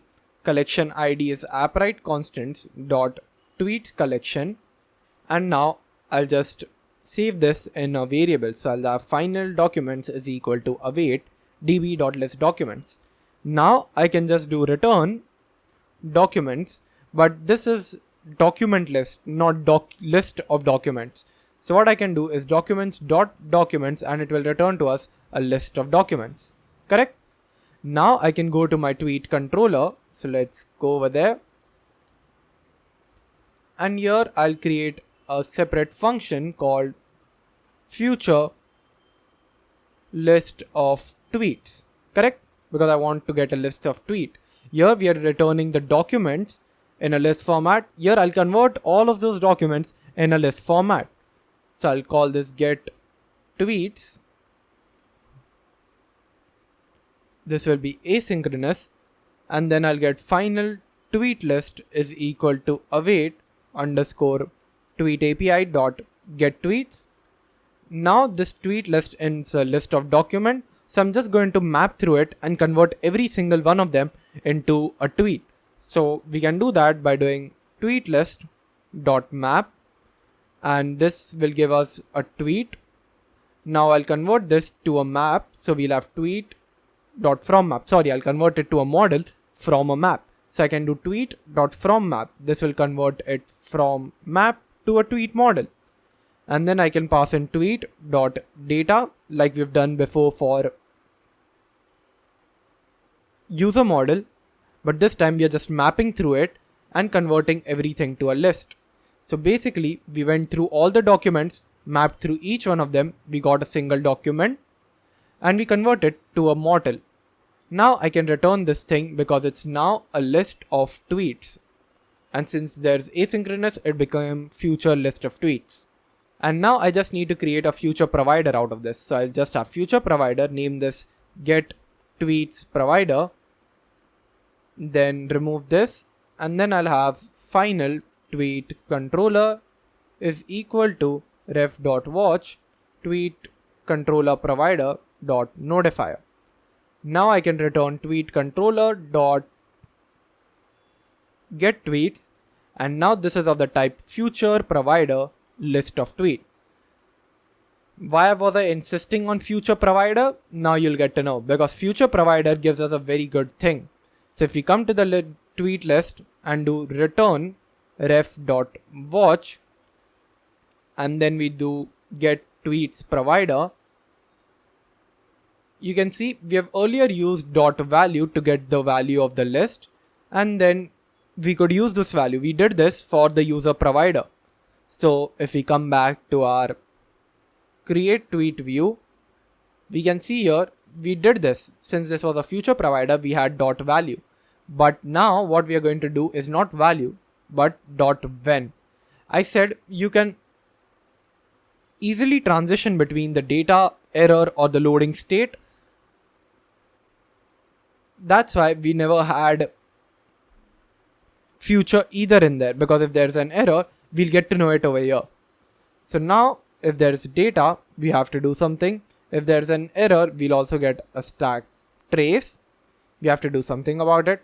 And in case of loader, we have to do something about it. So first two are very straightforward. We have already created something for them. There's loader for loading. There's error text for error. So we have error text, and we'll pass in error.toString. And for data, we are getting tweets. And this is in a list format. So if there's a list of tweets and we don't know its number, so how many tweets there are going to be, we don't know that. So for in that case, we can use list view builder. And now we can mention the item count, which is tweets.length. And now we'll extract each tweet. So this item count is the number of items there are there. So there are tweets.length number of items. Now I want to get access to a single tweet. So I can have tweets at index. This index is provided over here. So I'm getting one single tweet by doing tweets index in the item builder property. And now if I just want to test, I can just have tweet dot, let's say, text passed to it and see if I'm getting the right thing or not. Now I can take this tweet list, go to my UI constants file where I've already created text feed screen. Now I'll just replace this with a normal tweet list. And obviously this has to be constant. Now I can restart And here you can see there are 3 tweets and there are 3 tweets over here as well. That means our tweets are being retrieved successfully. Now I want to create another widget, which is the tweet card. So let's create that. So I want to design how my tweet card is going to look like. So I can do that in a separate way, separate class, because it has a lot of stuff going in it. And this is also going to be a stateless consumer. So we have tweet card and we'll import the Flutter Riverpod library. Now I can return this tweet list. From this tweet list, I can return this tweet card, but obviously we'll have to pass in the tweet over here. I'll accept it through the constructor over there. So I have final tweet, and I'll require this through the constructor. So we have required this dot tweet. So the error goes away. Now let's get to the main thing. What do we want to return? Well, first of all, we want to return a column. And in that column, we are going to have children. And in that children, the first thing is a row. Why a row? Because we want to have a circle avatar. To demonstrate to you, I'll show you. One here is a circle avatar, the profile pic of the user. Then we have the name of the user. Here we are going to have reply. So if there is any reply, we will have that. If there is retweet, it is going to be above the username. And then we are going to have the text of the user. If there are any images, the image of the user. At the last, we are going to have a divider, so that there's a great division between the next tweet as well. So we need a column so that we can accommodate the divider. And then we need a row so that we can have the user avatar or user profile picture along with their name. So now I'm just going to return a row so that I can have a circle avatar, and this circle avatar is the user's image, and we'll pass in the background image. But now we need the image of the user who has tweeted this. We cannot do final current user is equal to ref.watch current user details provider dot value. We cannot get their value by doing this. This is not the image of the person who's tweeted it. It's the image of the person who's handling the app right now. So it will vary for every person. We want to get the details of the person who's uploaded the tweet. So to do that, we'll have to create a new provider. And actually, we don't have to create it. We have already created it. And that is ref.watch user details provider. Here we just have to mention the UID of the user. And that is tweet.uid.when. It will give us data, error, and all of those stuff. In case of data, we'll do something. In case of error and loading, we can just go over here, copy both of these things, come to the tweet card and paste it.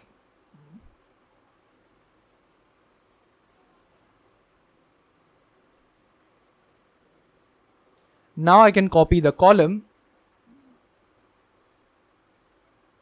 and here return column. Now to get the background image, it's just going to be network image. And let's call this user. So there will be user dot profile picture. Now if I save this much, you can see we are getting these profile pictures. Now they're the same ones as this user because it's the same user. We created the tweet from here and we are viewing it over here. But if you try it on a different device with a different login, you'll see different images.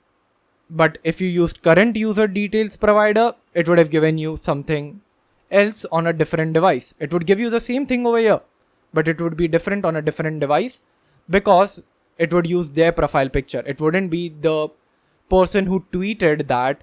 Their profile picture won't be available. So you have to do this. It's very important. And don't mess it up because I've messed it up while I was developing this application. Now I just want to increase the radius. So I'll just have radius 35. Save it. And this looks much bigger. That's great. Now I'll just put a margin here. So I can just have a container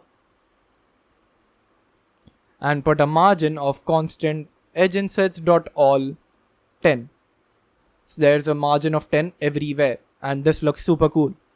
The next thing we need is a column. We had a column first so that we could put in a divider. Then we add a row, and inside of that row itself, I want to put a column. Why? Because here we are going to have a list of things. There's going to be username, the text of the user, if they're replying to anyone, their reply tag, if they're retweeting to anyone, their retweeting tag, and their images. So it's all going to be in this column. And then we are going to have children, and then there's going to be retweeted thing, but we are not going to focus on retweeted thing right now. We'll focus on that when we add the retweet feature. So you can just put a comment for now that we want retweeted to be there. Next thing is the row. And this row is going to contain the username with @ and the number of hours it has been since they posted. So it's going to be again row. This is a bit complex design. Then we need a container because we need to put in a margin. So we have margin, edge insets dot only. From right side, we want 5. And this will be constant. And the child will be text user.name because we want to display the name of the user who has posted it. And now if we see, this is test, this is good as well. Now I just want to style it up a bit. So we have constant text style, and then I'll pass in font weight as font weight.bold and font size as 19. If we save this much and come over here, this looks good. We have put a margin of 5 here because the next thing that we are going to have is the username with @ as well as the time ago it was posted. So here we are going to have a string, and there is going to be @, but this is going to be interpolated like this. So @ is there, then the user name, that's a variable, and thus we have this. But now we have to change this a little bit. So here the font size should be 17 and color should be palette.gray color. If we save this much, this looks good. The font weight should go away, and now this looks nice. Now we want to put the time ago it was posted, and to do that we are going to use a package known as time ago. This will calculate the time ago it was posted. So we have tweeted at property, which will give us the time it was posted, and time ago will calculate the time from right now to when it was posted and give it us in a format like 4 hours ago, 5 hours ago, something like that. Then I have the dot with me, and then I can use $timeago.format. Now I want to import time ago, so I can just do import timeago.dart as time ago. Now I can go over here and have timeago.format tweet.tweeted at. And if I do this much and see over here, you can see test user was 3 hours ago. Now I just want to reduce this to 3h so that there's not much space taken. So how I can do that is just by adding, which is en_short. So this will shorten it, and now we just have 3h over here, not 3 hours ago. That's a very big thing. Now the next thing in the column, so we'll get out of this column as well. This row, sorry, we'll get out of this row, and then we'll have another thing which is replied to. So if there's any replied to, we want to add that tag, but we will do that later on when we add reply feature. Then we need a text, so we can just have a simple text, right? But we also want to identify hashtags or links in that case. So how can we do that? Well, for that, we are going to create a separate widget called hashtag_text.dart. We are going to import material dart. We are going to create a stateless widget called hashtag text. We are going to have final string text and require it through the constructor. So we have required this dot text. And here since we want some parts colored in white, which is the normal text, and we want some part to be colored in blue. So for that, we'll have to use text span. So we'll have a list of text span over here. So we have text spans, which is equal to an empty list. And then we can do text.split so that we split all the words in the sentence. We've already looked at this logic, and we'll run a for loop on it. You can also run a map for each, whatever you prefer. I'll run a for each loop, and here I'll just check if the value or the element. So if element dot starts with hashtag. So if it starts with hashtag, I want to add a text span to this text spans list. So I can have text spans dot add text span. The text will be there, which will be $element and in a string format, and we leave a space here. Why have we left space? We have left space because we have split the sentences by spaces. So we have a list of words. So if we add Ranawat as a sentence, and then now we have Rivan in a list format with Ranawat. Now we are just adding them. So we have Rivan added together. So we have Rivan and then Ranawat. There's no space between them, right? So we have to leave a space. Then we can have style, which will be constant text style. Color will be palette dot blue color, and font size will be 18, bigger than the normal. And let's also bold it so that it looks a bit different. So we have font weight dot bold. Now else if the value dot not value element dot starts with, let's say, www dot or http. So we have https ://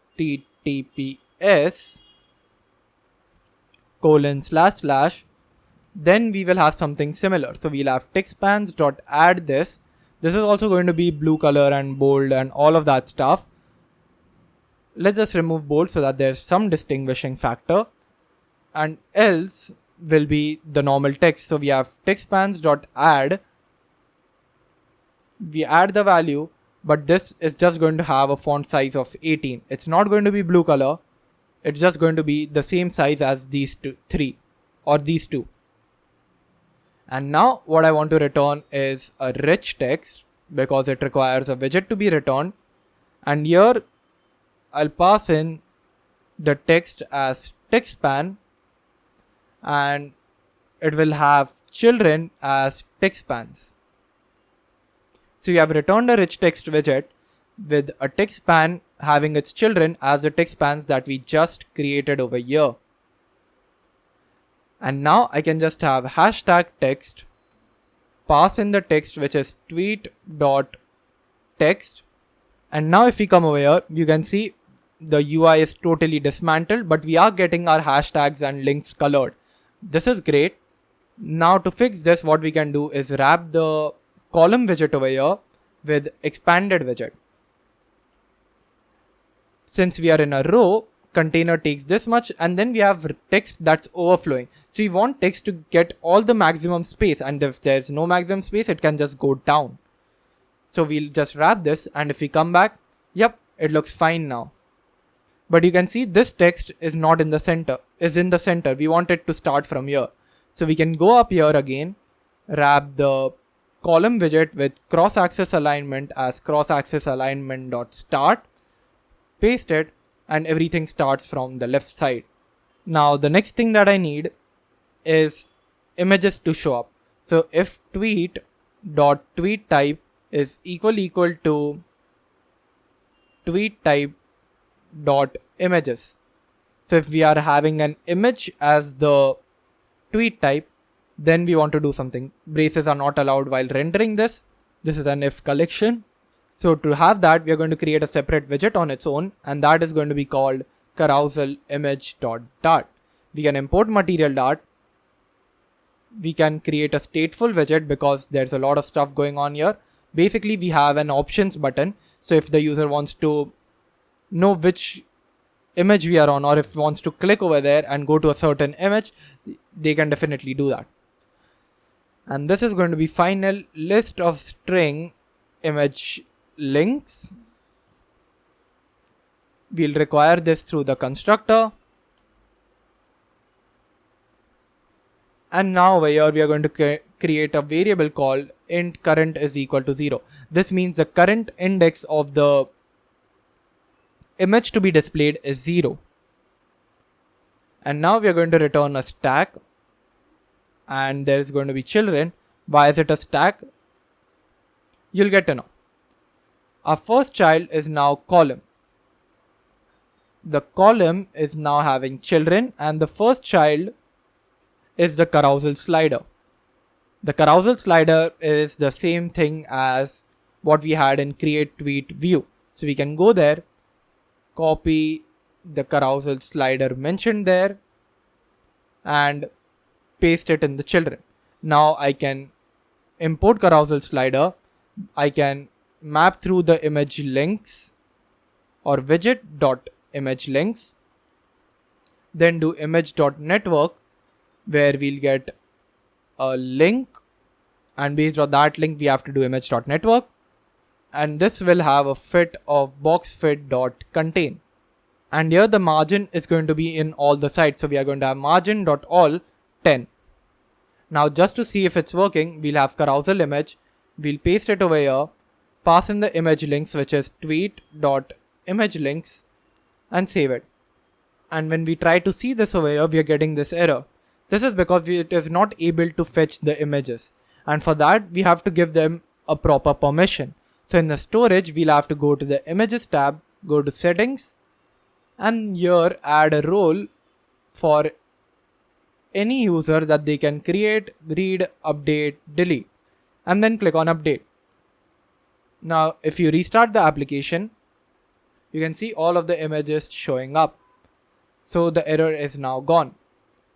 Now let's beautify this further. How can we do that?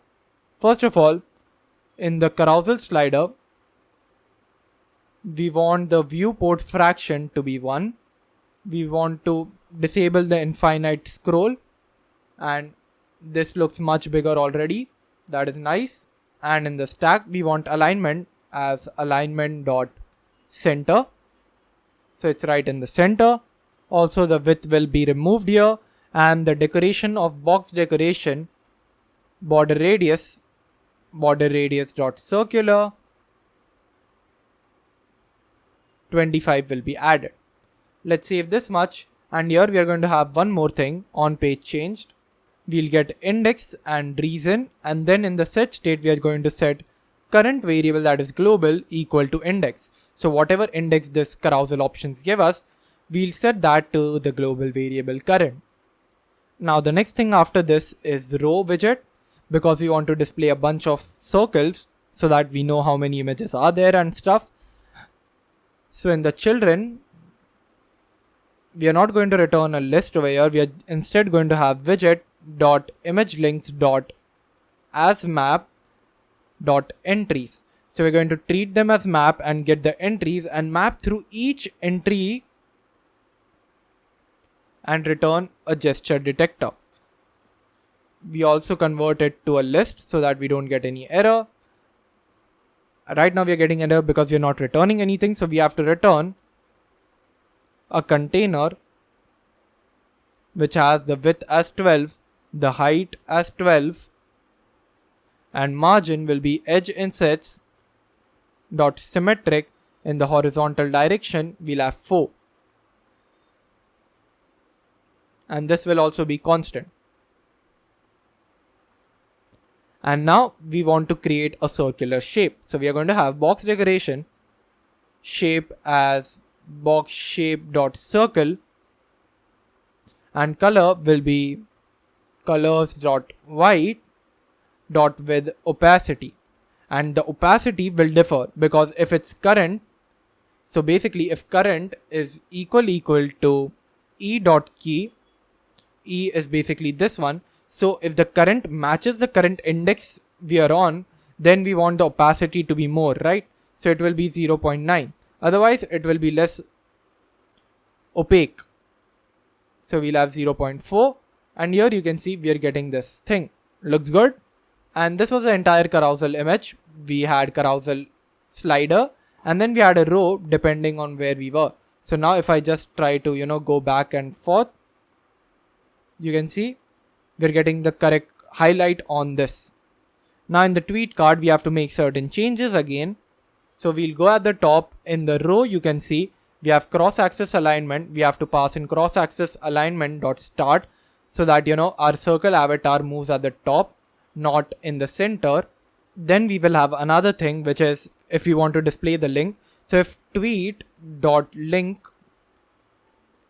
not likes, link dot is not empty. So if tweet dot link is not empty, that means we can display a link, and it has identified a link for us to display. Then we will leave some space from the top. So we have constant size box height 4. And then we will install a package called any link preview. This will open up a preview of any link, as the name suggests, of the package. And to use this, we just have to do any link preview. We'll get a link. So we have to pass in the link, which will be https://$tweet.link. Let's import the any link preview package, save it, and here it is.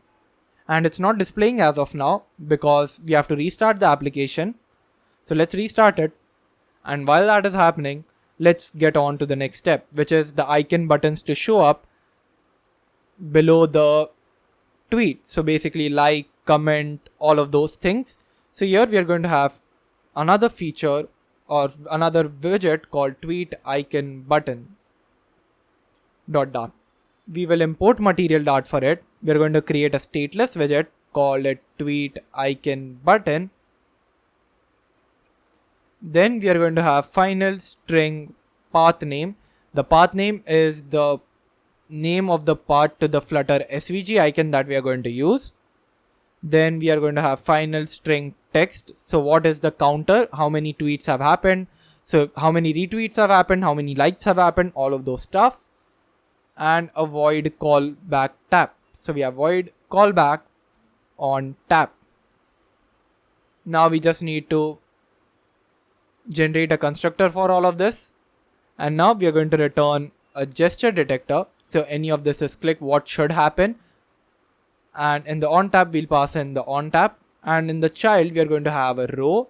And in that row, we are going to have children of svg picture.asset at first. And what is the path name? Well, that will be decided from the constructor, whatever value is passed through the constructor.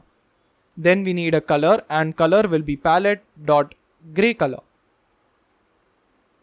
Then we need text, and the text will be text that's from the constructor again.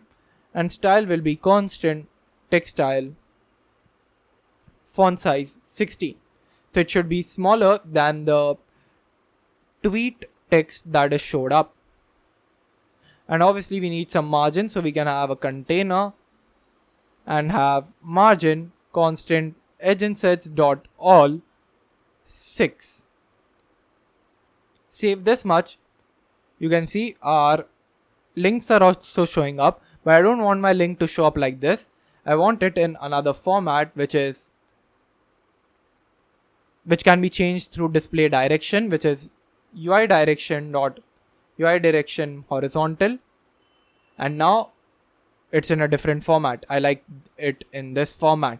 So after this link, we need to pass in our tweet icon button that we just created. And before that, we want a margin from top and right. So we are going to wrap it with a container so that everything doesn't stick together, right? So we have container, then we have margin, and then we are going to have constant edgeinsets.only. From the top, I want 10, and from the right, I want 20. And the child will be a row, and the row will have children, and the first child in this is going to be tweet icon button. There's going to be path name, so the path name is going to be assets constants dot view icon. The text is going to be 0 as of now, and the on tab is going to do nothing. Let's see how this looks. Here it is looking good. Also, I can have main axis alignment as main axis alignment dot space between, so that when we have more icons, it will look better, not congested. Now also in the text, I just realized the views can be counted like tweet dot comment IDs plus, not plus, comment IDs dot length plus tweet dot reshare count dot length. This doesn't require length because it's just integer, and then tweet dot likes dot length, and convert all of them to a string and display it out. So this has 0 right now. Now the next tweet icon button is of comment. So we have comment icon, and this is just going to have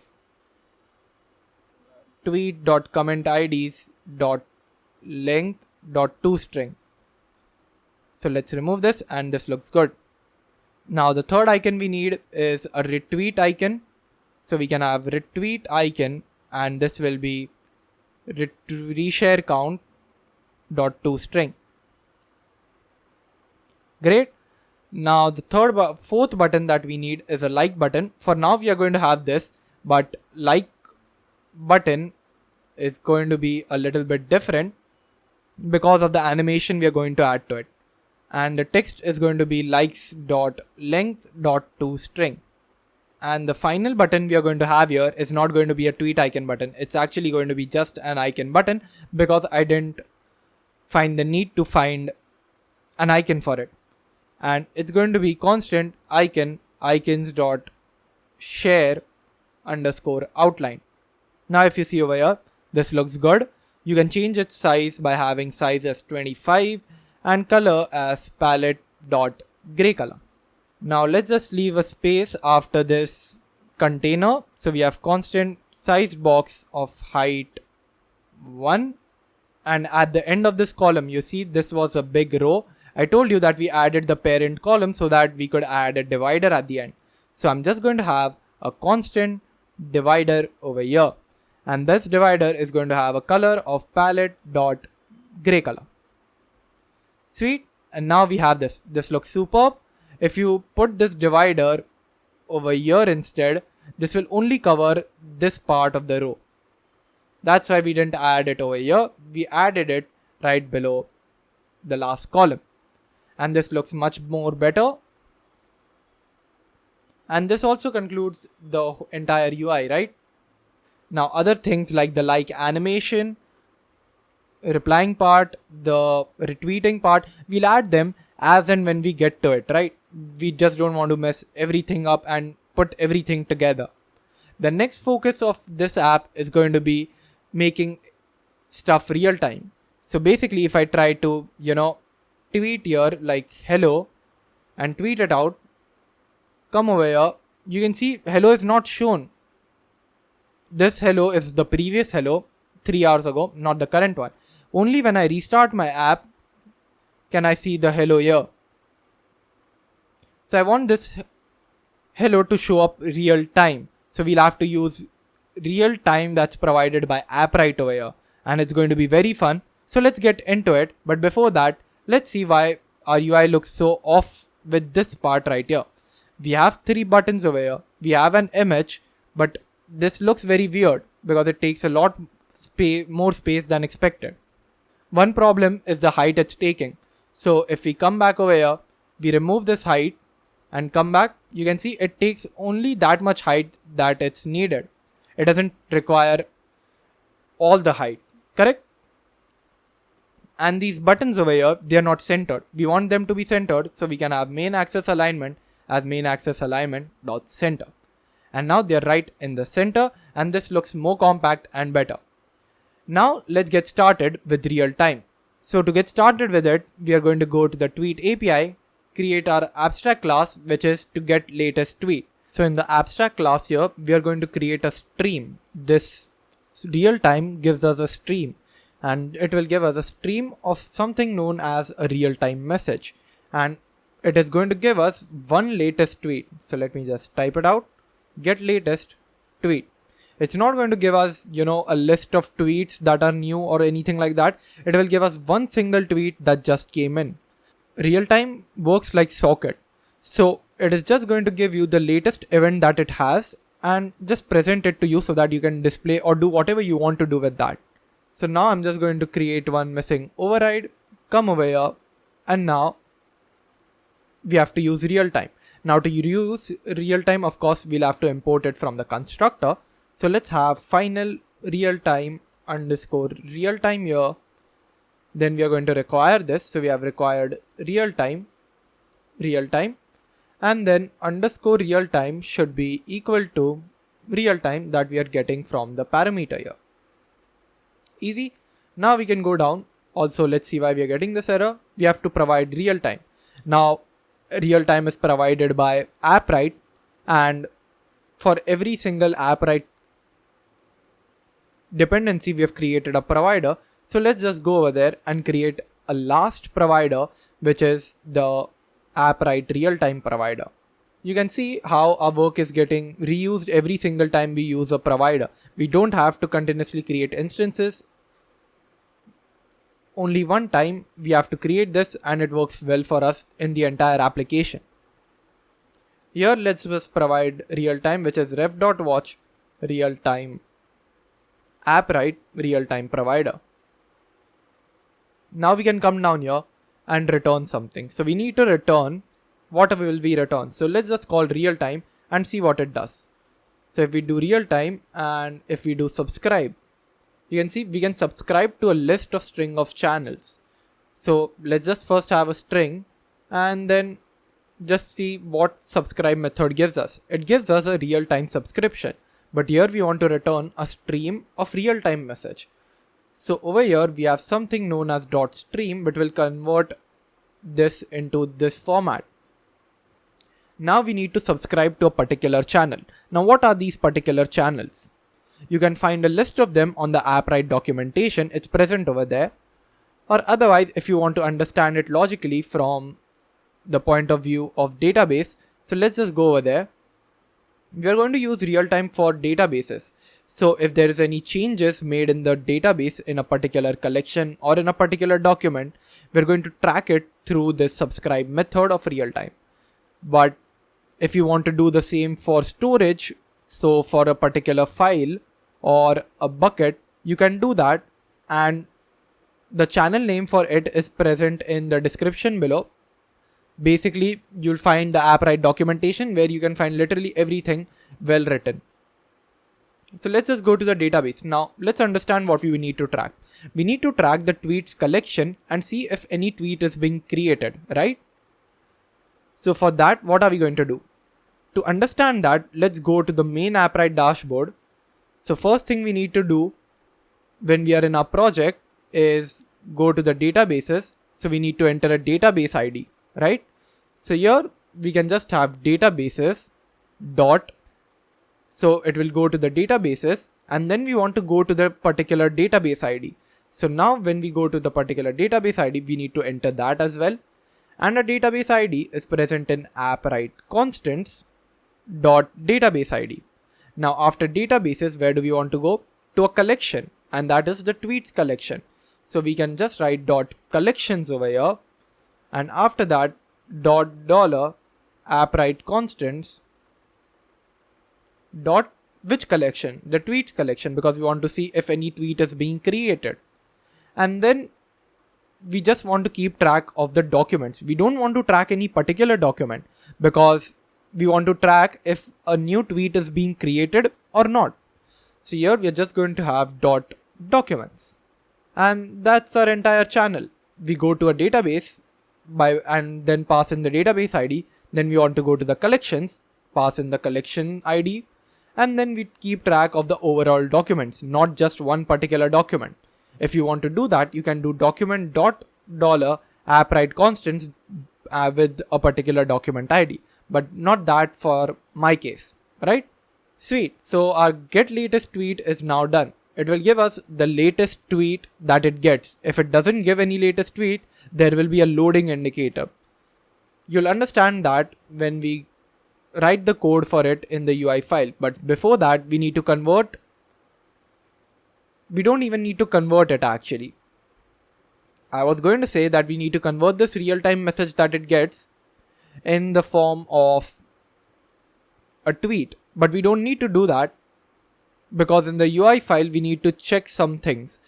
We need to check that if the tweet is being created or it is being updated or it is being deleted, whatever. Here we have just told we need to keep track of the documents. Don't forget to put the S over here.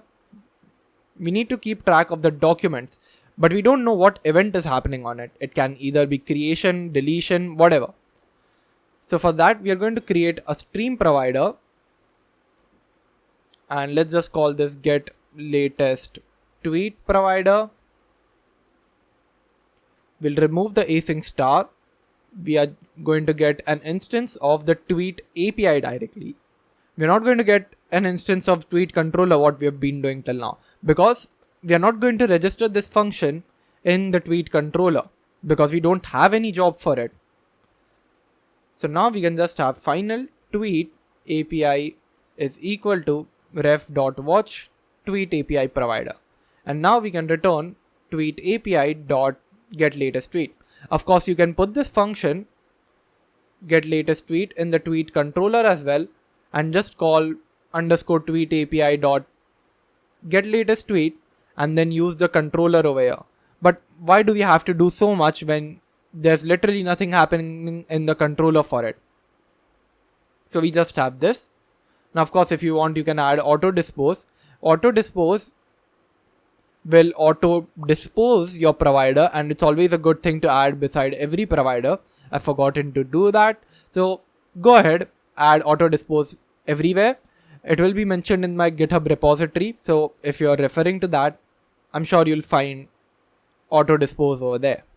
It's similar to .family. So these are two modifiers on providers. You'll get them on stream future providers. You'll also get it on the normal provider. Anyways, now let's go to our create tweet view. Not create tweet view, sorry, the tweet list. And here we are also going to watch for getting the latest tweet. So right now we are just watching the get tweets provider, which is a future provider. Now we want to do it real time. And if there is any changes in real time, we're going to display it in the UI. If you don't understand this, I'll explain it to you through a diagram. So we have our device over here, a very slim device, and we have a list of tweets that are showing up. Okay. Now these tweets are powered by future provider as of now. They're not real time. They basically build only once when the app is loaded. And since we are using stack, even if we go here and come back, it's not going to change. What I mean by this is since we have used index stack, and if we scroll down, it will persist the state and it will come back to where we had scrolled. Basically, it's not rebuilding this entire project. So the future provider is not going to get rebuilt anytime. But now what we want is our app look real time. Now to make it look real time, we had added real time, which is something provided by Appwrite, and no external configurations are required for it. So after we get those latest tweets, we are just checking if another tweet is being created or not. If it is being created, we can get it from the real time. So here, instead of returning list view builder directly, what we are going to say is have basically another real-time provider here. It constantly listens to any changes in our mentioned channel. The channel what we had mentioned over here. So it continuously listens, and if there is any change, so if there's create, update, it will directly affect in our application. That's how we are going to create it. So the data from future provider shows up, but the data real-time provider gives us will be added to our data to be rendered on the screen. If you don't understand this, let's write the code, and I hope you'll understand after that. So right now what I want to return here is not a list view builder. I'll just comment it out. I want to return ref.watch get latest tweet provider dot when, and when we have data, when we have error along with stack trace, and when we have loading, we have to handle all of these states.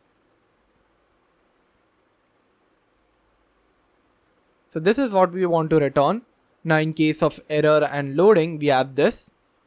But in case of data, what do we want to show? Well, that's the point. We are getting a real-time message here. So let's see what real-time message gives us. It gives us channels. So the channels we subscribe to. Events. So what events are happening. Payload.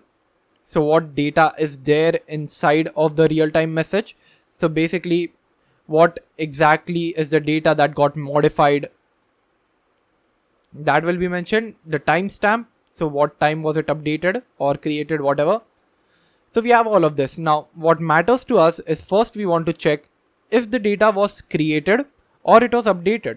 So if it was created, then we want to insert it into our array, and our array is tweets.length. We want to insert it into it. But if it was being modified, then we want to send the modified data inside of this tweets array. So let's write the code for this. We're just going to check if data dot events. So what was the event? Was it being created or updated? So this gives us a list. So we want to check if data dot events contains some event. So what is the event we are looking for? Well, it's very similar to this. Let's go to our tweet API. So we have this, and then we pass that in. So we have if database.events.contains databases, and here we are going to have .star. That means anything, any database, and the collection should be Appwrite.tweets collection. So let's have that. .documents. Any document. .create. Now I'll explain this code to you, but let me just format this a little bit. So what just happened here? So if data events contains this part, so the data that we got right now, if it was being created, then what do we want to do? So to check if it was being created, we went to databases.star. So it can be any database. I've done this any because right now we just have a testing database. That means a debugging database. If you release this app on production, you'll create a new database. How will you do that? If you go to the Appwrite console, go to your Twitter clone application. In the databases tab, you can create a new database. You can see that. So I did .star so that it works everywhere. .collections, and then the Appwrite tweet collection. .documents. .star. So we want to check for any document, not just one document, any document. And if create is there, then what do we want to do? We want to update the tweets, because that is being returned in the list view builder, correct? So let's just take this and put it right here, outside of the if condition, inside this get latest tweet provider. So if it is being created, what do I want to do? I just want to show it up in the list. So we have tweets that is being used to display the tweets over here, right? So I can just have tweet.insert. Now we can do tweets.add or we can do tweets.insert. We are using tweets.insert, not tweets.add, because tweets.add will add the tweet at the last of the list. We don't want to add it in the last of the list. We want to add it at the top. So here we are just going to have tweets.insert 0. So if we do it at 0, it will come right at the top of the list. And then we want to specify the element, right? Don't worry, using insert will not replace any element. All the other elements will shift, and insert will just add the latest tweet to the start. And now we can just have tweet dot from map, and then we'll pass in data dot payload. I told you payload contains the data, the actual data. So we can just use payload. So every time this happens, we are going to insert 0, data dot payload, and this is cool. So let's restart our application. And here you can see we're continuously getting the loading indicator. Now if you want to check which loading indicator is this one or this one, you can go ahead and print it, but I know that this is coming from this loading because earlier this worked fine. Now why are we getting this loading? Now how Realtime with Appwrite works is it keeps on loading until we get a trigger. So basically until an event gets created, so until this create or update or anything happens, we keep on getting the loading indicator. And if you don't use Riverpod, you won't even get to know that it is being loaded. You won't get anything in the terminal, you won't see anything on the screen. But inside of it, it's not actually loading. It's just saying that it doesn't really have any data right now. So it just keeps on loading over here. Because data loading is the state where there's no error and there's no data, right? So how can we fix this problem? Well, my solution to this was just returning a list view builder over here. So the exact same list view builder that we are having over here can be passed in the loading indicator. And now if we restart, we get the tweet showing up. Correct? And now if you want to test our logic over here, we can go ahead, create a tweet. So I'll just say, hello, what's up? And I can click on tweet. Now if I go back, you can see in real time, hello, what's up shows up. If I remove this line, these two logics, and try to rerun the application, you'll see that real time doesn't work. We'll have to reload the entire application. But with real time, everything works well real time. Now, if you're still not clear about the loading indicator and how this entire process worked, let me brief you through it. If you've understood, make sure to skip forward to the next part. So basically what we're trying to do here is just getting the tweets provider first. So we have a list of tweets with us. After we get the list of tweets with us, we are continuously checking if we are getting any latest tweet provider or we are not getting any latest tweet. So once we get the latest tweet, we are going to get a data, and here we are checking if the create is being triggered on a document. If the create is triggered on a document, we just convert it to a tweet model using the data.payload, which consists of the tweet's data, and insert it to the top of the list.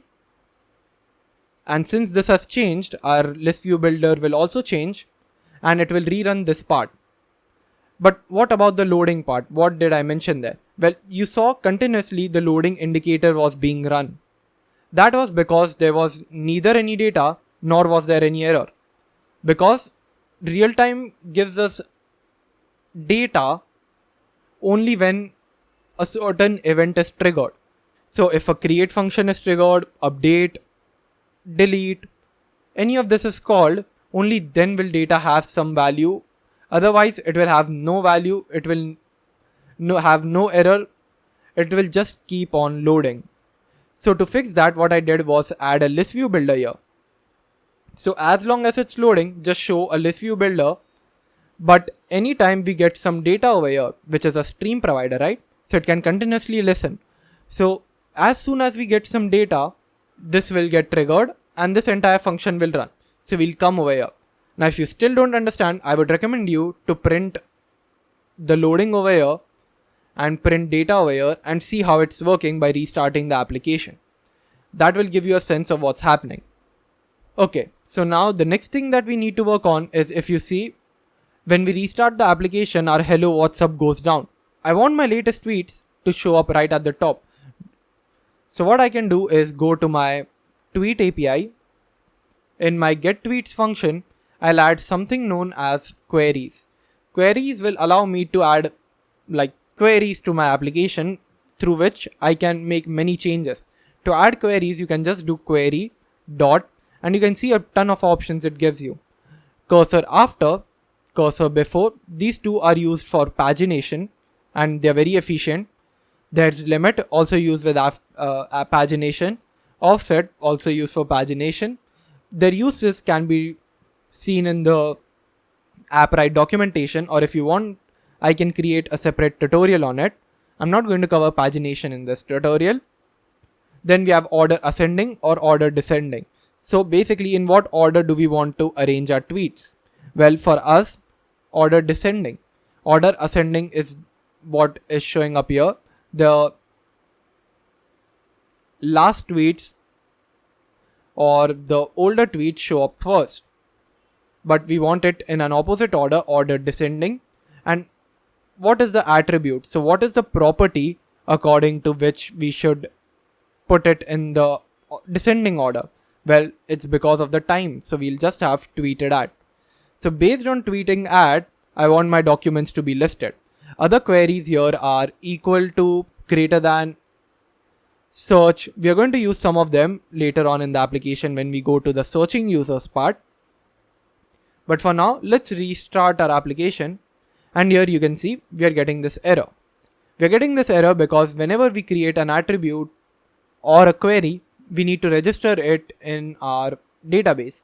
So here you can see whenever we have a new property to add, we can add it over here. But whenever we have some index to be added, this is all index. So whenever we add indexes to add, we need to click over here, create index. So what is this index going to be called? Tweet descending. Then the type of this index is key. The attribute here is tweeted at, and the order should be descending. Now I'll click on create and our index is now created. Now if I try to run my application, you can see this works. 6 minutes first shows up, then 17 hours, 20 hours, 21 hours. Now if I again try to create a tweet, let's say hello with many exclamation marks. But other thing is whenever I click on tweet, I don't pop off the screen.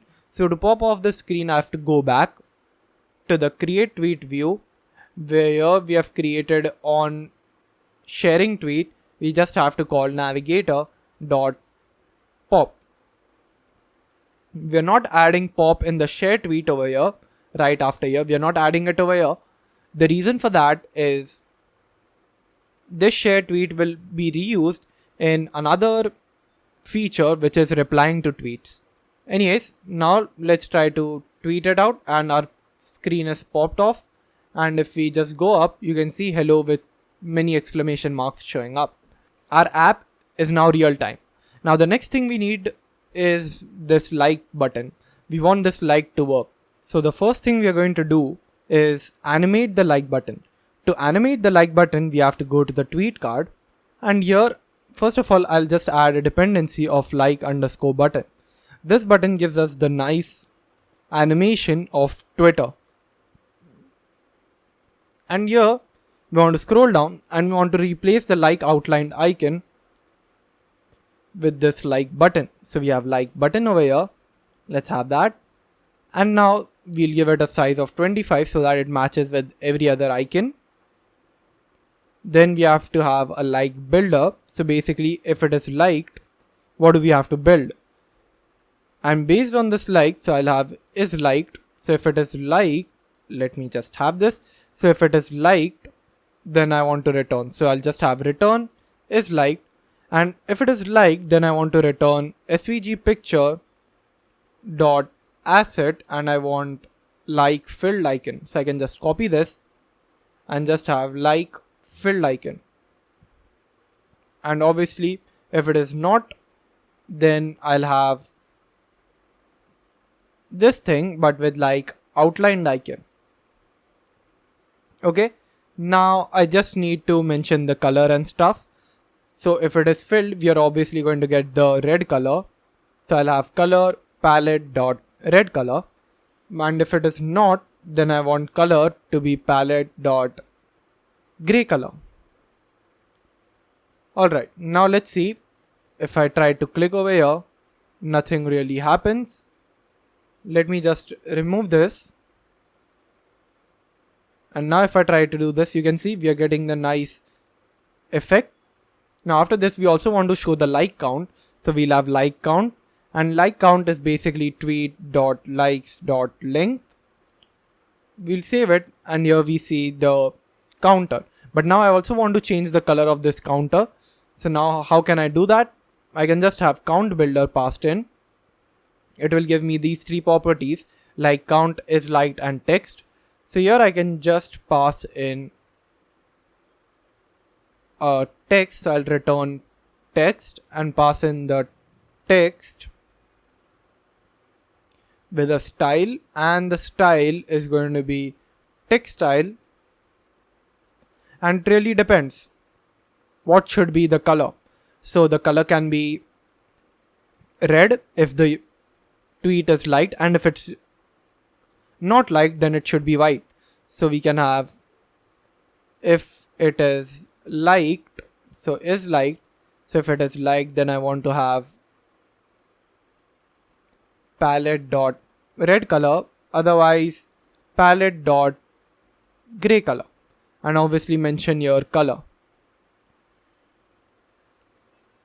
I also need the font size, so we can have font size and pass in 16 over there, because right now it feels very small. Now I can save this much, go where it still looks out of place because this should be white color. Now after having this, it matches with the rest of the things. But still, let's just add a little bit of padding from left. So I can just have a padding widget, and from the left I want 2 to be present. I'll save it, and this matches with other things now. So if I click over here, the counter increases, and if it's not, then it doesn't. Now we want to get into the actual liking part. So I'll go to the tweet API, and here we are going to create our next function in our abstract class, which is going to be liking the tweet. So we're going to have future either document. We are having future either, not future, because as I said, not everything that has future needs to be in the future provider. And we'll get like tweet over here, and we'll just accept tweet from the model over here. Now we'll create a missing override for this, go down, pass in async, then we need a try, catch, block, all of those stuff. I would recommend you to type it. I'll just copy it and paste it down here. Okay, great. Now after having this, now let's understand how this liking feature works. Well, basically I want to go to my particular document, the particular tweet that has been clicked on and liked. I want to go there. I just want to increase the likes over here. So basically I want to add likes to this array. And this should work. Our like tweet is now complete. This is exactly what's needed. So I want to update this document. So let's find if DB has anything like that, and it does have an option of update document. So we are going to use this. We'll pass in the database ID, the collection ID, the document ID. The document ID is not going to be id.unique anymore, because we want to update a certain document, the document that was clicked on. And we are getting the document ID from this tweet that we are accepting from the parameter. So we can just tab tweet.id. For the data, we can pass in a map, and here just say that we want to update one certain attribute over here, which is the likes field, and here I just want to pass in tweet.likes. Okay. If you're wondering why are we having tweet.likes, won't the likes be the same as before then? Well, no, because when we use this like tweet in our controller, we're going to update this tweet model. So when we are on this tweet, we are going to update the user model to have the user's like, so the user's ID in it, and then only we are going to send it to the API. So basically we'll just go to the tweet controller. We will have a new function created, which is like tweet, and here we are going to get the tweet model. So basically whatever tweet we are going to have over here, this is going to be the old tweet. Before the updating, what does the tweet look like? And the user model of the current user. We can get that from ref.watch as well, but if we use it right now over here, when the user clicks, we will get an error because it will think that the UID is null. You can try it on your own by using ref.read current user provider dot value, but you'll get the error. So we are directly getting it from the tweet card itself. Now we are going to have list of string of likes. So what is the likes? Well, it's just tweet.likes, right?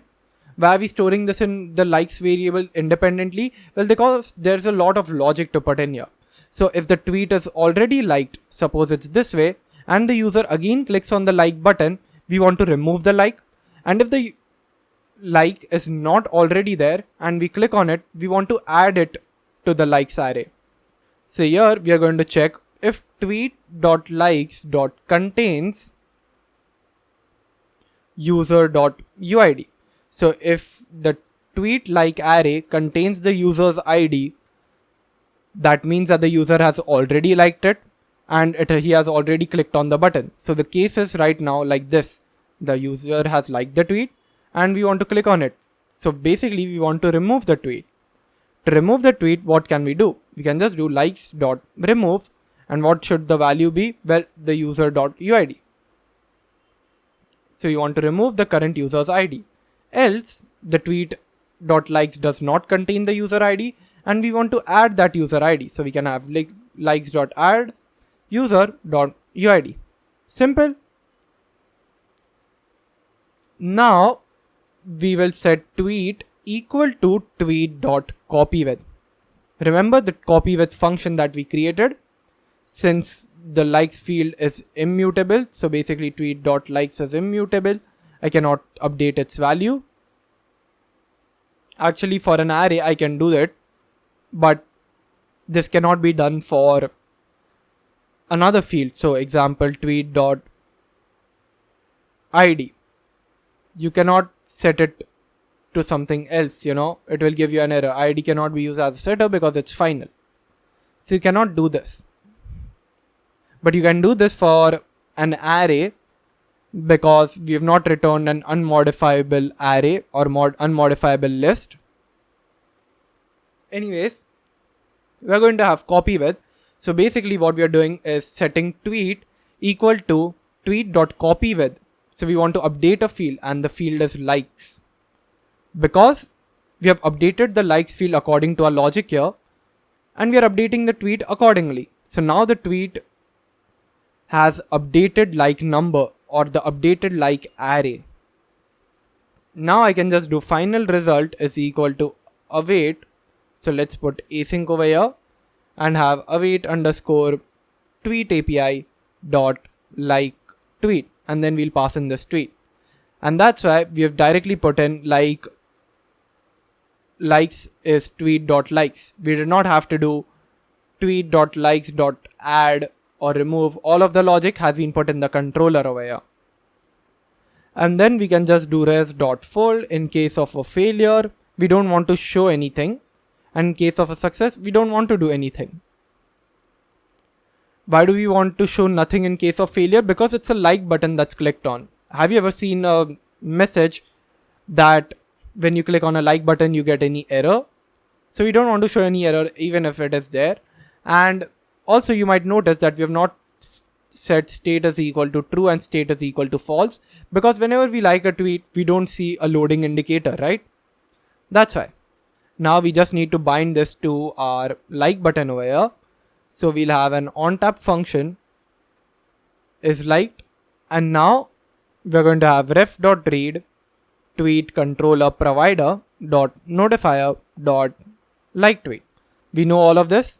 Now we have access to tweet as well, which is the user tweet we are getting from the constructor, and we also have access to the user model, which is the user who has created the tweet.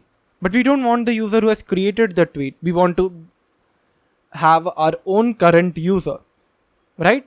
We don't want to check with this logic that if the tweet.likes contains the person who has created the tweets, their ID. We don't want to check that. We want to check if the tweet.likes contains our own UID. So that's why this user won't work. We have to get final current user, which is equal to ref.watch current user details provider dot value. And now we are going to check over here. So if current user is null, so if current user is equal to null, then I want a loader to show up. Otherwise this. Or even if not a loader, we want a size box to show up. Anything works. Now we can just come over here, have this, and see why are we getting this error. We're getting this error because it requires a future boolean. So to make a future, we'll have add async, and now we want to return a boolean. So on tap, should the like change? So yeah, it should change. So we'll have is like. This is like variable gives us whether the tweet was liked or disliked. Here we are just saying if it was liked, then we want to return opposite of liked, which is not liked. And if it was not liked, now it is liked, right? Now we can restart the application and let's find this particular tweet, the hello tweet. It's this one only. So now I'll click on like button over here. I'll click on restart and we are not getting anything in our likes array. The reason for that is very simple. If we go back to the settings, the current user is only allowed to create or read. It's not allowed to update or delete. So you want to allow the updation as well. Now after updating, let's go back to our documents, restart the app. Now if we click on hello, you can see it was updated, and if we go to our hello document, the likes is present over there. And if I again click over here, the likes was removed. If I refresh, the likes was removed. This works fine, but there is a problem. If you see, they're not getting the circled over here. Why? And also, if you see, the view counter increased in real time. No other tweet increased its view, only this particular did. So to make this animation work, let's go to the like button and see. There seems to be some problem with the is liked part. So here we'll just add an is liked option. So when is the like is liked? It requires a boolean field. So when it's liked, it is liked initially only when tweets.likes. So let me have tweet.likes.contains my user ID. So we have current user.uid. So if the tweet.likes contains the user ID, then isLiked will be true. Otherwise, it will be false. And right now it contains it. So if I remove it, it doesn't contain it. Now if I put it back, it contains. If I remove it, it doesn't. If I put it back, you can see it contains. Otherwise, it doesn't.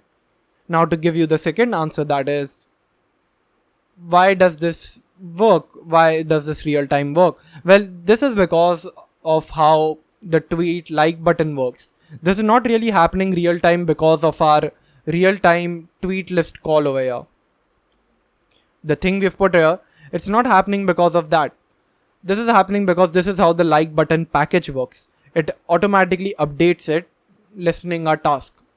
And since this updates, this will also update because tweet.likes.length increases.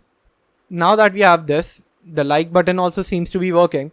The next part is now clicking on the retweet. So whenever we click on the retweet, this counter should update and a new tweet should be added with the same user's ID. So this should be there, the same tweet, but above should be written that test retweeted or some other like Revan retweeted, sorry. So you want that tag to be appearing. So first of all, we'll start off by closing all the save files. We'll again come to the tweet API, and here we're going to create a new function in our abstract class. And this is called update reshare count because we only want to update the reshare count. So this will be the exact same thing, future either document, but this time update reshare count. We'll get a tweet. This is exactly similar to the like feature, but instead of adding a new likes array, we are going to update the reshare count. And this should be asynchronous. And after updating the document, we don't want to update the likes array. We want to update the reshare count. So if we go to the tweet model and see what the name was, it was reshare count. And this should be tweet.reshare count. Easy. Now similar to the like feature, we are going to update this reshare count counter in our tweet controller. So we can go over there. We can copy this void like tweet and have void reshare tweet. So we get the current user. So let's just type in that we want a current user. And we also need a build context because if there's a problem while resharing, because it is a big process, we basically want to create a new tweet and save it to our database, we will display an error in case of any error. So what do we want to do here? Well, let's just remove everything. We will call reshare, update reshare count and pass in the tweet. But now we have to perform the updating logic. And after updating, we also want to share the tweet again, right? So that this retweet appears. Now here, there's also another thing to be done, which is updating the tweet model. Here we want to add two important fields. We want to add a field called final string retweeted by. So whom was this tweet retweeted by? So we'll have required this dot retweeted by. Then we'll have string retweeted by. Let's copy this field so that we don't make any error. Then we'll pass it over here. So to retweeted by is not null. Then we want this dot retweeted by. Then we add it over here as well. Result dot add all retweeted by in a string should be equal to retweeted by. Then we'll have retweeted by map retweeted by, otherwise an empty string. We'll also add it to the toString function. Retweeted by is $retweeted by. We'll add it to our equal to operator. Retweeted other dot retweeted by is equal to retweeted by. And finally over here, retweeted by dot hash code to be added. Now if you click over here and again try to generate the data class, it will work for you, no doubt about that. But again, you will get the ID over here like a normal ID. We want it to be /$ID, so make sure you have that. Okay, now coming back to this, tweet is equal to tweet. Now what we want to do is update the field over here, not the likes part, but the retweeted part. So now initially the tweet wasn't retweeted by anyone. Now it is retweeted by current user dot name. So this is the guy who retweeted. Also here in our share image tweet and a share text tweet, we get this error because we made it a compulsory field to be added. So of course we'll have to add it over here as well. But when there is no retweeted by, so basically it is our own original tweet, it is going to be empty. And later on in our UI, we will check if retweeted by dot is empty. So if it is empty, we don't want to display anything. But if it is not empty, there's some username, then we will show that this was a retweeted tweet. Now we'll again put it here. Now we can go right at the top where our reshare tweet is. And here what we want to do is set likes to an empty field. So since this tweet is getting reshared, we want to set the likes to an empty field. The comment ID should be empty field because we don't want any comments or likes to be present now. And the reshare count should be tweet.reshare count +1. So the new reshare count is going to be the old reshare count +1. Now we'll update the reshare count and send it across. Then we'll have res.fold. In case of any error, we want to show snack bar saying l.message. And in case of any success, which is R, we have to do one more task. So we'll pass this as async. Right now, we just updated the original tweet's reshare count, correct? So we have updated its reshare count. Now we want to create a new tweet saying that this tweet was created and retweeted by. So earlier when we added retweeted by, likes and comment IDs, they were not required when we were doing this part. I just added them so that I don't have to do it over here. Here what I want to do is just have final res2 equal to await underscore tweet API dot share tweet. So I want to share the tweet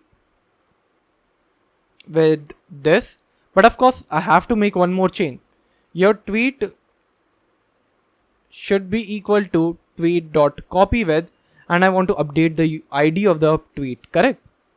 So the ID is going to be id.unique.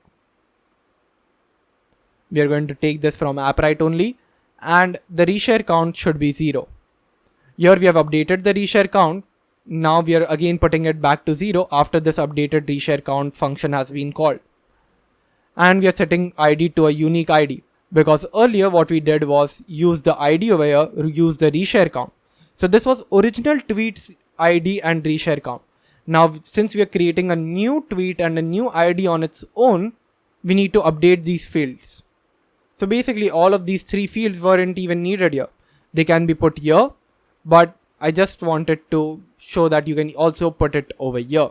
It doesn't matter, because the only things that are being called in update reshare count are the reshare count and the tweet.id. So we cannot update the ID over here as id.unique.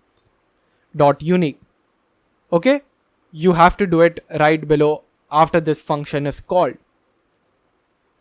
Great. Now after all of this is done, we can just have res2.fold in case of any error, show the snack bar with l.message, and in case of write, we don't have to do anything as of now. Now reshare tweet functionality has been created. I'll go to the post card or the tweet card, and here where I have my retweet button, I'm just going to call ref.read tweet controller provider.notifier.reshare tweet. I'll pass in the tweet, the current user, the build context, and then get done. Don't use user over here, otherwise it won't work for you. It will actually give a very weird thing and you won't understand why. I would recommend you to always use good names over here, not just user and current user. Something more appropriate, but it serves my understanding. Anyways, now that we have this done, let's restart. Now here I'll try to reshare a tweet. Actually, once the reshare has been done, here let's just say show snack bar retweeted. So what we have done over here is updated the reshare count on the original tweet, and we have shared the tweet again so that it appears on our profile. Now if I click on one of this, I'll click on hello. You can see we are getting invalid document structure because we have added a new tweet. I always forget to do this. Thanks to the error messages, they always tell you the right thing. So now I just want to add a new attribute called retweeted by, which is going to be a string with size, let's say 255, required, create. Now I can restart, and since we're getting this error, I can't seem to resolve it, to be honest. So I can just delete all the fields. Let's just delete every single thing. So I can have my database empty now. I'll restart my app. This is all empty. I can just type hey over here. I'll click on tweet. I have this. I can click on like. So like is there. I can click on retweet, and the retweet has taken place. And if I like it and then retweet, you can see there is retweet happening. The original likes are maintained, new tweets are being created, and they show up real time because of our Appwrite real time configuration and logic. But the counter is not updated on the tweets we are retweeting. But if we restart, the counter is being updated. You can see one is over there, one is over here. That means it is updating in Appwrite. We want to update it here real time. And another problem that I have is retweeted by not showing up. So I want these two things to happen. First, we'll work on the tweet card where we will add the retweet part. So you can see there we have added a comment of retweeted. We will replace this with our own retweeted by. And here again we are going to have a row. And in this row we are going to have children. And the first child in this is svgpicture.asset, where we show the retweet icon. So we have asset constants.retweet icon. Color will be palette.gray color, and the height will be 20. We'll increase it from the normal height. After this, we will leave some width. So we have constant size box of width, let's say 2. And then we are going to have a text saying that this guy retweeted. So here we'll have $tweet dot retweeted by, and we have to put all of this in a string because we want to type this username guy has retweeted. And now you can see we are getting all of this, but there are some problems. This retweeted shows up even for the people who have not retweeted.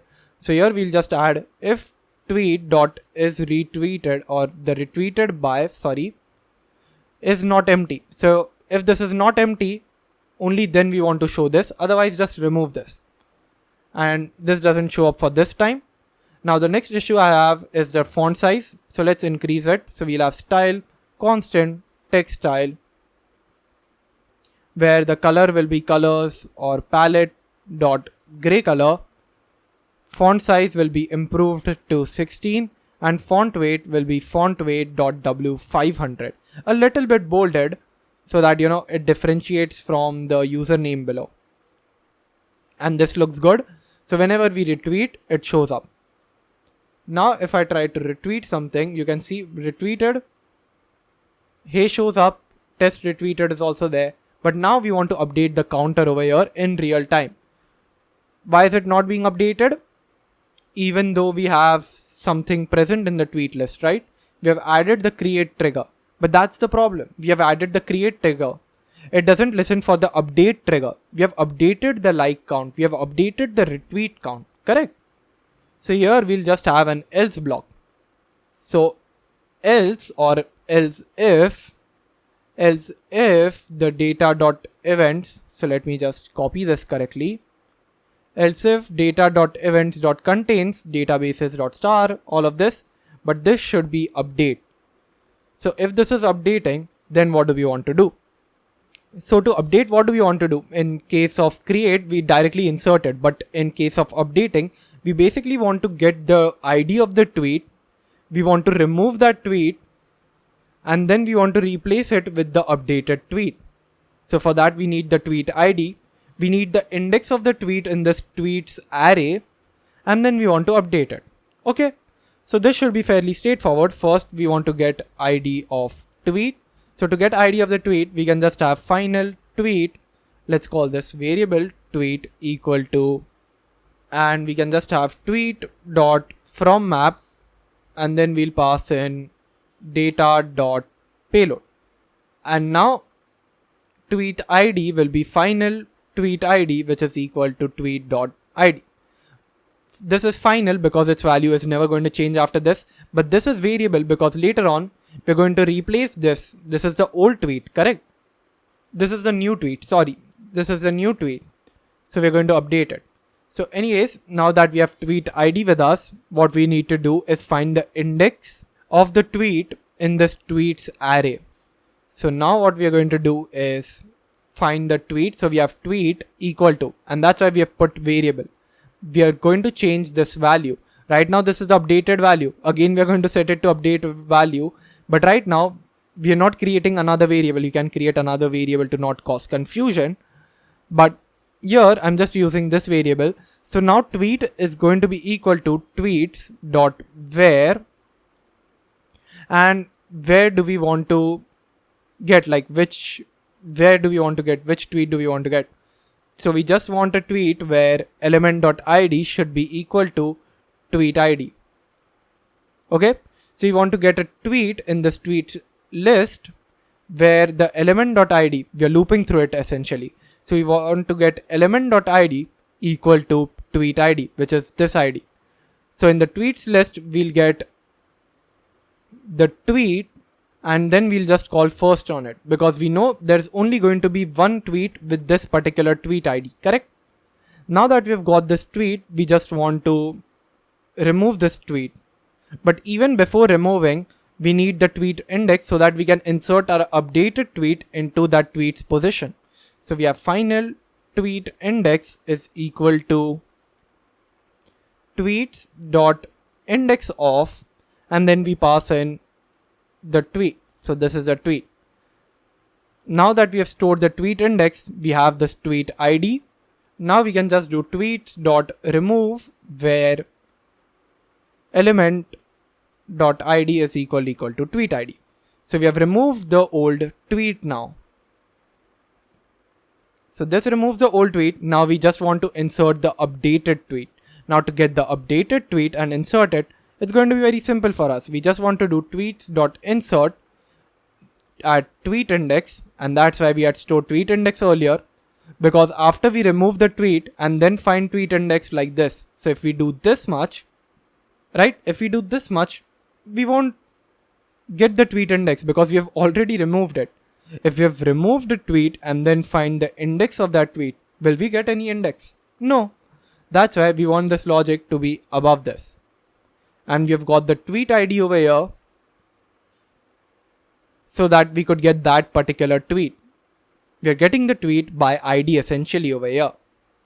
And now we are inserting at tweet index the element which is tweet. But this tweet is the old tweet itself, right? So now we want to update the tweet again by doing this. Tweet is equal to tweet.fromMap. Now I know this is a lot of logic, so I would recommend you to pause it. Go through it on your own. I'll do one dry run after this, after we get to know that it's working. If it's working, then I'll do a dry run. So if you want to follow along, you can follow along. But I would highly recommend you to use your own logic to understand this. Now we'll restart the app, and after restarting it, let's try to retweet. And I just realized the error in our application. Even if you try to retweet, the retweet count won't upgrade. And that's because the tweet.id that we are getting here is the updated tweets ID. And the updated tweets ID and the old tweets ID aren't the same thing, right? We had added that logic on our own and we forgot about it. So now how do I get the ID of the tweet? So now if you try to print latest, let's just call it data.events at 0. So now if you restart your application, click on retweet over here, you'll see over here, this is the event. Now this is the document ID. To get the document ID, what we need to do is get this thing. So to get this thing, we can just find this full stop at the last. So you want to get index of this full stop. So let's just get it. This is not the tweet ID. We had made a mistake. So let's just get rid of it. To remove the error, we can just do final tweet is equal to this. To get the tweet ID, now we are just going to have first of all the starting point or the starting index. And this is going to be latest data dot events at 0 dot last index of, and we want to get last index of this documents dot. So let's have documents dot. So we'll get the starting point. Now to get the ending point, we want to get last index of dot update, right? So now we can just repeat this and have final end point equal to dot update. Okay, now we want to get the tweet ID. So we'll have final tweet ID is equal to latest data dot events at 0 dot substring. So we have the starting point, we have the ending point. So we want to get a string from the starting point to the ending point. Done. But this is not it, because starting point is last index of, this will also consist documents dot. We don't want it to consist of documents dot, right? We want to remove that. So how can we do that? Well, we can just calculate the number of characters in documents dot, which is 10, and we can add it over here. So our starting point doesn't start from documents dot. It will ignore them. It will do starting point plus 10, ignoring documents dot, which is 10 characters long, till the end point. Dot update won't be used in the end point. This is because it doesn't contain dot update. Our index of is still here only. So now we'll get this ID, and now based on this, everything will get updated. And of course we are getting this error, so we want to convert it to a tweet variable. Sorry, if we convert it to a variable, we can use it later on to reassign. So now what we have done is get ID over here of the original tweet. See, we got the ID of the original tweet. We are finding that element by using element.id is equal to tweet ID. Then we are getting the tweet index before removing the tweet. Then we finally remove the tweet, get the new data, so get the new latest data and insert it at the particular tweet index and at a particular tweet. Now we'll restart the entire thing. I've retweeted many times here just to test. So just to reduce complexity, what I've done is just deleted all the tweets. Now I'm going to come here. I'm just going to type a new tweet, and then click on tweet. Now, another problem that I face right now while retweeting is that whenever I tweet, both the dates are the same thing. We don't want both the dates to be the same thing. Whenever we retweet, we want to update the date as well. So here, we can also update the date by just having tweeted at with the date time as datetime.now. So the tweeted at is now updated. Now we can just go and restart the app. Now if I try to retweet, it's over here. There is an update. If I retweet again, it's now 2 and it shows up right at the top. Now if I restart the application, this configuration doesn't change. So now finally our retweet is also working. The earlier logic did not work because of the new tweet ID that we were getting. We need to get the ID of original tweet. I hope that is clear. If it's not, I would recommend you to go through this. I've already gone through the dry run. We've got the starting point. We've got the ending point by index of. Now we are substringing them so that we can get a particular section of the string. Then we are getting the tweet, the original tweet. We are getting its index before removing it, and then we later on remove it. And then we are just having tweet.from map and inserting it. Easy. So the retweeting part is also done.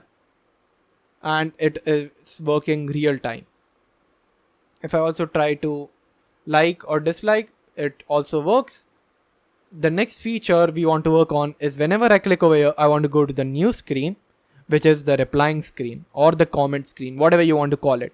And the speciality of this replying feature is that whenever we reply, this is going to be there in the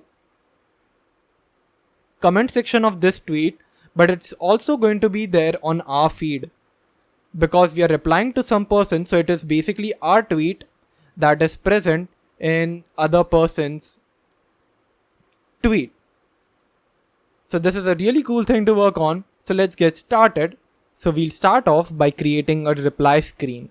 So we are going to go in the tweet folder in the views. We are going to create a Twitter reply screen or view, whatever you want to call it, dot. And here we are going to import material dot. We are going to create a stateless consumer widget. And we are going to call this not stateful. We are going to get stateless consumer. And we are going to call this Twitter reply screen. This is nothing else but just a simple reply screen. And now you might think that, yeah, if this is a reply screen, this is going to have text editing controller. And I said, if we have text editing controller, we need to use stateful consumer. And you're right, but we are not going to have text editing controller over here. We are simply going to use the onSubmitted property in the text field. Anyways, here in the app bar, we want a very simple thing to show up, which is a title saying text that this is a tweet. And this is how the original one looks as well. Now in the body, we are going to have a column widget. And in that column, we are going to have children, and the children, the first child we want is a tweet card. So for the tweet, we are going to have a final tweet over here. And then we are going to require this through the constructor. So we are going to have required this dot tweet.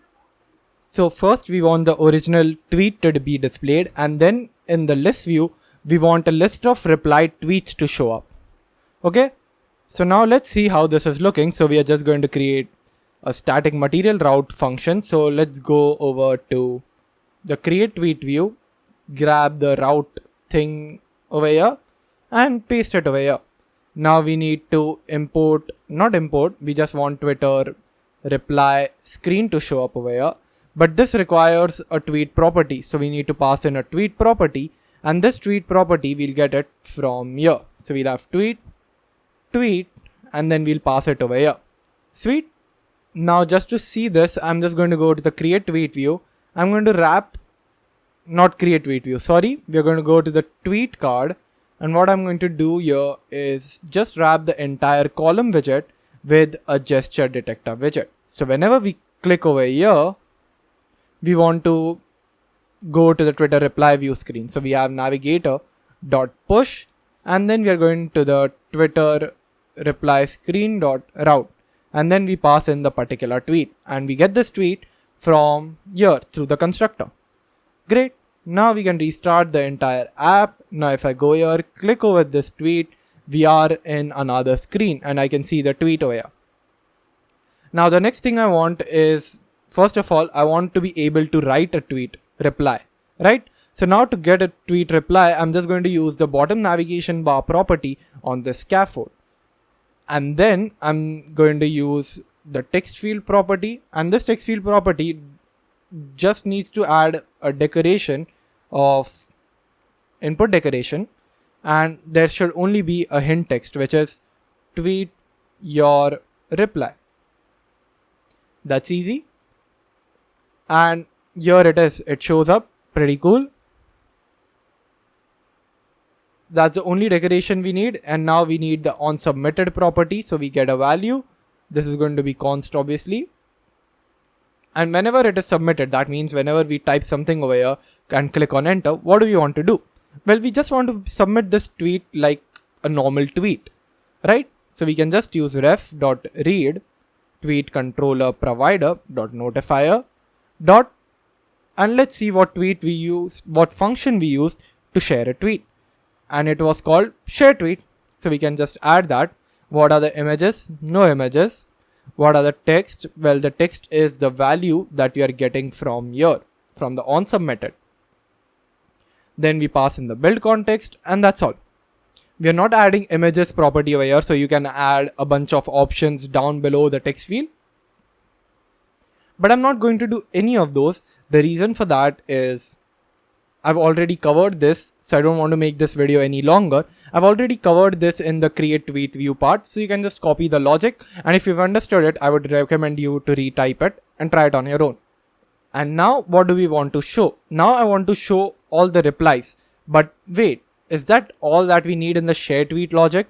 Because we are saying that we want to share a tweet, but nowhere are we specifying that this is in response to this tweet. So how can we list them over here? Correct? It just knows that it is a tweet sent by the current user. That means us, with no images, text is there. And if case of error, it's going to show us a scaffold or a snack bar. But nowhere does it know that it isn't replied to this tweet. So what we need to do is, in the share tweet, we need to add some logic. And we have to go down into every function, the share tweet, all of those functions, and here we have to require one field, which is required string replied to. So whom are we replying to? We'll copy this and put this in the share image tweet as well. So if we are replying to anyone, we need their tweet ID. This is not the user ID. This is a tweet ID because we are replying to this tweet. Yes, we are replying to this user, but user can have many tweets. We are replying to this tweet ID of the user. So you want to store the replied to will be the tweet ID of the user. Basically whatever tweet the user posts, that ID. So in the tweet model, we'll have to add another one, which is final string replied to ID or replied to. Now I'll get this through the constructor. So we have required this dot replied to, and now I can generate the entire data class. I'll remove the toJSON from JSON functions. I'll remove dot convert. I'll fix all of these issues, like this tweet type shouldn't be a map. It should be to tweet type dot type. and this should be tweet type removed. We'll treat this as a very simple string and convert this to a tweet type enum. Also here the ID should be /$ID. Don't forget that. Okay. So now we are getting a bunch of errors. So let's go there in the tweet controller. We need to add the replied to property. We will add that because we have just now got it from the parameter. We'll do the same in the shared text tweet. We're going to add replied to, and I think we've not added that over here. So let's quickly grab it and paste it. We also need to mention replied to over here. So we'll pass that in. And also here. Also here we have to pass in the replied to. So everywhere we need to pass in replied to and take it from the parameter. Now we're getting this error in Twitter reply view. So we need to go there and we need to tell it that this shared tweet has a replied to. Correct? We are in the Twitter reply view. So definitely it has a replied to. And what is the replied to? Well, I said it is going to be the tweet ID. So we'll just use tweet.id. Don't use tweet.uid, use tweet.id. This is a tweet's ID. Tweet.uid is the person ID who posted this tweet. In the create tweet view also, we have to go here. We have to add replied to property, but this is going to be empty because you're not replying to anyone. This is a create tweet view and we are going to reply to no one. This is our original tweet. Just like that. So this looks good. Now I can just tweet my reply. I'll just say, how are you doing? And I'll click on enter. You can see invalid document structure, unknown attribute ID. There is one problem. Here in the tweets, we need to add a new attribute called replied to. Don't forget that. String 255 required create. And just so that there is no confusion, I'll just delete every document that's present. Now everything is gone. I'll just type, hey guys, and let me just beautify this further. And I'll click on tweet. Here you can see invalid document structure, unknown attribute ID. So this is a problem with our tweet model. We have sent toMap, but we don't want toMap to be there, the ID of toMap. So remove that. That's a mistake I made. Now let's restart the application and see. So I'll just say, hey guys again, and it should work this time. So we'll go on tweet and here it is. Now I'll go over here. I want to reply. So I can just type doing good and then click on enter. Now just to verify if this is working, I'll do Control R and we are having doing good over here. But let's see if replied to is working.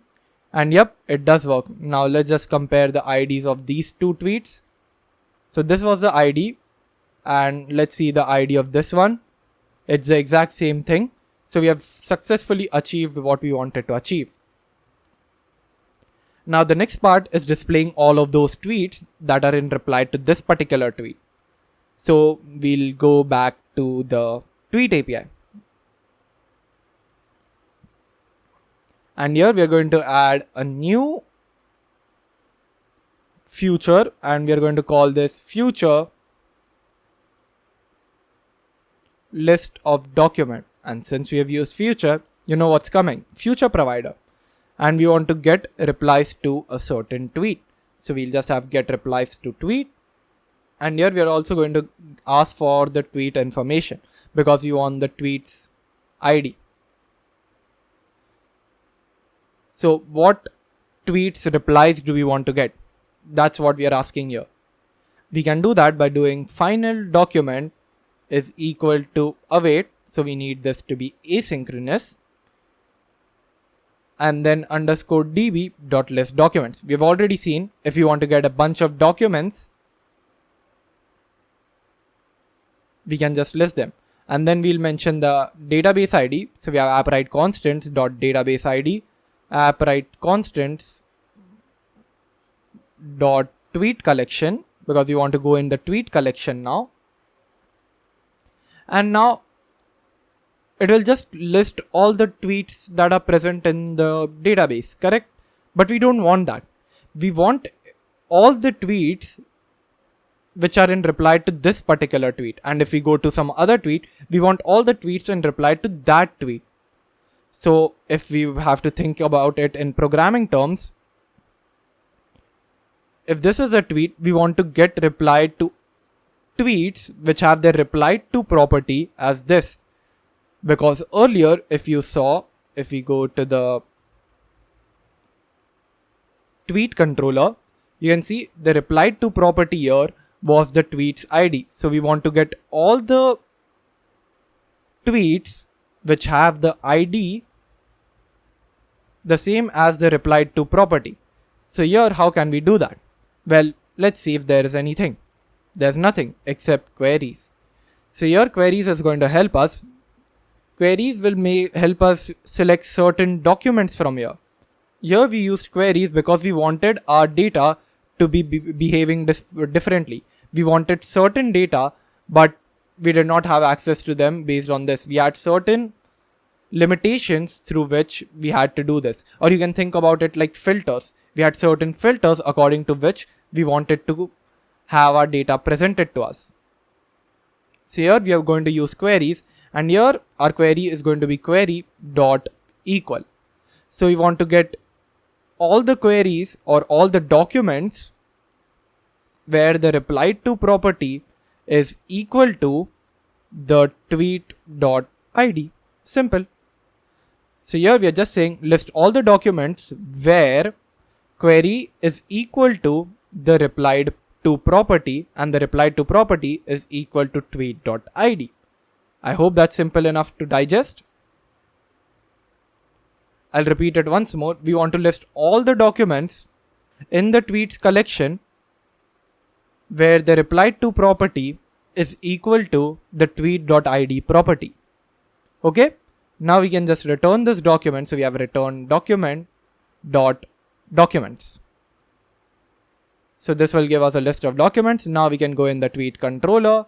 We can create a future list of tweet document or return data type of the function, and we are going to say get replies to tweet. And here we just want to get tweet from the parameter. And here the job is very simple. We just want to convert. Let's just put this function up here. So I'll put it right over here. And now the task is very simple. We just want to get something. So we have final documents is equal to await. So this will be asynchronous underscore tweet API dot get replies to tweets. Okay. Now we have gotten replies and the documents. Now we just need to convert it in a format of tweet. And we've covered this logic earlier. We have done this before for get tweets function. Get tweets is basically like get replies to tweets. Only difference is that it gets all the tweets, and get replies to tweet filters something and gets us the tweets.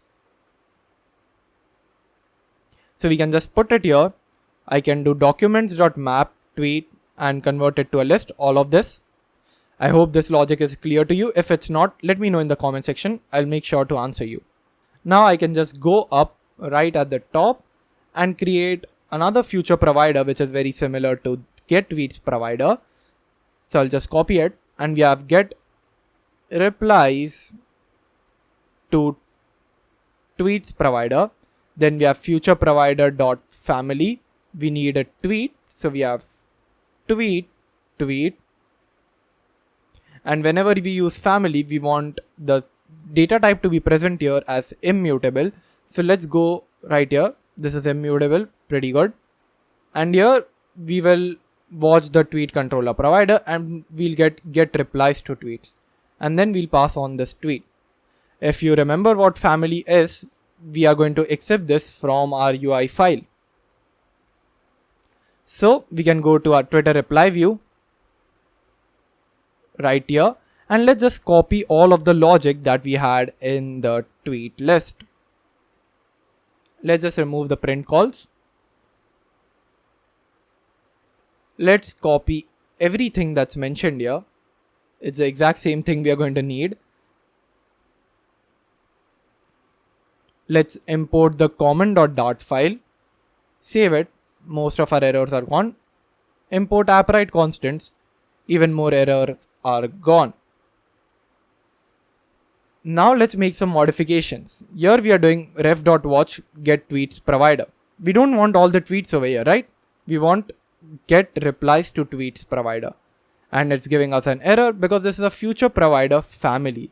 Whenever it's family, we have to treat this like a function and then pass in what it's requiring, a tweet. So let's pass in the tweet, and the tweet is exactly this thing. Okay. Now we have got reply to tweet .when data, and whenever we get the tweets, we have to show this in a format of tweet card in a list view builder.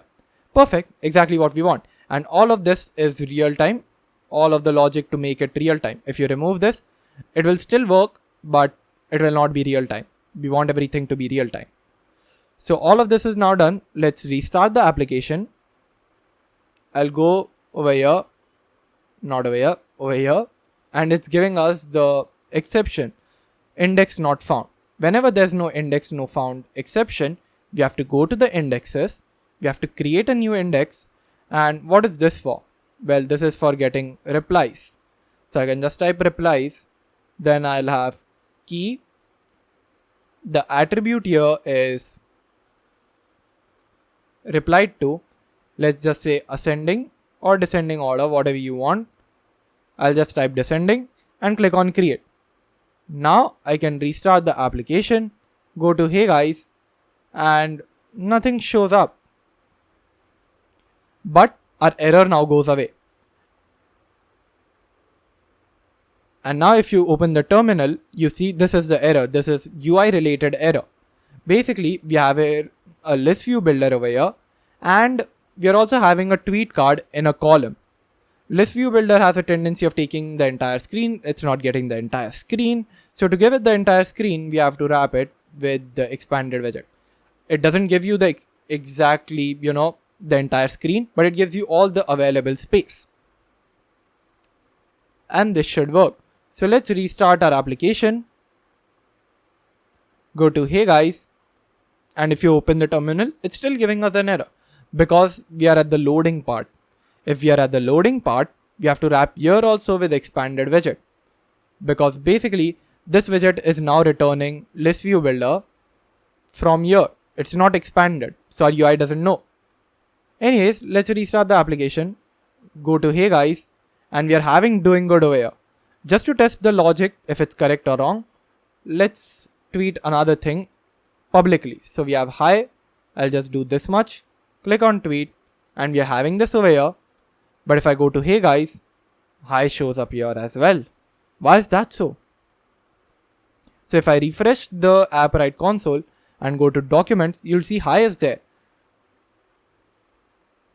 Reply to is still empty, but even then it's showing up over here.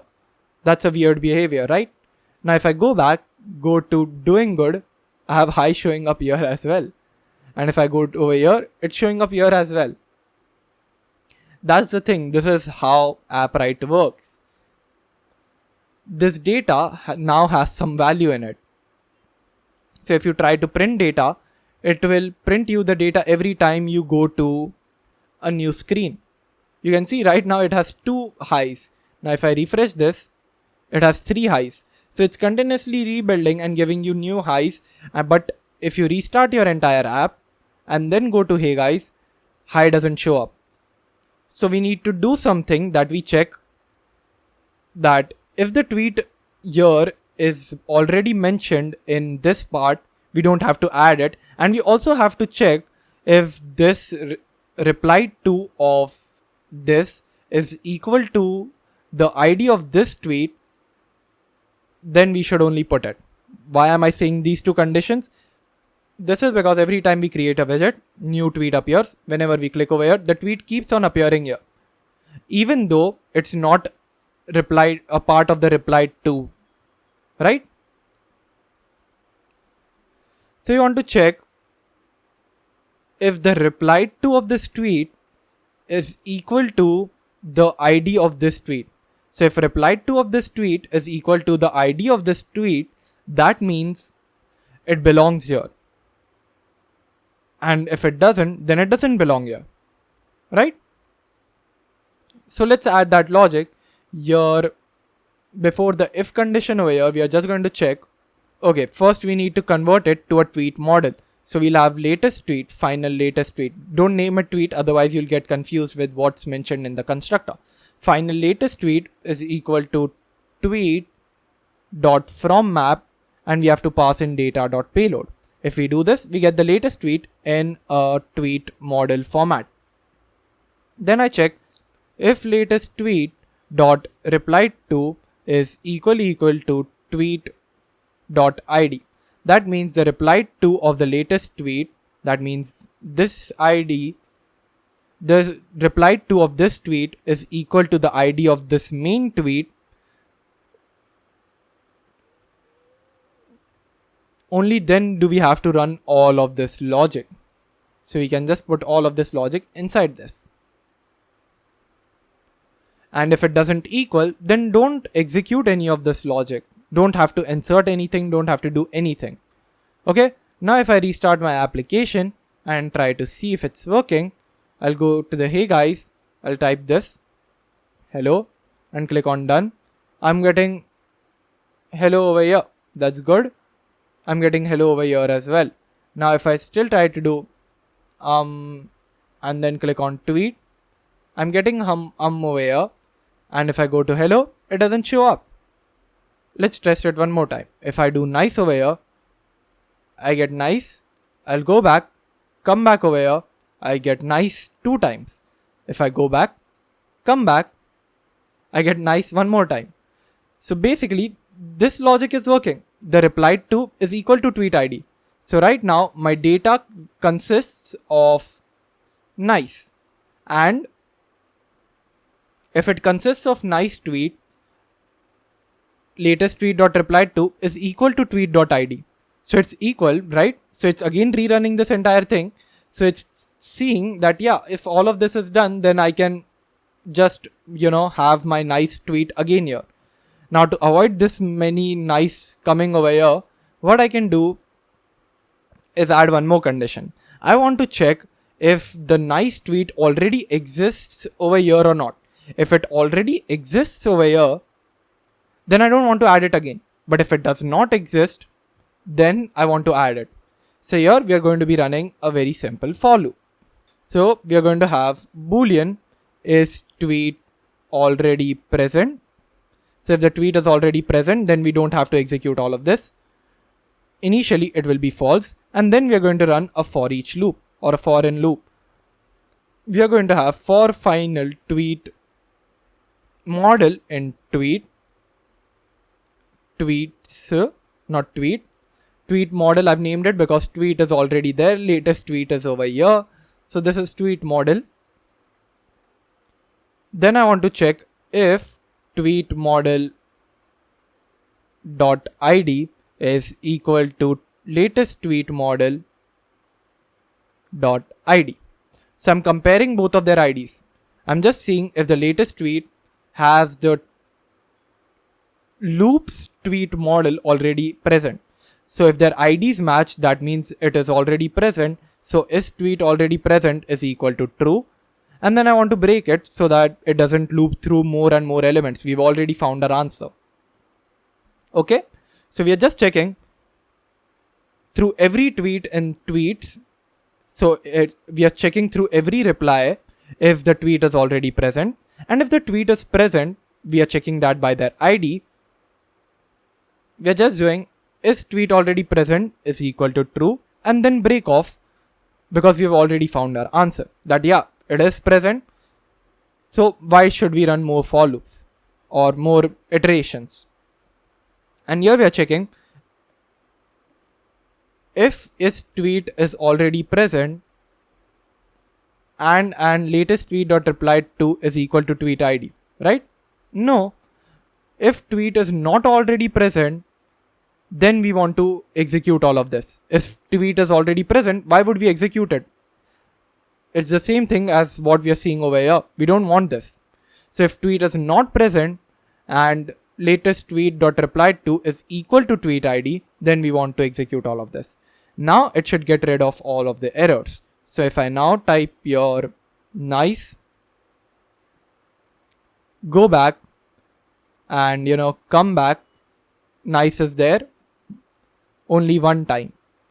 This is good. Now if I come over here, this has no comments, this has no comments, even this has no comments. That means the replied to feature is also over. But yeah, there is one thing left. Whenever we are replying to someone, we want it to show in the tweet.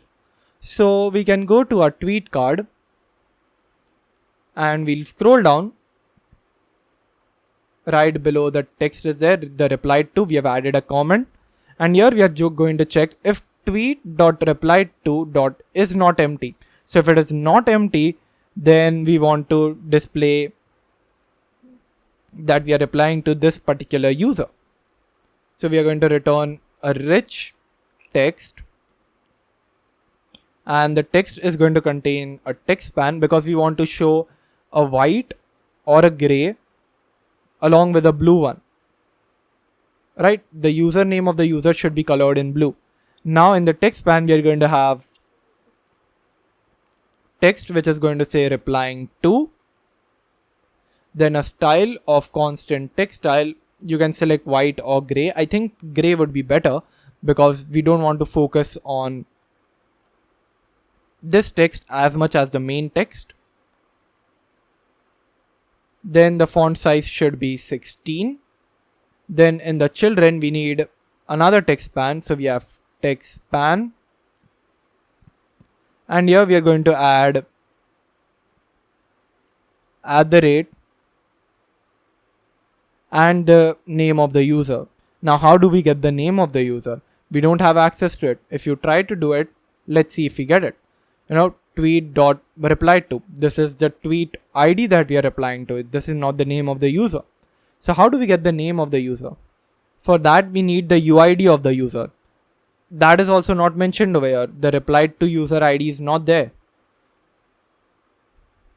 So what else can we do? Well, we have to create a new provider, which is basically getting tweet by ID. So we get that particular tweet, then we take its UID and then use the user details provider, and then we can get the name of the user. So let's do that. We're going to go to the tweet API now. Right at the top, we are going to define future document get tweet by ID, and obviously since we are getting by ID, we need a string ID. Now we can create one missing override.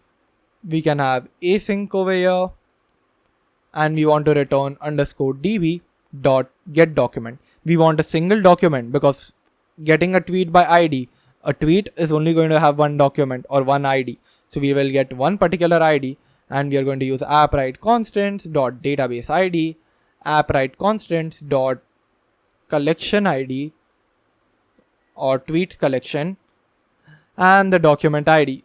Document ID is the ID that we are getting from the parameter. Okay, now we can go to the tweet controller. Here we are going to define our get tweet by ID function. So let's do that over here. We're going to have future tweet get tweet by ID. Then we are going to get async over here. Then we are going to get ID from the UI file itself. So we are going to have this. Then we are going to have final tweet is equal to _tweet API dot get tweet by ID, then pass in the ID. Then we are going to have return tweet dot from map, and this is going to be tweet dot, and there's nothing like it. So you want to do await. Now we have document. Earlier it was future document, and now we want to get tweet dot data. So we have converted it into a model and returned it. And now finally we just need a simple future provider. So we can just have future provider, and we'll name this get tweet by ID provider. We're not going to have anything else other than family because we want a string ID. We also need the tweet controller. So we're just copy pasting stuff now. We've covered a lot. So just get a hang of this. We are getting tweet controller. We are converting it to a models. We are sending data to Appwrite. We are getting data from Appwrite. All of the same stuff. And now we want to get tweet by ID, and we'll pass in the particular ID. Also here put a semicolon. Now we can go to the tweet card, and here we are going to wrap everything by ref. So we are going to have ref.watch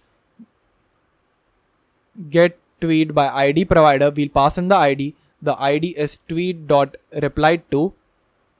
So we want to get the tweet ID or the tweet by ID of tweet.replied_to, which is the ID of the tweet that we are replying to, dot when. And whenever we get the data, we have to do something. So when there's data, we have to do something. When we have to do error or st, we have to do something. And if we have loading, we have to do something. So in case of the loading, we just want to show a sized box. So we can have sized box.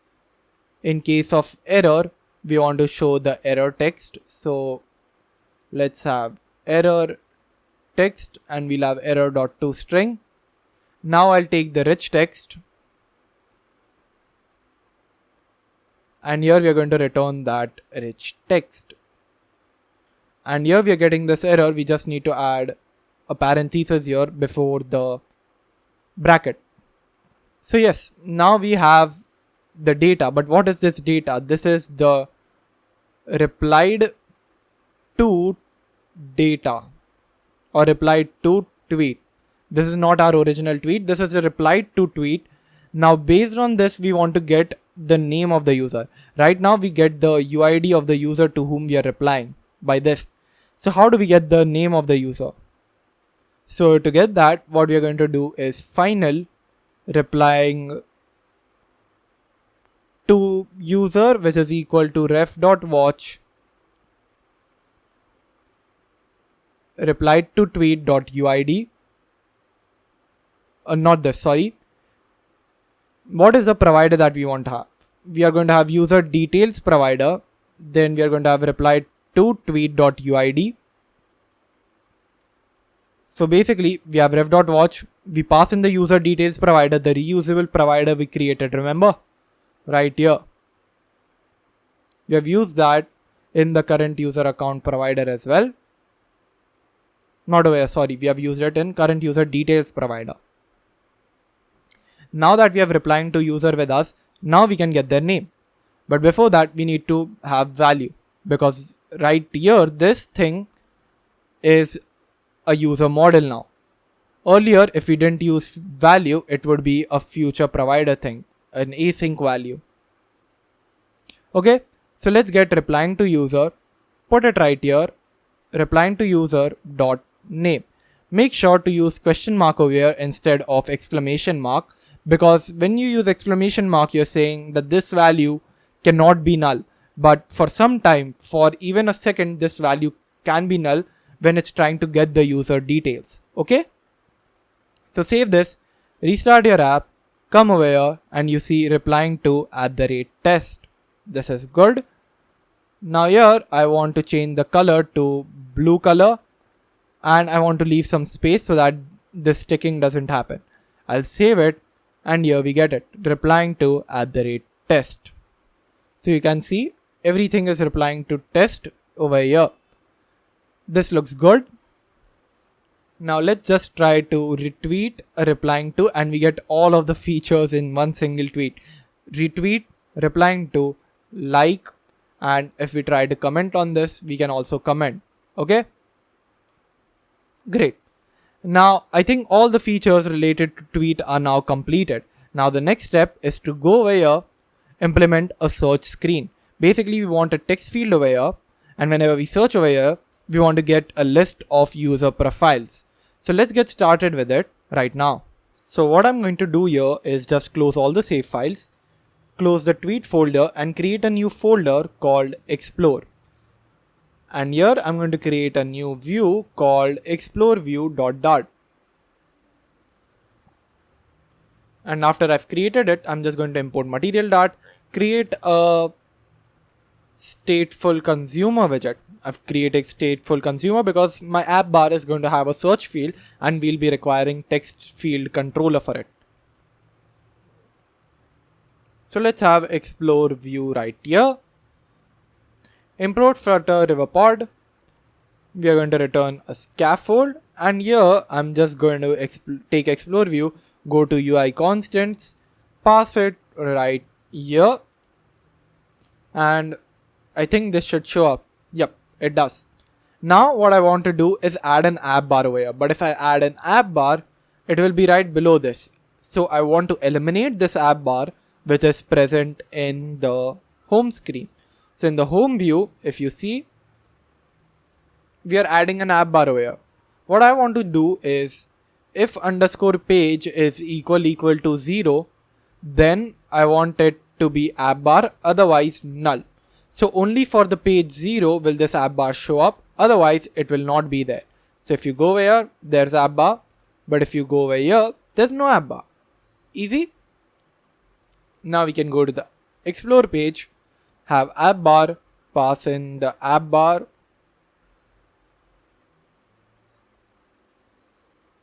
which will have a title, and the title is going to be sized box of height 50.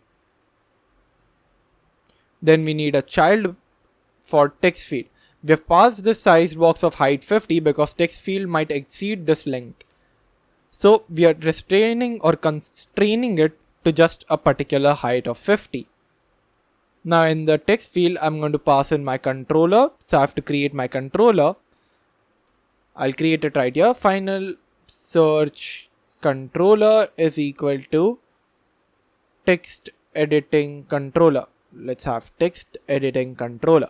Now I want to dispose this off. So I'll have search controller dot dispose. And I'll take this search controller and put it right here. Now if I see over here, here is my search field, but I want to style this even more. So I'm just going to pass in a decoration of input decoration, and here I'm just going to have first of all a fill color, and my fill color is going to be palette dot search bar color with filled set to true. So I'll just have filled true. After I have this, and if I go here, this is colored, which is pretty good. Now I want to enable borders so that I can remove this border and add my own border. So here I'm going to have enabled border. So in the enabled border, I want outline input border with border radius, and border radius is going to be border radius dot circular 50.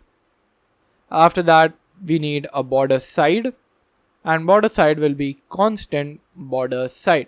Basically, we want the normal text field to be a bit rounded, should have no outline underline border. So I'll just pass this as color palette dot search bar color, and of course for the border radius we have this. Now we won't be able to see over here because this is focused, so I'll do the same for focused border. And now it's going to be the exact same thing, so I can just extract this out, put it here, and call this app bar text field border, which is equal to this thing. Now I can copy it, paste it right over here, paste it for the focus border as well, save it, and here you can see this is curved exactly like the Twitter thing. Now I want hint text to show up, so in the hint text over here, I'm going to pass in search Twitter, save it again, here it is. Now I want content padding to be there because I want to shift my text from here to somewhere a little bit down and to a little bit more right. So in the decoration, I'm going to have content padding constant edge insets dot all 10 dot copy width left 20. Basically from the top I want 10 padding, and from the left hand side I want 20 so that I can go to the right hand side. And here it is, looks great. So this was about designing the search field. Now we want to be able to search for users. So for that, we are going to go to the Explore folder, create a controller, and call this explore controller.dart. Then I'll have a state notifier and a state notifier provider. So the state notifier is going to be explore controller. Let's remove notifier from here. Then we will need a state notifier, a boolean value, and false, because this shows it's loading. So it's loading is initially false.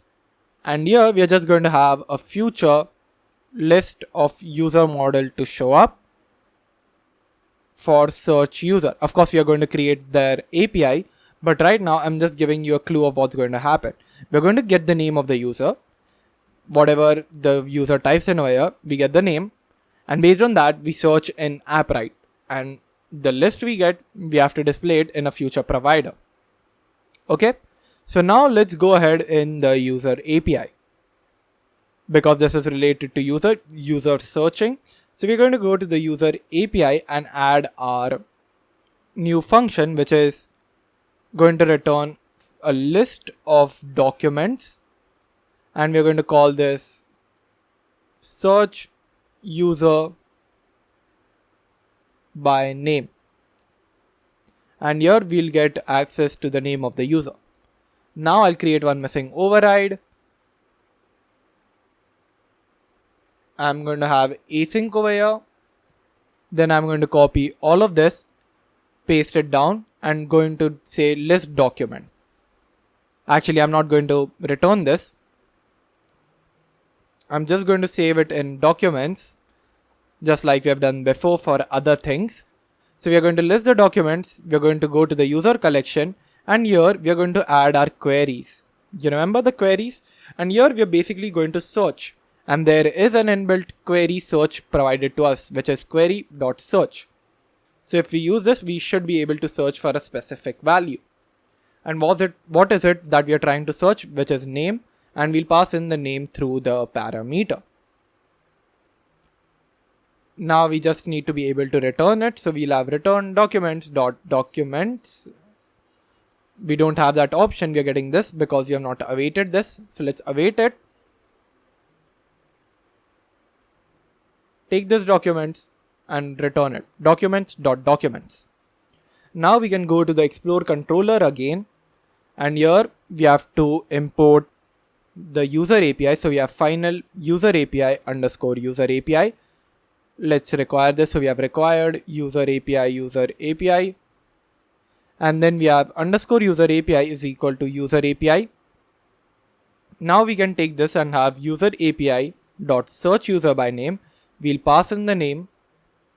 And this should be equal to final users is equal to await this.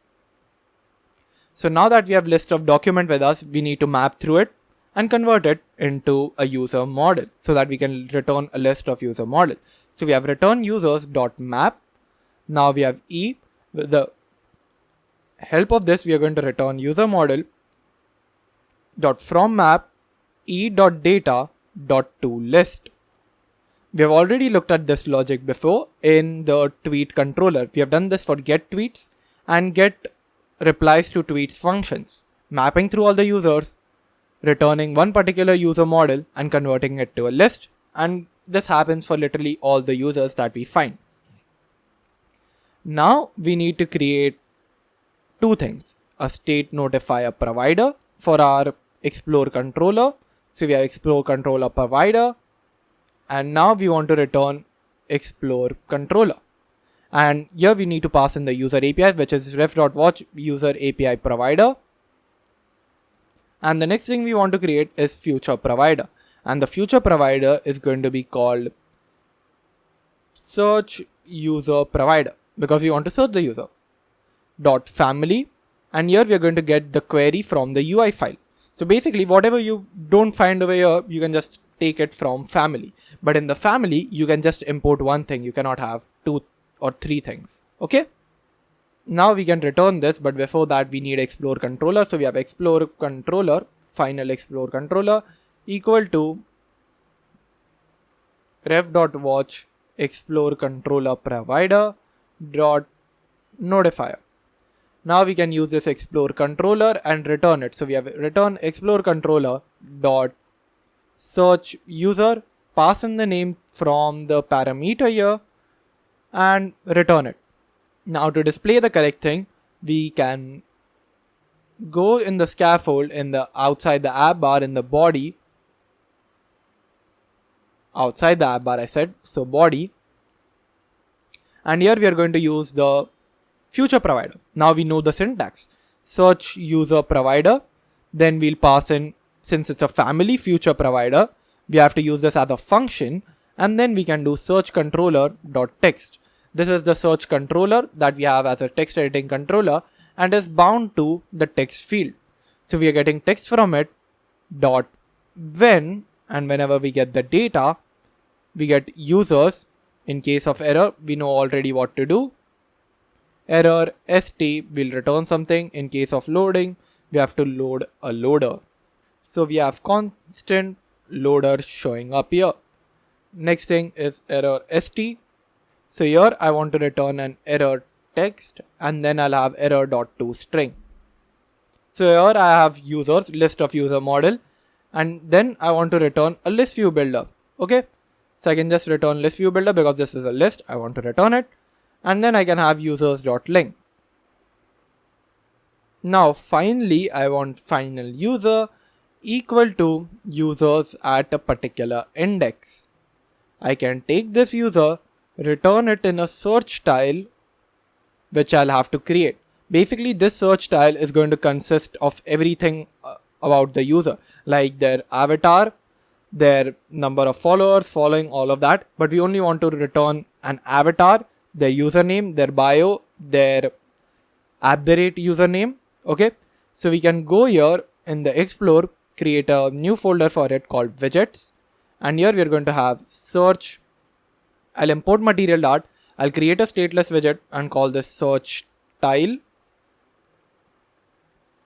We'll be requiring the user model. So we have final user model, and then we're going to require this through the user model constructor. Now we have to return a list tile. So we can have return list tile. Then we are going to have leading, which is circle avatar. And then we need a background image, which will be network image. And we'll pass in the user model dot profile picture. Okay. Then we need a radius of 30 so that it looks big. Now just to see how it's looking, we can return it over here. So we have search tile. We'll pass in the user model, which is the user we have extracted. All of this pretty similar to what we have done earlier. Now we can restart our entire application. Now we can restart the entire application. Go to the search bar. Here you can see we are getting error because we are not finding an index. So let's create an index here in the tweets. Not in the tweets actually. We have to go to the users collection because we are having a query on users collection, not the tweets collection. So we'll create index. Let's call this search user name. Then this is going to be of the type full text. Since we are searching the user, it's going to be of the type full text. Even if you mess things up, it will give you an Appwrite exception over here that this cannot be of the type this. You have to use full text or whatever, and then you can change it accordingly. Or you can just read the docs to get a clearer idea. So I'll pass in name, I'll pass in descending, I'll click on create. So I've passed in an invalid key. I want to pass in searching. That's it, nothing else. And then I'll have full text. I'll pass in name, ascending or descending, whatever. Then click on create. Index has been created. Restart the application. Go to the search. No error. Now I'll just have hi. Click on enter. Nothing shows up. If I do test, click on enter. Nothing shows up. That's weird because my email is test@gmail.com. So now to make this work, we need one last thing over here. In the explore screen, there is a possibility of many API calls going over here in the body. So what I want to do is show users should be false. So as long as it is false, we should not be able to show the users list. Only when show users is true, we should show this. Otherwise, we should only show a constant sized box. Okay? And this show size box will be true whenever on submitted is set to true. So whenever on submitted is clicked on, we can do set state show users is equal to true. Great. Now we can restart the app. We can search for a user with test, click on done, and here it is. Here shows up the user with their profile picture. Now let's add more things to this. So we can go to the search tile, and here after the leading we need a title where we want to show the user's name. So we have user model dot name. Then we need a style so that this looks bigger, and we have text style where the font size should be bigger than original. Font weight should be a bit bolder, not exactly bold. So we'll have font weight dot w 600. We'll save it, and here it shows up. In the subtitle we have a column, and in the column we have children. In the children we have a text, so the text is going to be this. We'll paste it right here. It will be user model dot name. We'll put @ before it, and we have to interpolate this. So basically adding @ dollar so that this is a variable name with @ before it. Then the font size can be 16, and we can remove the bolding part. And since it's a subtitle, it's going to be of the gray color. Now we need another text just like this one. So we'll paste it in, and we'll have user model dot bio. And here the color should be palette dot white color. The bio should show up in the white color, because the subtitle color is usually gray. And here you can see we are getting @test right here. We don't want it here. We want it to be here. So in the column we can have cross-axis alignment as cross-axis alignment dot start. And here it is. Now if there is any bio of the user, it will show up here. And if there is no bio, it will not show up. Or like it is there, but you cannot see it, obviously, because it's empty. Now the searching feature is also complete. Now the next feature here is going to be whenever we click on this user tile, we should be able to go to the user's profile, and there we get the option to see the user's banner image, their profile picture, their followers following, their recent tweets, all of that cool stuff. So let's close all of the save files, close all of the features, and let's get ready for another feature, which is the user underscore profile. Now we'll start off this user profile by creating a view of it, like how it should look. There are a lot of slivers to use, because in Twitter, if you see, it is not just simple scrolling. It has a weird scrolling effect. So we want to give that effect. So we are going to do exactly that. So here we are going to create a views folder, create user profile view, import material dart, and now create a widget for it. And now we are going to create a stateless widget for it, and we are going to call this user profile view. Actually, we need a consumer widget for it, not stateless widget. So let's rename it. And here we are going to need a widget ref. And we also need to return a scaffold. And in the scaffold, let me retype it.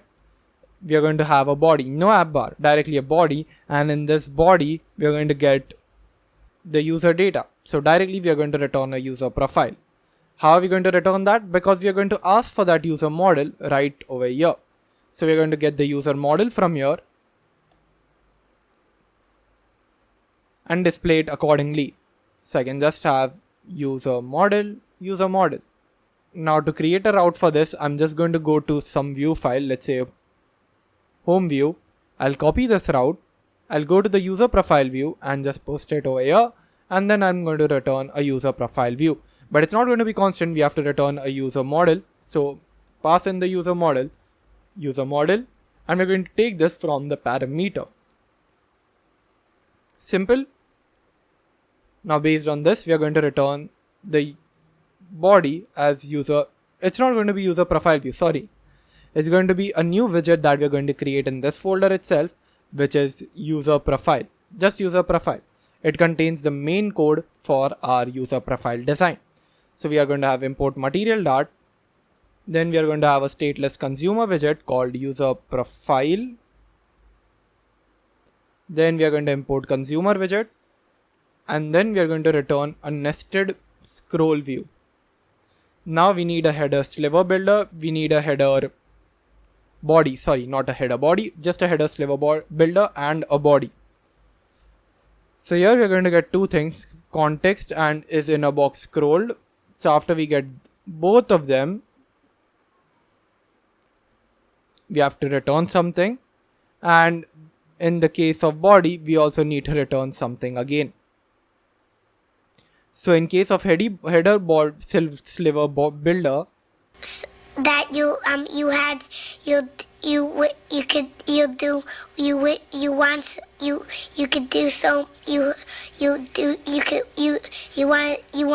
So in case of header sliver builder, we are going to have sliver, well, we have to return first, and this requires a list of widgets to be returned. So we're going to have a list over here return, and then we are going to have sliver app bar, and here I want to have an expanded height of, let's say, 150. Floating should be true. This means that the app bar is floating, or the app bar should become visible as soon as the user scrolls towards the app bar. Snap should be true. This means that the floating app bar will snap into view, and both of them should be true together or false together. And then we need flexible space. Why a flexible space? Because now this app bar is going to be used to show the banner picture of the user. So we need a flexible space bar. And now we are going to have stack, because I want the user's profile picture to also be shown right above, right on the top of this banner picture. So first of all, let's have banner picture, and we are going to have positioned dot fill. That means it takes the entire space. And then in the child, we are going to check if user dot not user. So we want to get the user picture here as well. So we want to get final user model, require it through the constructor. Here when we return user profile, we'll pass in the user, which is the user model. So here we have child as the user dot banner picture, and we want to check if user dot banner picture is empty. So if it is empty, then I want a container of blue color to show up. That's what Twitter does. If the user hasn't selected any banner picture, it will just give a color of blue. So we have palette dot blue color. But if the container is not empty, then what do I want to do? Well, in that case, I want to use image dot network, and here I'm going to return the banner picture. So it's going to be user dot banner picture. Okay, now we are getting this error because we have not specified children in the stack. So let's pass that in, take position dot fill and paste it over here. And for the time being, the body is going to be a simple container. Now we want to see this in action. So what can we do? We can go back to our search tile. In the on tap of this search tile, we can just say navigator dot push context and user profile view dot route, and then we'll pass in the user model. Okay, so we're getting this user model based on the search screen, whatever the user searches. If you're getting that user model, We're passing it through the list tile on the on tab. Now we are here. From here we pass it to the user profile over here. Okay, so now if I just click over here, you can see this shows up. Very nice. Now what I want here is at the top over here, I want the user avatar to show up, and here the profile picture, not profile picture, sorry. Here is the profile picture going to be. Here is the follow button. This is going to have the name of the user, @ name of the user, followers, following, all of that stuff, the bio of the user, and then all the latest tweets done by the user. So to do that, well, first of all, I'll need here in the stack a circle avatar. I'll have a background image, and the background image is going to be network image. And then I'll pass in user.profile picture. I'll save it. Now I also need a radius, and the radius is going to be, let's say, 45. I'll save it, and here it is. Looks very weird, I know. Now I can wrap this circle avatar with a position widget so that it goes right below. So we have bottom 0, and here it is. So it has gone to the bottom of this flexible space right here. That's exactly where we want it to be. Now next thing we need is a follow button, which should show up right here. So to do that, we are going to have an outlined button, because, well, we need an outlined button, and the child is going to be text which says follow. Now this text is going to depend. If it's the user himself, then it's going to be edit profile. But if it's other user, it's going to be follow. And if it's not the same person, and if we are following the user, then it's going to be the unfollow button. But one thing is going to remain constant, the text style, which is going to have a color, and the color is going to be palette.white color. And now when I put this button, you can see again we get the similar design. Now to avoid this, what we can do is wrap the outline button with a widget called container.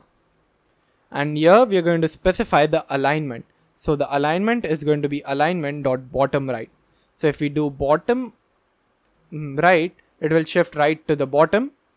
And I also need some padding, basically margin. So we can have margin or padding, both will work in this case. And then we are going to have edgeinstance.all 20.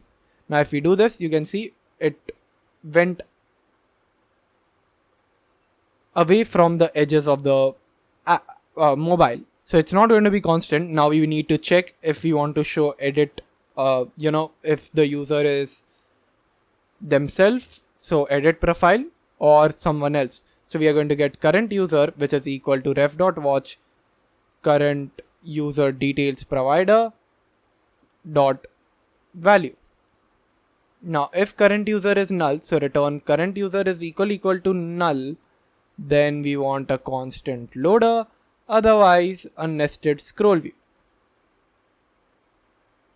And now we are going to take this current user, put it over here, and check if current user dot UID is equal to the user.uid. Current user is our user.uid is what we have taken from the constructor. If both of them are equal, then we want edit profile to be there, otherwise the follow button. Okay, so we get the edit profile because it's our own user. It's us. Now to add a different border to this, to our outlined button, we can have style elevated button dot style from, and the shape will be shape rounded rectangle border, where the border radius is going to be border radius dot circular 20, and the padding is going to be constant edgeinstance dot symmetric, let's say in the horizontal direction 25. Basically we're going to add a little bit of padding from the sides and have a circular border radius, and to change its color we can just do side border side color palette dot white color. Now if I go over here, I have this button showing up, which is pretty cool. and it is rounded as well. Now to increase the width, we can just go ahead and type width, let's say 1.5, 10, but I don't want any width, so I'll remove it. So here is our edit profile button. Now we need to get out of this. This is all that we needed in this app bar. On the banner pic, I needed to show this profile picture and the edit profile button. Now below this, we need to show the username of the user and all of that stuff. So I'll just go to the sliver padding in the custom scroll view. So after the sliver app bar gets over, I'm going to come here and have sliver padding. Basically, I want to add a padding from all sides of 8. And now the sliver is going to be sliver list.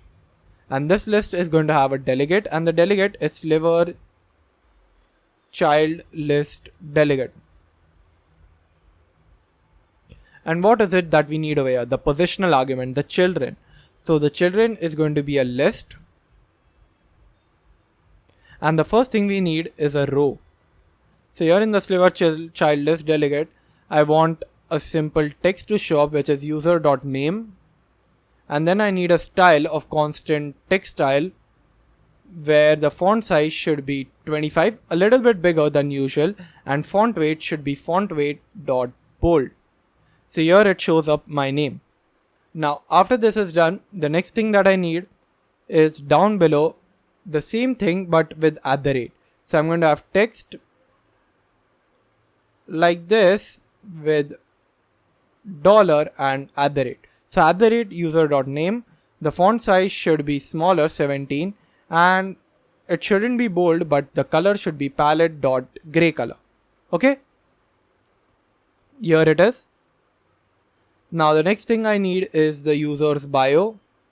So we have text user.bio. I'll just remove all the string, and here the gray color should be removed. The font size should match this @ sign. And here it is. This looks good, but bio is not showing up. Of course, when we work on the edit profile feature, you'll get to see it. Now later on, we need a constant size box of height 10, because now I want to show in a row format the number of followers the user has, the number of following the user has. So to do that, what am I going to do? I'm going to create a separate widget here, which is going to be follow _ count . I'm going to import material . I'm going to create a stateless widget and call it follow count. And here we are going to return a row because we want to show the number of followers the user has, and with the tag that this is followers and this is following. Okay. So now we'll have final string count. So like the counter, and final string text. Then I'll require this through the constructor. In the children, now I'll have a text that basically says the count. So you have 0 followers or 5 followers like that. And we are having $count because this will be in an int format, not a string format. Sorry. Okay. Now in the style, we are going to have not strut style, style, and we'll have constant text style because we want to have a color, and the color should be palette.white color. The font size should be 18, and font weight should be font weight.bold because I want to bold it, right? I mean, this count should be bolded because there is more emphasis on this. Yeah, this guy has 17 followers. So like there should be an emphasis on this. And we're going to copy this text, paste it again with some width here. So let's say a width of 3. You can also add, a padding from the right side or from the left side, depending on where you add the padding. But I'm adding a size box. And this will show the text. So what is like it? Followers following what? And this will have a gray color. Font size should be 18, the same size as this. Okay, so you can create a separate variable for it here called int font size, which is equal to 18, because both of them should maintain the same font size every single time. So let's remove the constant And obviously this is a double, so we can make this double font size. Okay. Now I can take this follow count and put it here, but I want it again in a row. Over here we had a row because I wanted to show the counter alongside the tag that this is following. But over here we want the followers entire row showing beside the following entire row. So for that I'm going to create another row, have children, and the first child is going to be follow count. And here the count is going to be user.followers.link. Don't use current user here. This is user.followers.link and this will be followers. Now we are going to have something similar but above it, which should be following. And this should be users.following.link. Okay. Now let's see what we are getting. We're getting one following, one followers. That shouldn't be the case, but that's how Appwrite is functioning right now because we are directly getting the users follower.link. So if you want to change this, you can just have -1 because this happens for literally every user. So you can just have -1 and there's 0 followers, 0 following. Also, to leave some gap between them, we can have constant size box of width 15. Let's have constant, and yep, this looks much better. Now I'll exit out of this row, leave some space, so I have height of let's say 2, and then I want to have a divider. After I have the divider, which doesn't show up, so I'll just have a color with palette.white color. Come over here, we have the divider showing up. Now below all of this divider, I want a list of the tweets made by the user himself. So if we are on this user, we want to see all the tweets the user has made. So I can come to the body and here we need to do that. But even before doing that, we have another step because we have to go to the user API and create an API or a function so that we can use it. But we are not going to do that in user API. We'll go to the tweet API because at the end of the day, this is tweet related. We want to get the tweets made by the user. So you can have future list of document get user tweets, and then we are going to supply to it the user's ID. We'll add the missing override implementation for it. Let's create async over here, and now this is very similar to the get tweets functionality. So we are just going to have that. Let's go up, copy this, paste it over here. We want to list the documents in this database ID, this tweets collection, but the query is going to be different because here we want to check if the query is equal. We want to get all the users' tweets correct. So you want to check if the UID is equal to the UID. Simple. The tweet collection has a UID property. There we are checking if it is equal to the UID supplied by the parameter. And then we are returning this. Now we can go to the user profile view. Here create a controller, and this will be user profile controller. Dot. And I don't want to write all the boilerplate code again and again.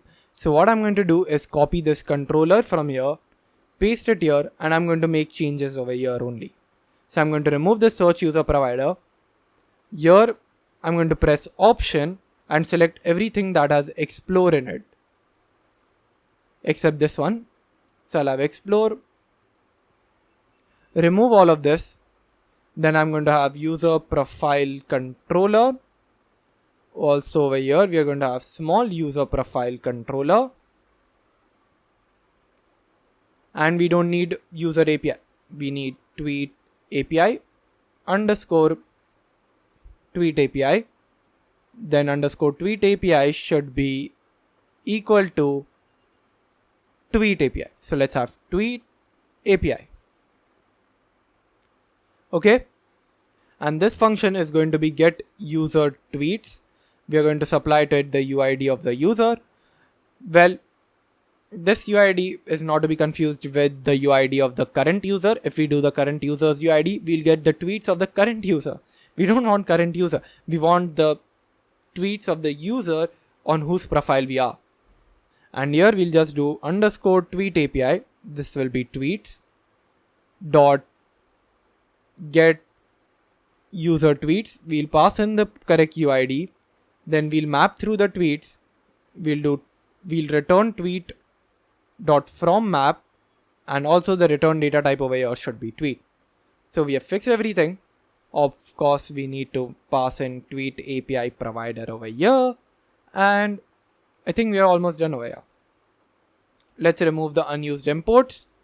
Now we just need to create a future provider, and then only displaying part is left. So we have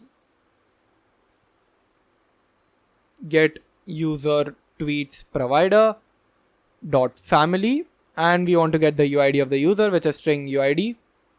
Then we want to have final user profile controller, which is equal to ref.watch user profile controller provider dot notifier.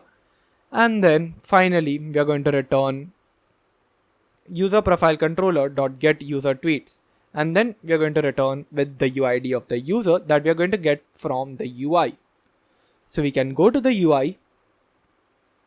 Here we are going to have ref.watch get user tweets provider.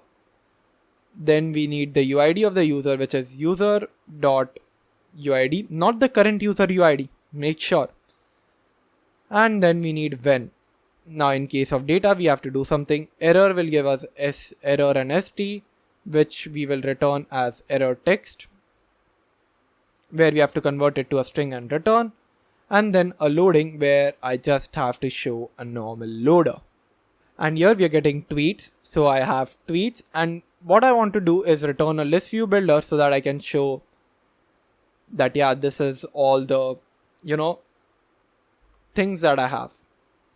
And actually, instead of writing all of this code, why can I not just go to the tweet list, just copy everything from here, not everything, just this part, and paste it over here. Of course, if you want your user profile to be, real-time working, for example, if someone likes a tweet or something, you want them to see that in real time, of course, you should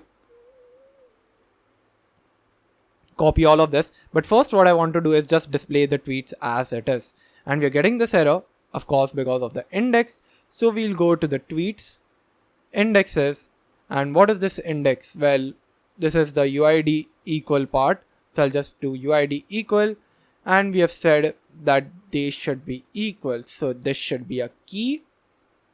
UID descending, create. I'll restart the app. Go to the user. So we have test. Go over here. And all the tweets from test show up over here. And you can see we have a little bit of weird scrolling effect as well. So if you just go over here and come back, you can see there is not the normal scrolling. You can see it in this part. Sorry, this part. Okay. So if you want to see it again, you can see it. If we come back, yep, here it is. Now, whenever we click over here, it's not going to be real time. Of course, there's no real time logic in our user profile over here. So even if we try to retweet, it happens, it retweets, but it's not real time. It doesn't show the one upgraded counter. So for that, you can of course add all of this logic by adding all of this. So I'll just copy all of this and paste it to the user profile. But I'm not going to do that. You can do it on your own. And if you face the same bug that we had faced earlier, you should copy everything from the reply view screen. So this part, you can copy everything from here. Or let me just do it. So I'll just copy this entire thing. I'll come over here to the user profile. Where is it? Yeah. And I'm going to return this thing. Now I'm going to import the tweet model. I'm going to have Appwrite constants. We're going to have get latest tweet provider. And we don't need to add this logic over here. So we only add this logic. Okay. So now if we try to do retweet, it shows up real time. But just to make this look very simple, what I'm doing here is just returning list view builder. So if you want to check out my GitHub repository, this will not be mentioned. I've just showed it to you. I can type a comment that make it real time or can make it real time by copying code from Twitter reply view. Okay, so you can do that if you want, but I'm not going to do that.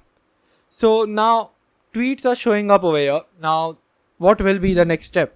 So the next step is obviously to edit the user profile. So if the user clicks on edit profile, we go to the edit profile screen, and there we get the option to select a profile picture, select a banner picture, select the name changing, bio changing, all of that.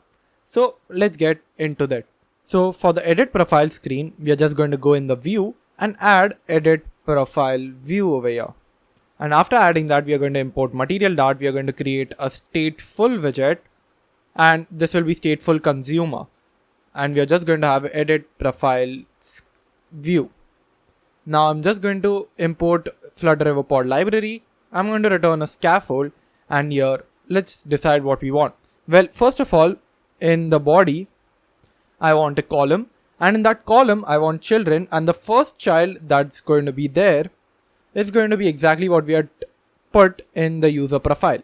So we are just going to go up and copy this thing, the stack portion, and I'm just going to copy it till here, paste it in, then close the stack. And now we need the current user. So we can get the current user, which is final user is equal to ref.watch current user details provider dot value. And while we are getting that, if it is null, then we just want to show loader. Otherwise we'll get null check operator used on a null value. And after getting this, obviously let's just import theming, and this looks good. Now let's see how this is coming about. So when we click on the edit profile, we should see the screen. So here, let's just put in the route. So to get the route, we can just go to one view file, let's say home view, copy it, paste it here, and then we have edit profile view route over here. Okay, so now the next thing that's needed is whenever the edit profile button is clicked, we want to go there.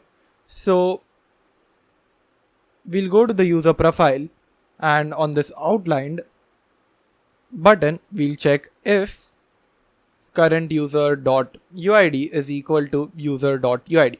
So if both of them are equal, we want to edit the profile. So we are just going to use navigator.push, and we are going to go to the edit profile view.route. Save it. Now whenever I click over here, I go to the edit profile view, but I don't see anything, and I'm getting this error over here. So let's try to resolve this error. First of all, we want to give our stack a specific height so that it doesn't exceed the given portion. So here the stack can have a height of size box height, let's say 200. It should not exceed that. And here we have it. Our stack looks good over here. Next thing I want to do over here is not use position.fill. Instead, just wrap it with a container, and in the container, add width as double.infinity, so the maximum amount of space. Height will be 150, so we'll save it. The height is bit reduced, so the profile picture shows up here. But since the stack's height is this much, 200, the profile picture seems to be on top of two screens like this. Then we need a decoration, and the decoration will be box decoration. We'll pass in border radius, which is border radius dot circular, and we'll pass in 10 as a border radius. Cool. So this is a bit rounded. You won't be able to see it right now, but yeah, it is. After this container, let's position this. We don't want it here. We want it to go a little right. And from bottom, we want it to go a little up. So what we are going to do here is from bottom, we want 20. And from the left, because we want to go in right, we want 20. So we'll save it, and here it is. This looks good. Now we'll reduce the radius. So we'll keep it 40, and this looks better. Now the next thing is outside of this stack, after the size box, we need some text editing controllers, because we want the name controller, the bio controller, so that we can change it. So we have text editing controller, final bio controller, which is equal to text editing controller. Then we have dispose functions for it. And then we are going to have name controller dot dispose, bio controller dot dispose. So after this, we can go down, and here we are not going to have any styling for our text field actually, because that's how Twitter looks. There is nothing, there doesn't feel to be any styling. So we can just pass in the controller as name controller. Decoration can be constant, input decoration. The hint text, let's put hint text as name.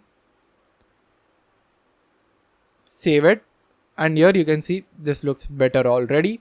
But let's add a bit of padding. So we have content padding of edge insets dot all 18. And this looks much better. Now we can copy this text field and paste it over here. Now you can see we have two text fields. Let's put some height between these two text fields. So we have constant size box height 20. Save it, and here it is. Looks better. Now we'll put this as bio controller, and save it. Also in the bio can be longer, so we want max lines property to be, let's say, 4. And here it is. The bio is much bigger. This looks good. So we're going to keep it this way. Now the last thing that we need is the app bar. So over here, right at the top, we are going to have an app bar with a title, and the title is going to be text edit profile. Now we can const it and save it. Here you see we have our edit profile showing up. We don't want the center title, so we can remove that. So it shifts to the left hand side, similar to Twitter. And now we finally need an actions button, basically a button over here. So we are going to use actions and have text button over there. Now onPressed is going to be an empty function. The child is going to be constant text of save. Basically save all the details here. We save it, and here we see the save button showing up. This is cool. Now what I want to do is whenever the user clicks on this profile picture, banner picture, or this profile picture, we should be able to open the image picker. We have already created a function for picking multi images. We're going to create a similar function, but to pick just one image. And also this typo is there. So let's edit that, and actually edit that and go to utils.dart, create our function, which is similar to this, but this time we are just going to return one file, which is future file, and this can be nullable. We'll remove the list of images. We have image picker. We'll remove all of this.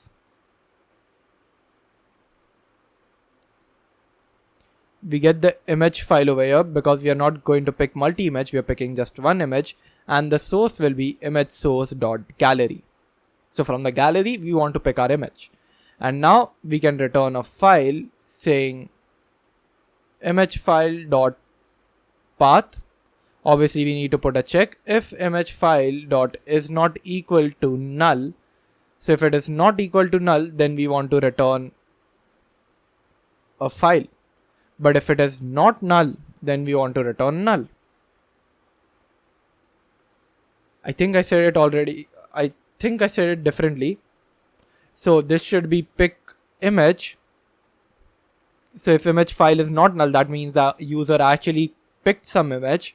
We're going to return the file with the path, similar logic to what we had here. Otherwise, we are just going to return null, that the user has not selected any picture.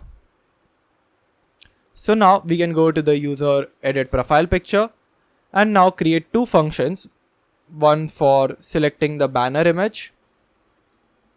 Let's work on that first. So this is going to be asynchronous, and then we are going to get the banner. So we have banner equal to await pick image, not pick images.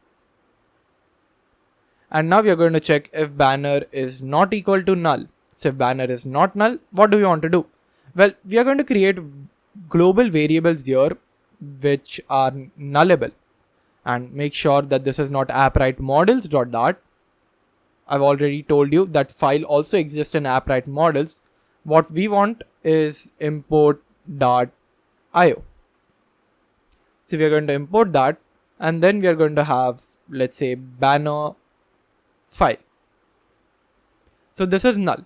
Basically, the point of this variable is that we want to display the banner file if it's selected on the screen. So if we have it globally, we can display it. And we've done similar thing for the edit profile, not edit profile, sorry. We have done it for the create tweet screen as well.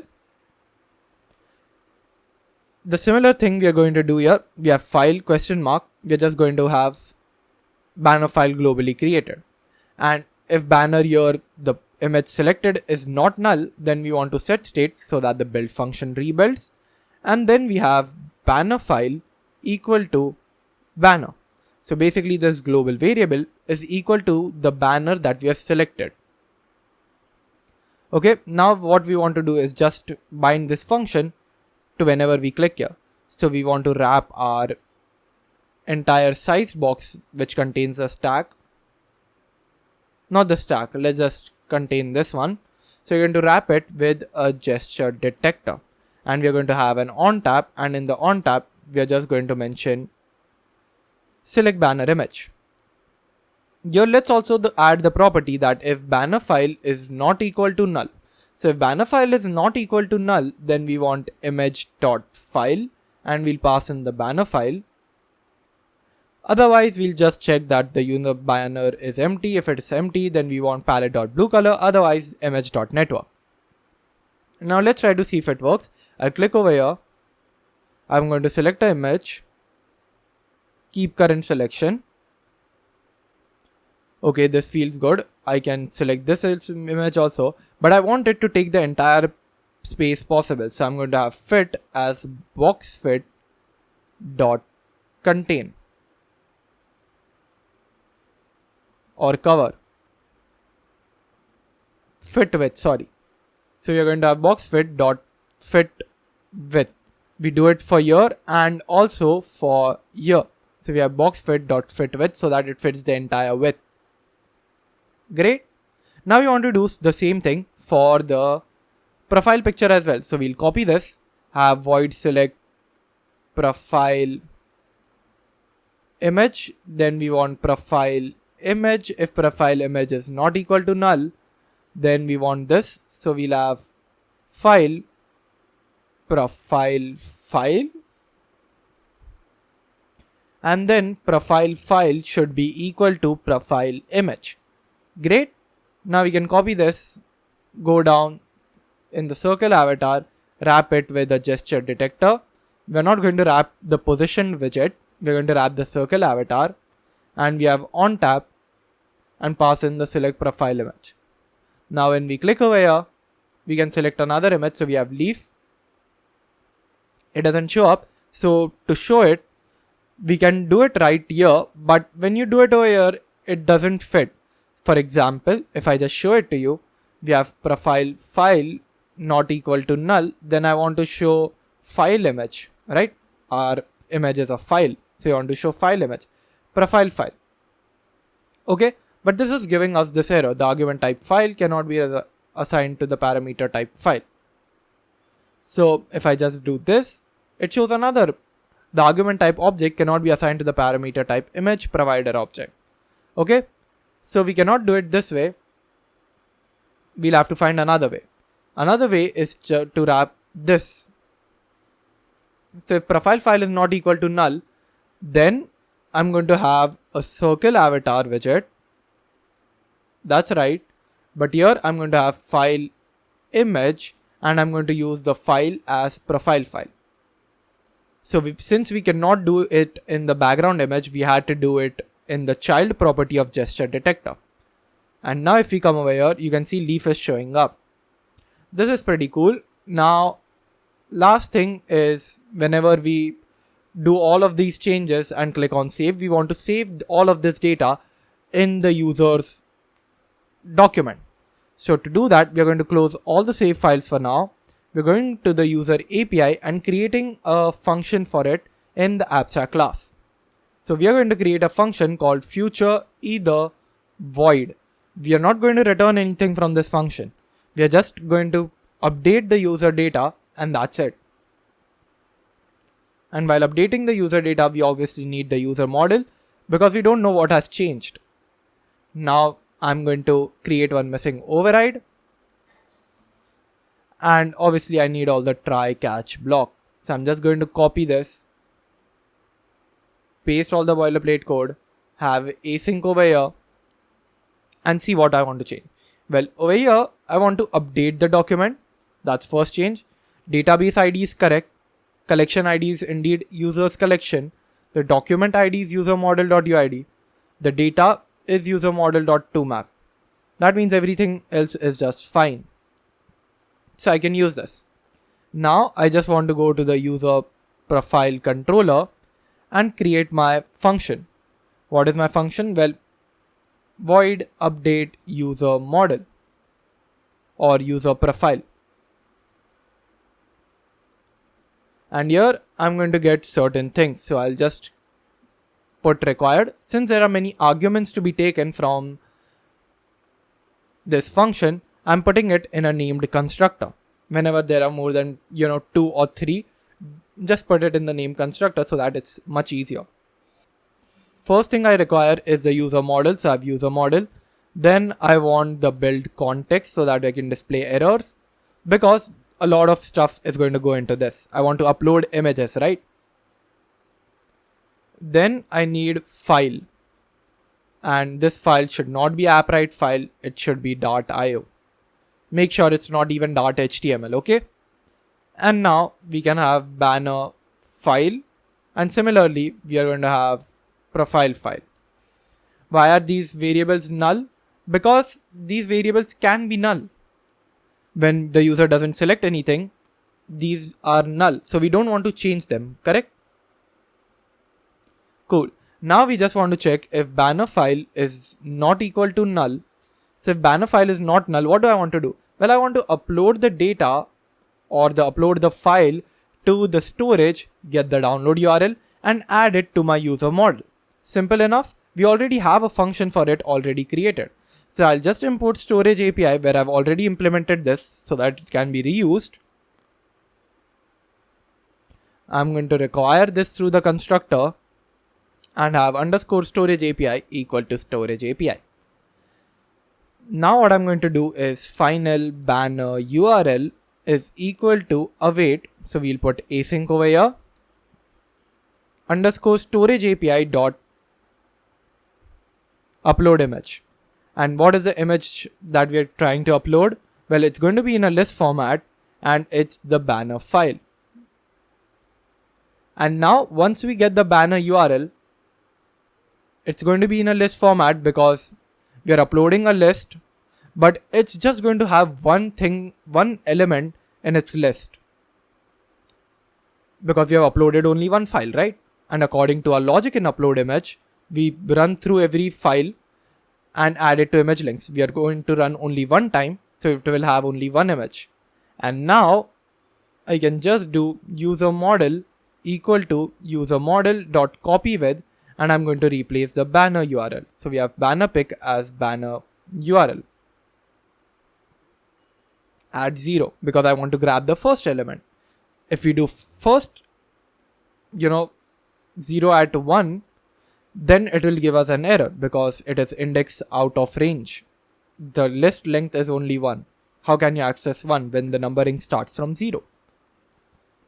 Similar logic is going to go in the profile file as well. So if profile file is not equal to null, then we are going to upload the profile file, and then we are going to have profile picture as, let's rename this to profile URL, and we have profile URL at 0. And then we are going to have final result is equal to await underscore user. So we don't have access to user API. We also want to get user API because we are going to call the user API so that we can store the data, correct? Now we have user API, and we can do required user API,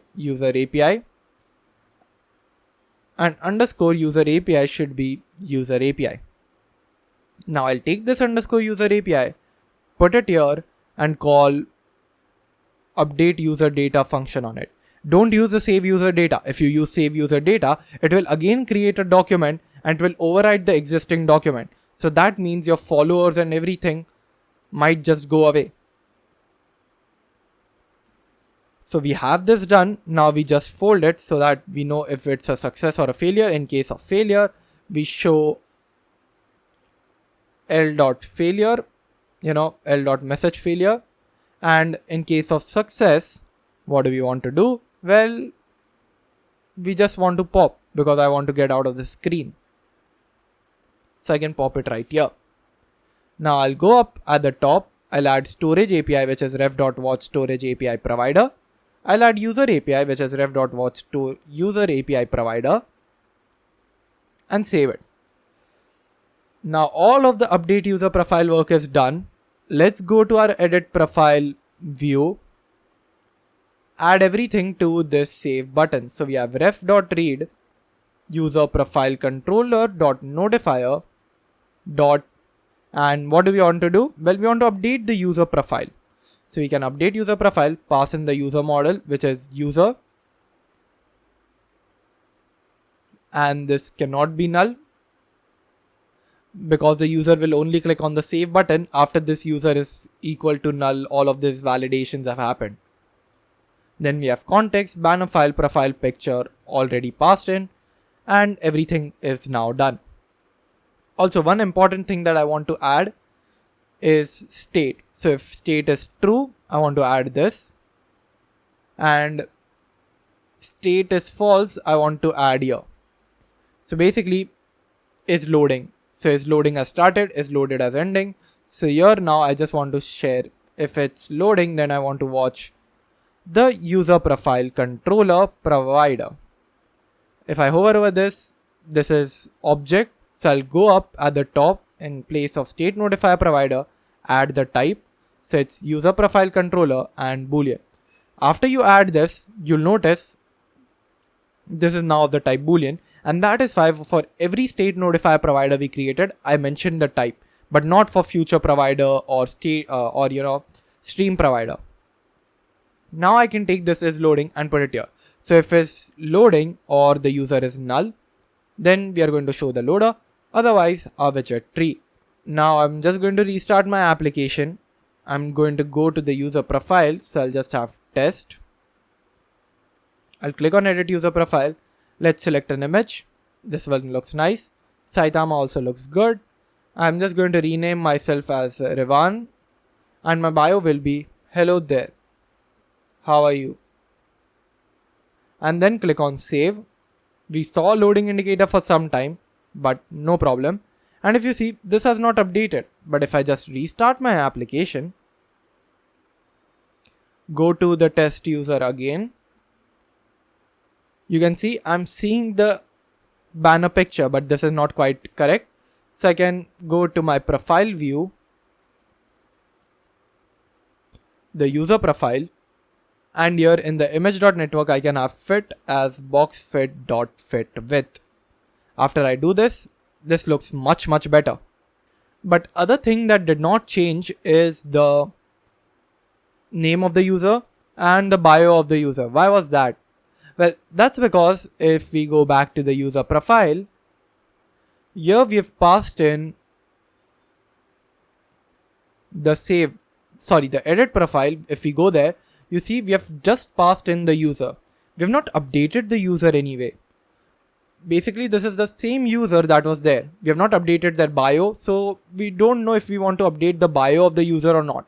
So here what I want to do is user.copyWith, and I'm going to update the bio as biocontroller.text, and the name of the user will be namecontroller.text.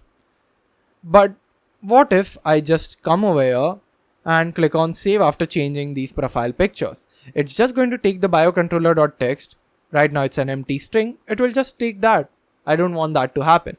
So what I'm going to do here is provide with a default name in the init state. So what I mean by that is I'm going to have text editing controller. Let's call this late text editing controller. Also, this will be late text editing controller biocontroller. Remove that. And in the init state method, I'm going to specify this. So name controller is equal to text editing controller. And here we want to provide the text. What is the initial text that needs to be filled in? So the initial text is ref.read. Since we're using outside of the build function in some init state or dispose like methods, the widget lifecycle methods, we are going to use ref.read, and we are just going to copy all of this. So let's paste it in. I want ref.read, and we want the name of the user to be there.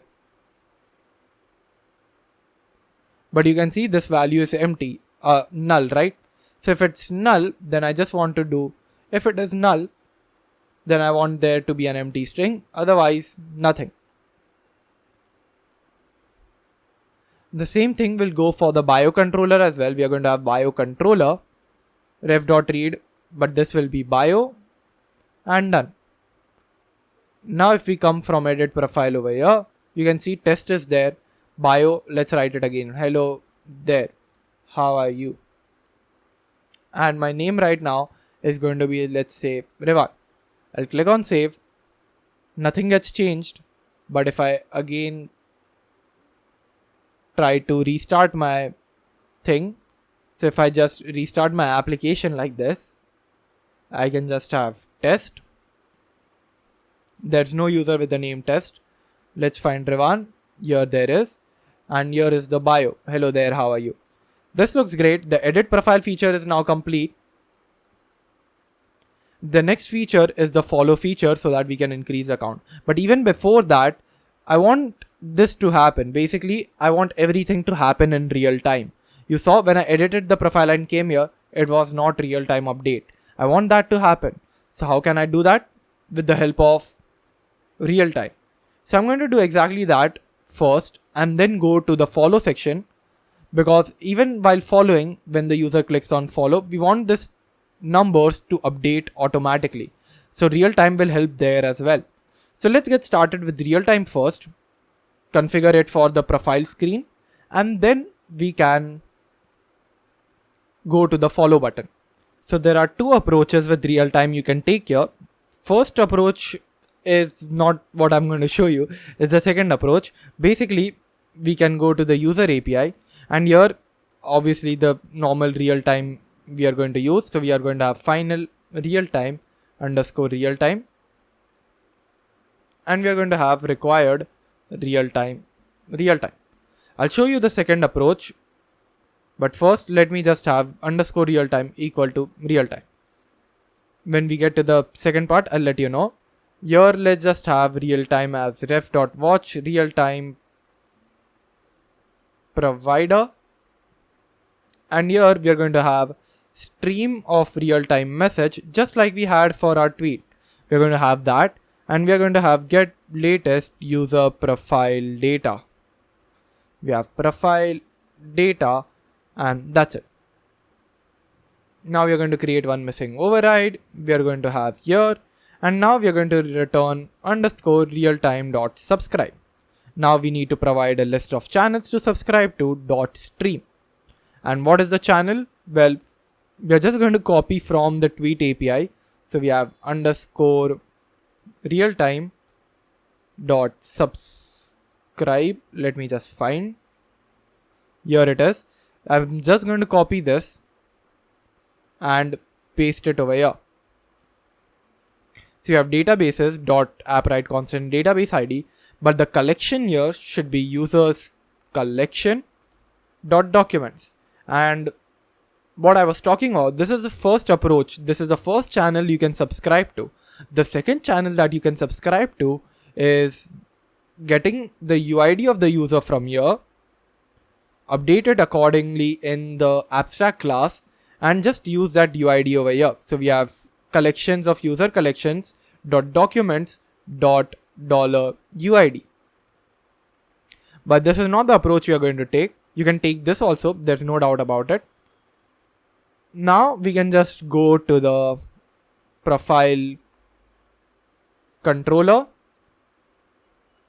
and we're going to have it created over here, right at the top, stream provider. Remember, we did this for the tweet controller as well. We're not going to create anything in user profile controller. We're going to go in the stream provider directly. So here we're going to have get latest user profile data provider. So let me just copy this. We don't need anything from stream provider. Let's just remove it. And here we are going to have final user API is equal to ref.watch user API provider. Let me have user API provider. And we are going to return user API dot get latest user profile data. Okay. Now I can copy this, go to my profile, user profile view right here. And now I can use my ref. This is why we had used consumer widget, right? So in the body, we are going to have ref.watch get latest user profile data provider dot when, and then we want to handle the error and the loading states first. So we have error text, and then we pass in error.toString. Then we need loading. Loading is just going to be constant loader. Now I can copy this and in the data I can paste it right there. So I have this. So we're going to return the user profile. Now in the user profile, we get the latest user profile data, all of that.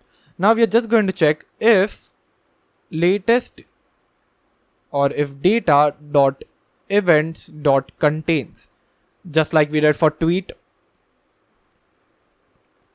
We're just going to check if it contains the update property, because we have updated the user profile, right? So if it contains this channel, then we have to make some changes. So what is it that we want to see? Well, let's just copy everything from the user API first. So we'll copy this thing. And we're going to replace everything with Appwrite constants with star, so that, it can be anything. Also remove this. Make sure this is correct. And here you need to make sure that the documents, after documents, there is user ID. So we'll just do $user model dot UID dot update. Okay. Now, even before that, we have some other thing to do. So databases dot star dot collections dot star. So this collections dot star is not going to be star, because we don't want to see if tweets collection has an update. No, we just want to see if the users collection has any update. So we're just going to have Appwrite constants dot users collection. Let's import Appwrite constants. Then we have documents, then we have UID, and then we have update. And now what I want to do is basically, if there is any update, I just want to take the user data, convert it to user model and send it to user profile. So we can send the same user model, but only problem is we have used final over here. If we have used final, we cannot reassign it. So what can we do instead? Well, we can just make another user model. We can call this copy of user, which will be equal to the user model that we get from the constructor. Now we can take this copy of user, pass it over here, pass it to this as well, copy of user.uid, and even here because this is not final. And then we can say copy of user is user model.from map data.payload. Okay, so if any changes happen, so if update is called, copy of user is user model.from map. So we give it an instance of another user model and return the user profile with copy of user. So if this changes, this will return again. Having understood this, let's restart. Also, I think the loader is constantly going to load. But before that, what I want to happen is whenever I click over here, I want to go to the user's profile, right? So to go to the user's profile, I can go to the tweet card and go to the circle avatar, this part right here. I can wrap this with a gesture detector and have on tap navigator dot push context, and the route is, where do we want to go? User profile view dot route, and then we want to pass in the user model. The user model is user, not the current user. Don't pass that in even by mistake. It should be the user that we're getting from here. Okay, good. Now if I click over here, you can see constant loading. This is the real-time problem that I discussed in the tweet section as well. Basically, we are not getting any error, we are not getting any data. So it's thinking that we are in the loading state, so it's continuously loading. So you basically want to return user profile here and it should fix our problem. Now, if I try to change the bio, let's say, how are you? How are you? 2 more times and save it. You can see it is real time updated. That's pretty cool. Now, if I want to change the banner image to say waterfalls, I'll click on save and it shows up real time. This is pretty cool, right? Now, the next feature is the follow button. So whenever the user clicks on follow, we want to be able to show the user's followers to increase, but I cannot do it from here because I'm on this account only. So what I'm going to do is open up Pixel, the Android emulator, and run it over there. I'll see you when it starts working. I'll also log in and do all of the authentication processes and then see you. So for the follow, I'm just going to close all the save files. I'm going to go to the user profile controller, and here I'm going to create a function called void follow user. And here we're going to require some things, the user model. I'll explain all of this. So why do we need all of this? Then we need build context, and then we need the current user. So what is the difference between the user and the current user? Well, the user is the person we are trying to follow. The current user is us. So we need both of them. Why? Because we want to check certain things. So we want to check if the current user contains the user's ID. So suppose there are 2 users. This is Rivan user, the iOS simulator user, and this is Naman, the Android emulator user. Now when the user Rivan tries to follow Naman, what should happen? Well, first of all, there should be a check. So does Rivan already follow Naman? So if Rivan already follows Naman, then there should be an unfollow button here, not a follow button. But if the user Rivan does not have Naman in this following list, then he can click on follow. But when follow is clicked, what should happen? So if follow is clicked, the following of Rivan should increase and the followers of Naman should increase. But if the user clicks on unfollow button, that means that the user already follows Naman, then the following of Revan should decrease and the followers of Naman should increase. This is similar to the like concept. Basically, if the user has already liked the post, should we add it? And if the user has not liked it, then we should add it. Like that only. So here what we are trying to do is getting both the user and the current user, and then we will check if the current user dot following. So if we are the current user, Revan, is my following containing the UID of the user we are trying to follow? So if we are trying to follow, that means we have already followed. This means already following. So if we are already following, what do we want to do? Well, there's an unfollow button that's showing up. So we want to remove the user from the followers list. So we have user.followers. So you want to remove ourselves from the user's followers list. So we can just have user.followers.remove current user.uid. And one more thing should happen. The current user's following should also remove the user's UID. So it should decrease both the places, the user's followers and the current user's following. Else, we are not already following the user. Then what do we want to do? Well, the exact process, opposite process that's followed here. We want to add the follower and we want to add the UID over here. Okay. Now what we want to do is user equal to user.copy with followers will be user.followers. We have made that changes over here. And then we want to do current user is equal to current user.copy with followers will be current users dot followers. Actually, we need to do following because we are updating the current user's following, right? And then we can have following. If you didn't understand this process, don't worry. I'm going to give a dry run after this when we try to follow a user and everything works fine. Now we are going to have final result is equal to await underscore user API dot. What do we want to do? Well, we want to follow a user. So we have to create those functions in the user API. So let's go over there. So let's go to the user API. Here we are going to add certain things. The first thing is follow user and it's going to be future either void follow user. And we just want to get the user model.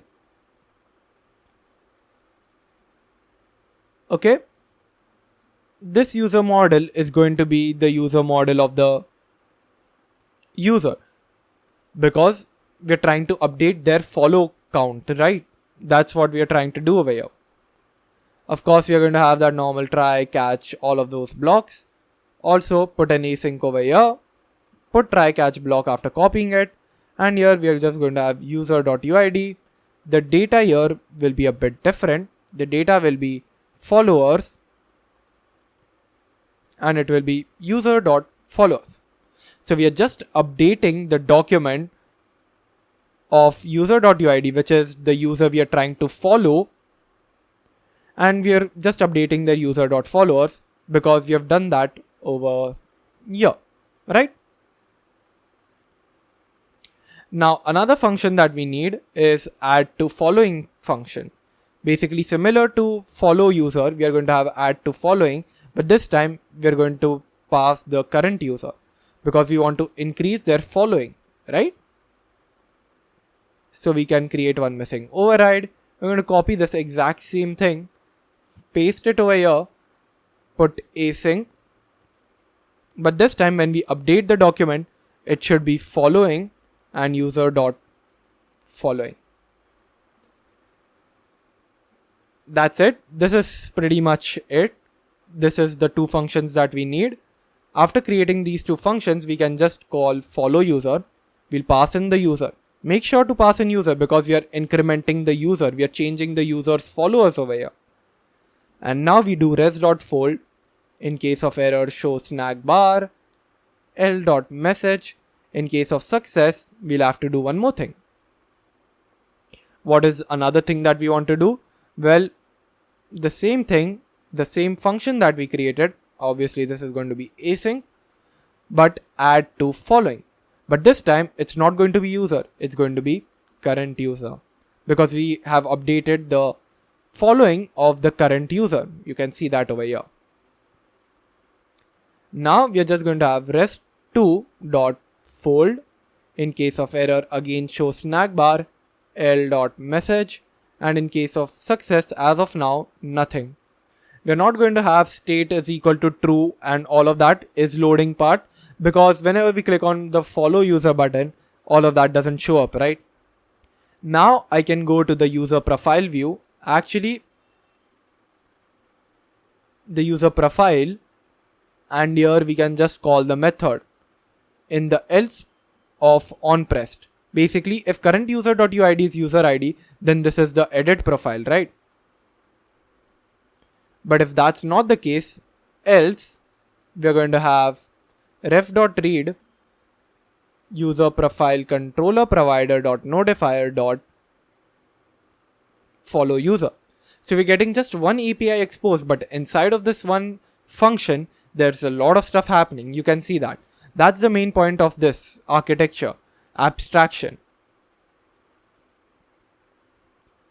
Now after having and passing all of these three things inside of it, so I'll just restart both the applications. Also, I just got to know that here I've just added a follow thing. So what I want to show here is if current user dot, not current user, sorry, we can just have current user dot following dot contains the user.uid.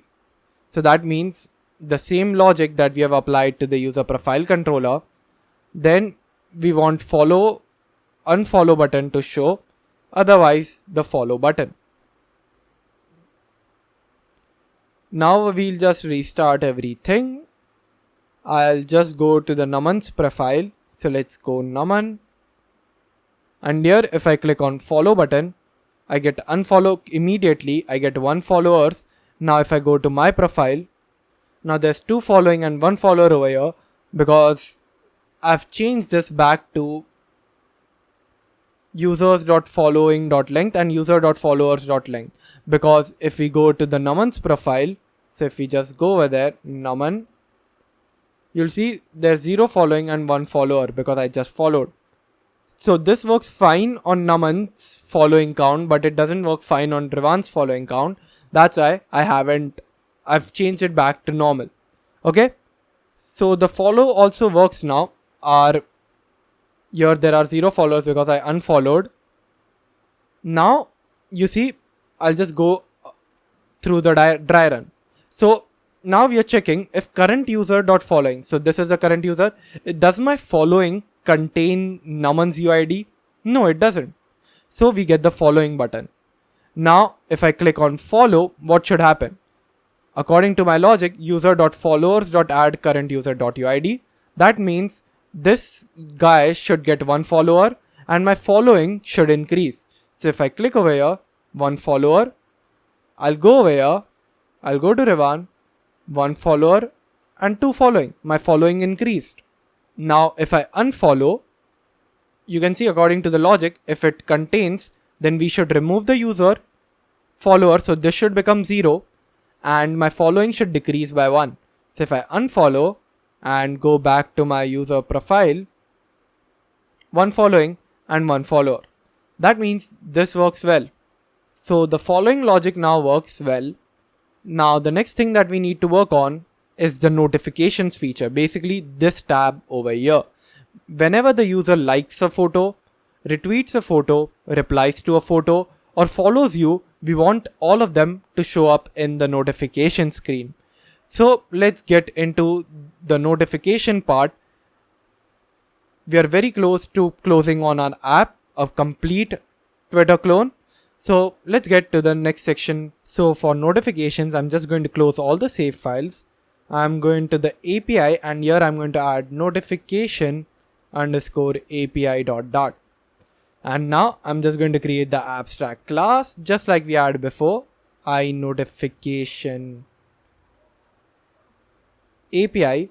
Then I'm going to have future either void create notification, and this create notification is going to be based on notification model. So we'll have to go down, create a notification model. So we have notification underscore model dot dot, and then we have notification.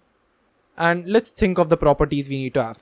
First is the text. So what is a text? Final string post ID, final string ID.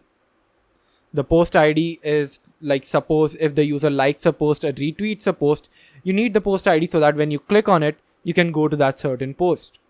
Then you need the ID of that post, ID of the notification. Then the ID of the user who we need to send to. So basically, if I follow another person should get the notification. And then we need the type of the notification. So what was the type of the notification? Was it retweet user, or the following user part, or the liking user? What was it? So for that, we'll have to create an enum. So we'll go to the enums folder, and here we're going to create notification type enum dot dot. Now this is going to be simple, very straightforward. We'll copy it, paste it here, and add our own fields. First one is notification type. I'll replace this over here and over here. Then what are the notification enums that we are going to have? Well, whenever the user likes, so we have like. Whenever the user replies, so we have reply. Whenever the user decides to follow, so we have follow. And whenever the user decides to retweet, so we have retweet. And now we want the same thing over here. So we can copy this retweet, have notification type dot retweet. If the user decides to follow, notification type dot follow. If the user decides to reply, then we have case reply, and this will return notification type dot reply. And if it's none of them, then it's going to be like. So we can just have notification type dot like. Okay. Now we can come to the notification model and have notification type, and generate a data class based on this. Now obviously we'll remove dot convert. We'll have to make some changes in the to map, from map. But first let's remove these two. Now in the from map, what do we need? Well, here basically we have added a extension on string. So let's rename the extension also here. This should be to tweet type. So it should be to notification type enum. Then I can copy it and paste it here. So we'll treat this as string dot to notification type enum. This is very similar to what we did in the tweet model. So make sure you understand this by going through that section again if you want to. Now we can have notification type dot type. Let's remove this. The ID here should be removed because we don't want that ID, and here it should be map / $ID. Okay. Now having all of this done, we need to create a notification based on this notification model. Now I can have my class notification API implementing iNotification API. Now I can create one missing override. Also, here we might require some things. First is databases. So we have underscore DB. Then we have notification API. Then we'll require it. So we have databases DB with underscore DB equal to DB. And now to create a notification, we are going to have async and we're going to go to the user API to copy everything. You know, the try and catch block, everything. Let's just copy it and paste it in the notification API. Now what do we have to do here? We have to create a document, correct? So we'll just go here and call create document. Now we'll import Appwrite constants, then we will have database ID. Now we need collection ID also, but it can't be users collection. It has to be notifications collection, right? Because we stored all the users in users collection. We stored all the tweets in tweets collection. So all the notifications should go in the notifications collection. So let's open our Appwrite database. Let's create a new collection here. Call it notifications. Copy the collection ID. Go to Appwrite constants. Add that here. So we have one more, which is notifications collection. Copy the collection ID of notifications and paste it over here. Now we can have notifications collection as a collection ID. Now what should be the document ID over here? So the document ID should be id.unique, right? Because every notification should have its own ID. And data here should be notification.toMap. Now we will return write, null, and if there's any exception, we'll just throw it across. Sweet. Now this notification, the create notification, is going to be used in several other controllers. For example, in the tweet controller, when we like a tweet, we'll have to create a notification saying that this user has liked your tweet, so this should happen. So for now, we will just make sure that whenever the user clicks on like button, they get the notification over here. And then we will work on the displaying part and making it real time. And then we can work on the retweet, replying and follow part. Okay. So now I'll just close all the save files. I'll just go to the tweet controller where I have my like tweet. Here, after the like tweet has been completed and it's a success, in the right, what do we have to do? We have to create a notification. So we'll have final notification API underscore notification API. We are going to require this through the constructor. So we have notification API and then underscore notification API is equal to notification API. What we are doing is basically just storing data on the Appwrite database and getting it. That's all. So right here, after we like a tweet, what happens is whenever the user likes a tweet, the counter and all of that increases, but we also send a notification to Appwrite that yeah, the user has liked your tweet right now, so it should show up in this tab as well. Okay, so here I'm just going to have notification API dot create notification, and here I'll have to pass in my notification API related notification model. But instead of doing all of this, can we simplify it even further? What we can do is just create a new feature here called notifications. Then we are going to have a controller and it's going to be called notification controller. So this controller will basically modify everything. It will create a notification model so that we don't have to create it again and again, and it will handle the error processes that we have to face. So here we are just going to create a state notifier called notification controller. We'll remove the notifier from here. Then we have state notifier, boolean, false,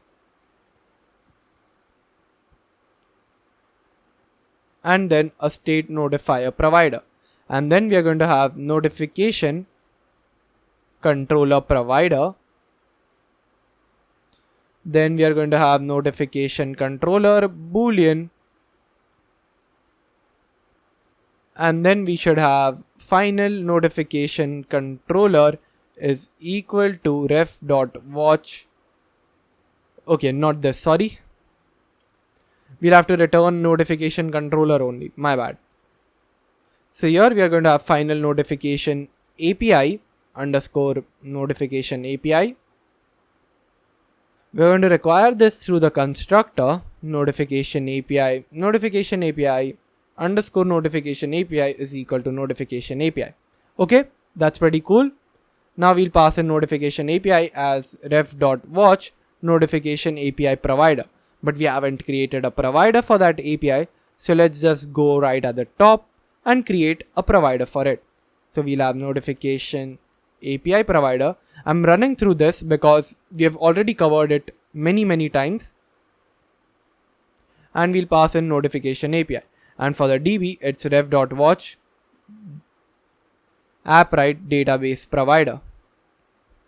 Easy enough. Now let's go to the controller and we have notification API provider. Now we are going to create a very simple function of void create notification, where we are going to require the text. We are going to require the post ID. So what post was liked or what post was, commented on.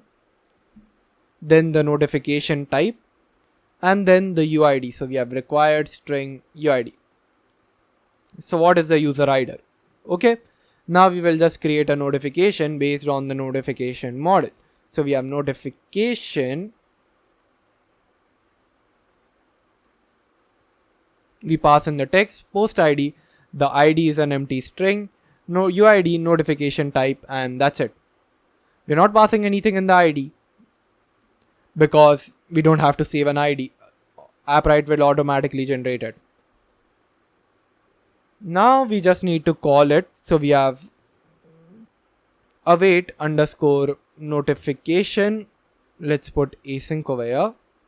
Await notification API dot create notification, pass in the notification model, and we are done. Now we'll go to the tweet controller, and here instead of having notification API, we will have notification controller. So here it will be notification controller. Just change it in all the places. And after the change has been made over here, let's just go down, take this, create a notification. So we pass in dot create notification, pass in the text, which is tweet dot text. The post ID should be tweet dot ID. The notification type should be notification type dot like, and UID should be tweet dot UID. Basically, the UID is going to be the user to whom we are sending the notification. So if it's tweet.id, then it's going to be the ID of the tweet. If it's tweet.uid, to the UID of the person to whom the tweet is being sent. And if we use user.uid, then it will be sent to us only, and that makes no sense. Okay. So after this notification has been made, I think we should only display it. So before going there, we just need to pass in notification controller. To get notification controller, we need to create a state notify provider, which we've already created. So just copy it, come over here and have ref.watch notification controller provider dot notifier. Now I think we can restart the app on both the devices. Also, let's add some attributes here. So we'll go to our notification model, see what all fields are there. Text is there, so we'll add text, which is going to be a string, and the size is going to be 255 required. Now the next attribute is going to be post ID, which is also going to be a string, required 255. Then we need UID, the UID of the user to whom this should be sent. Create the notification type, string, and create. So now we have created the notification model. Now let's try to like some post. After liking one post, let's restart We're not seeing anything. So let's try to print it out here why we are not seeing that. So we'll go to like tweet, and here we'll just try to print l.message. Now if we try to like some post, no error shows up, but if we refresh, nothing shows up over here as well. So there's no error over here, but we forgot to handle the error in this case. So let's have a handle over here. So basically, whenever we have this done, so we have final result is equal to await this done, and then we fold it. And in case of failure, we just want to do l.message. Okay. Now let's try to like something. Here you can see the current user is not authorized, obviously. So we need to go to the settings. We need to get to the role. All the users can create or read the notifications, but they cannot update and delete. Okay. Now let me try to like another post. I'll refresh it, and here we can see the document. The text is showing up as hello, but this is not the text we want. The notification type, UID and post ID seem correct. So now let's give another message. Here the tweet text should not be tweet.text. It should actually be that the user.name liked your tweet. So basically $user.name liked your tweet. This should be the text. Now if I like some other post, you see it should get added over here. Rivan liked your tweet. Now if I try to go over here and like some post, you can see the liking feature is not really working. It's not working because of some logic error that we have made. So let's take a gap from notifications part and see why we are getting this error as of now. And after a bit of debugging, I found out that this problem occurred because here we have passed in the user. It should not be user, but the current user. Now we made this error. I should have rectified it earlier, and that's my fault. I'm sorry. But why do we have to pass in the current user? Because if you go to the like tweet, if tweet.likes contains user ID, so it should contain the current user's ID, right? So if it contains the user ID, then we don't have to like it and all of that stuff. So you need to pass in the current user, not the user. Okay. Now if you try to like any post, you can see we get to like it and it works properly. So this was the problem. Now after fixing this problem, now the next thing we need to do is go to the tweet controller. We are also getting the notifications correctly. Now we just want to display them. So to display them in the notifications folder, we are going to have views, and it's just going to be notification views. So we have notification underscore view dot. Now we can import material dot. We can create a stateless, and it can be stateless consumer. So we have notification view. Then we can have consumer widget. And here we are going to return a scaffold with an app bar saying this is the notifications and section. So we have title, constant, text, notifications. Save it, and to see it, we can go over here. We cannot see it, so we'll copy this, go to the UI constants, paste it over here, and we should be able to see notifications tab. Pretty cool. Now what we want to do is get all the notifications. Now this is similar to the tweet functionality. So in the tweet API we're going to go here and have get tweets. So we're just going to copy this exact thing and paste it in the notification API. So we can paste it over here. But here the name is going to be a bit different. So let's copy it, paste it over here, but it's not going to be called get tweets. First of all, let's also get document from Appwrite models. It's not going to be called get tweets. It's going to be called get notifications. And we'll be needing the UID of the user. So what users notifications do we have to get. And exactly this is going to be the function name, and this is going to be string UID, final documents, list documents, database ID, tweets collection is not going to be there, notifications collector. But what is the filter that we need to apply? We don't need to get all the documents that are available in the notifications collection, right?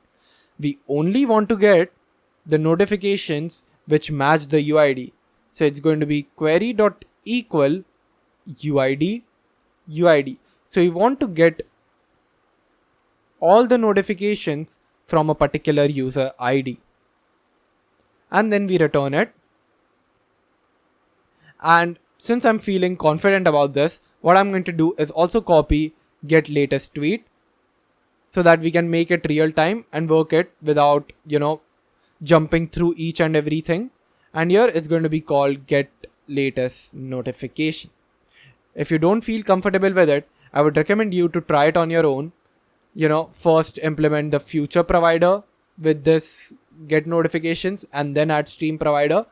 But for me, it's a lot of copy paste code, so I can just have real time passed in directly.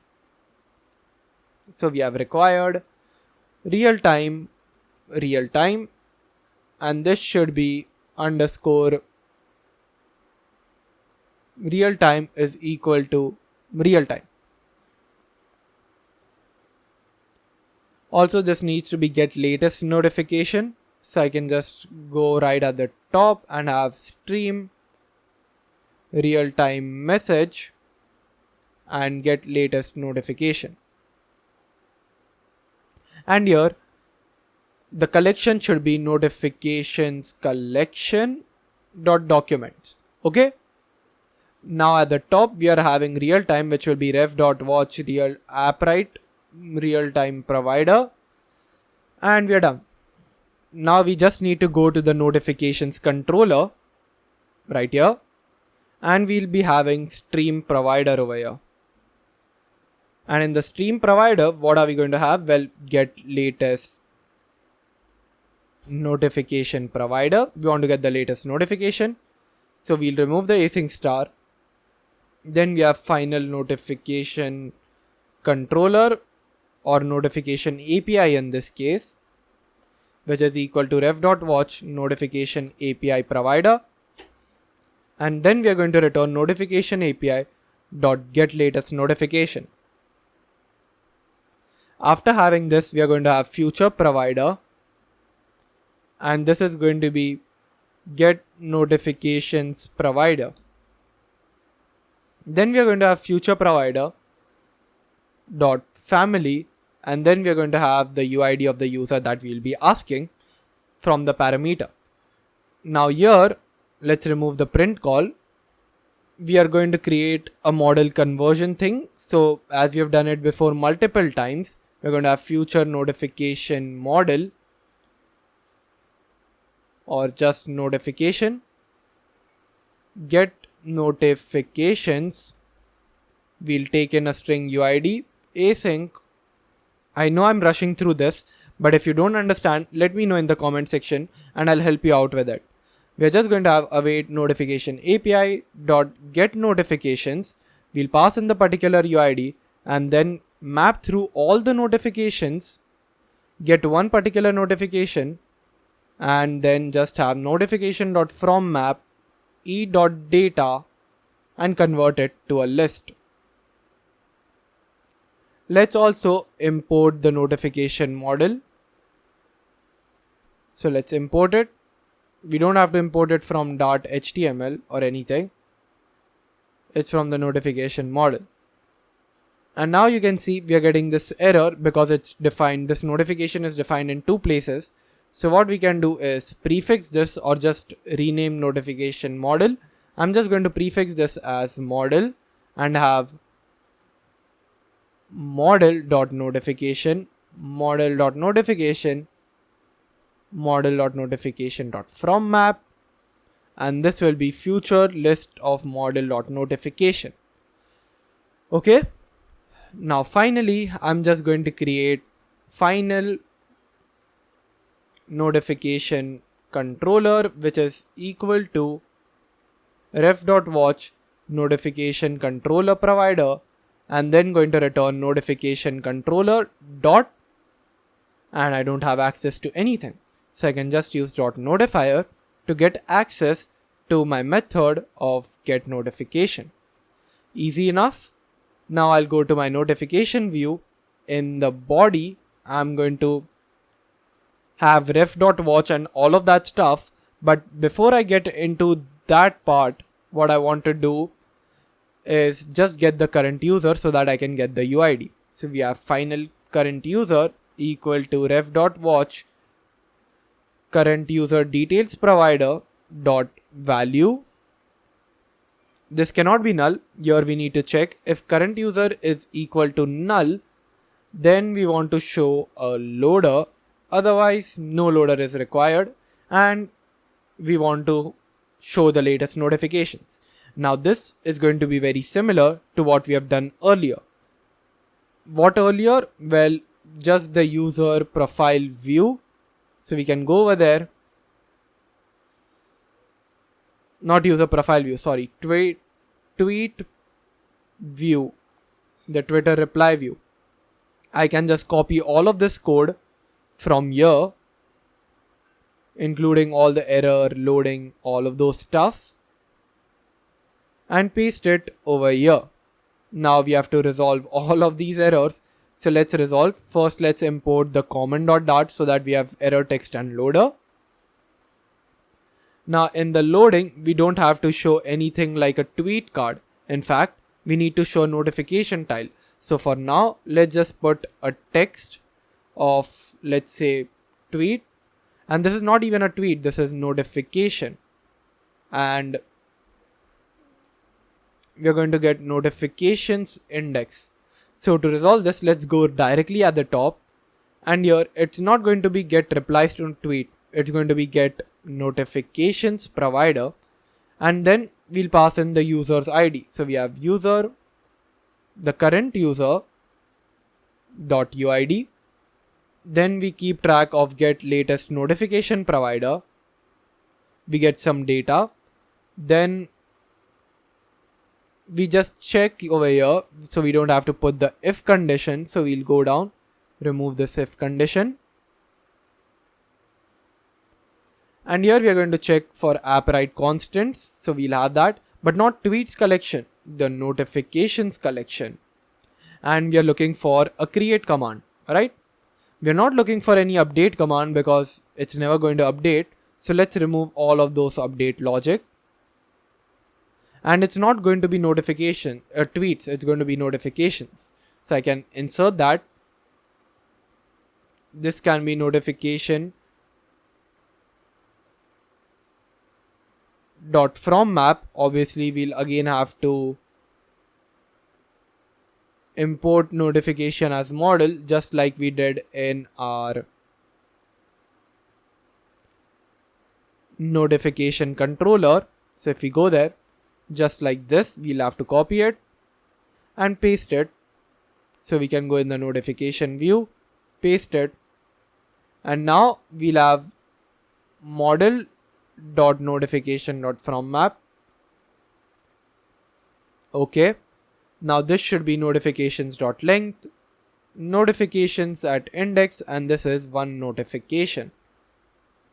And now we'll just return a text which just says notification dot to string.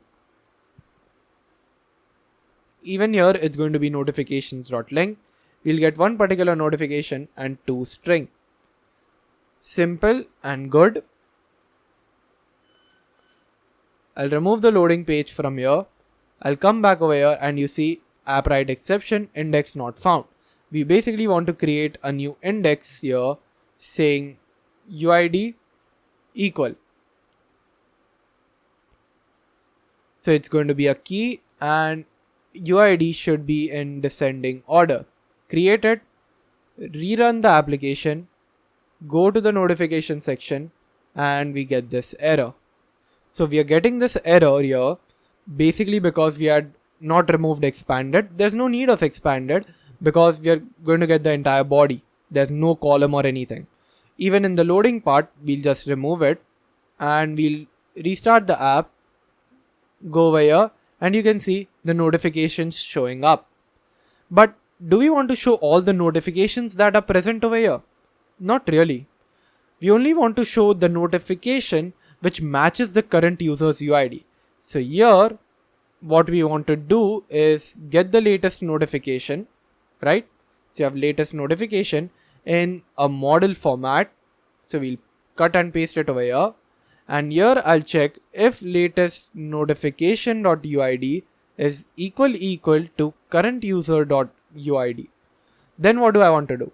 Only then do I want to insert it right at the top. So we have latest notification.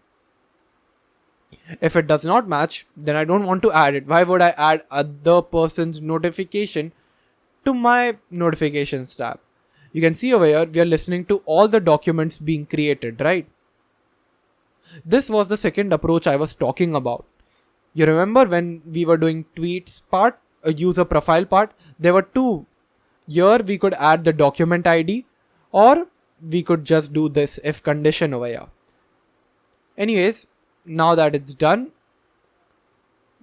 we can restart the app, and over here, let's see, this guy has some things, and for our pixel, let's rebuild, and over here if we see, there are some notifications here as well.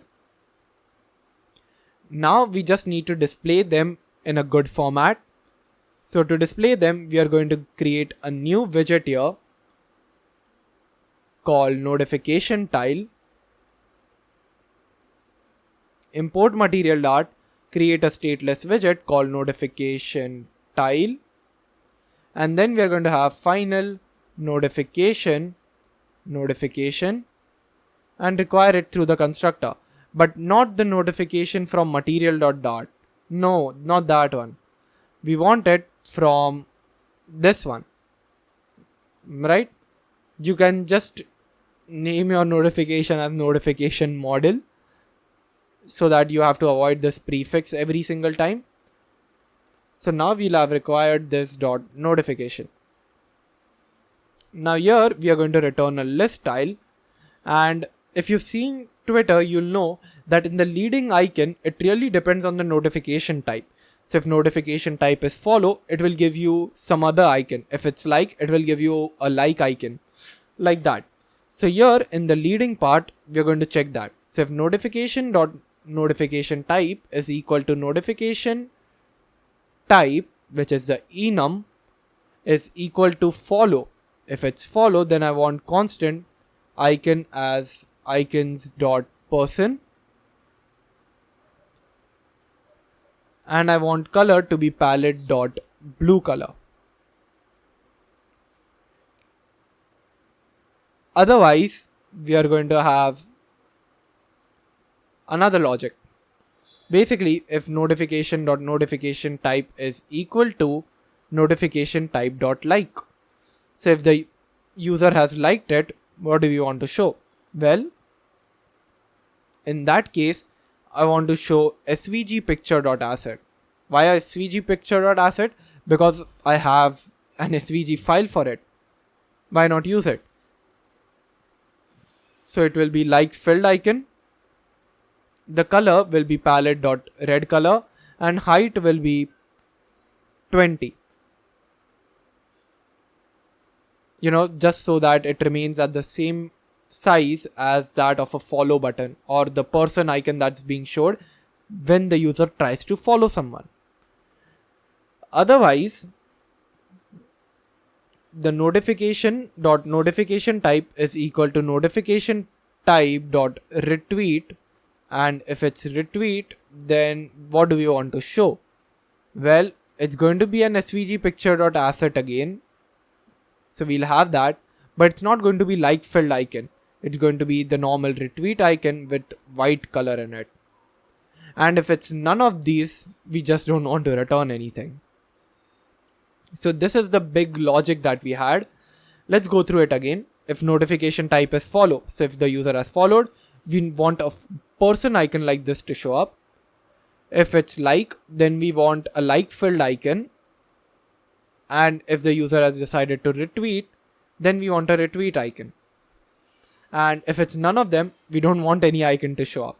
Next is the title, and the title is going to be the text, which is notification.text. Simple enough. Now I can take this notification tile and use it in the notification view and return it. So we return notification tile and return notification. Now we'll copy this notification tile and paste it over here. Now we'll restart both of them and see what we get. So here, if I just see, everything is related to like. What I'm going to do now is, just restart everything because I want to delete everything. I'll delete everything and then I'll get back to you because I want to test it out fresh. So I'm finally done deleting everything. I'll just restart my applications. And here when I try to like a post that's given by, let's say, Rivan. Let's find a post given by Rivan. Let's say, hi, hey guys one. I'll click over here and you see Naman liked your tweet. This is good. Now if I try to like a post given by Naman, so I'll just give hey and then click on tweet. You can see hey showing up. I'll just go at the top. Here it is. I'll stay here to show you that it's real time. I'll click on heart icon and you can see Rivan liked your tweet. This is awesome. That means the entire notification process is now working. Now let's just get it done working for literally all the features. Retweet, comment icon, when the user replies to someone. So all we need to do is basically close all the save files, go to tweet controller, copy this and paste it everywhere. So when you reshare a tweet and it's a success, before you say retweeted, what you need to push is this thing. Notification.create notification. It's going to be current user.name. Liked your tweet. So that means we have liked your tweet and the UID should be tweet.uid. Tweet.id, tweet.retweeted by is the user who retweeted. Tweet.uid is the user whom we'll send the notification to. Okay. Now let's try it for something. So if I try to retweet Naman's retweeted, I'll just come over here and see. And this should not be liked your tweet. Sorry, this should be reshared your tweet.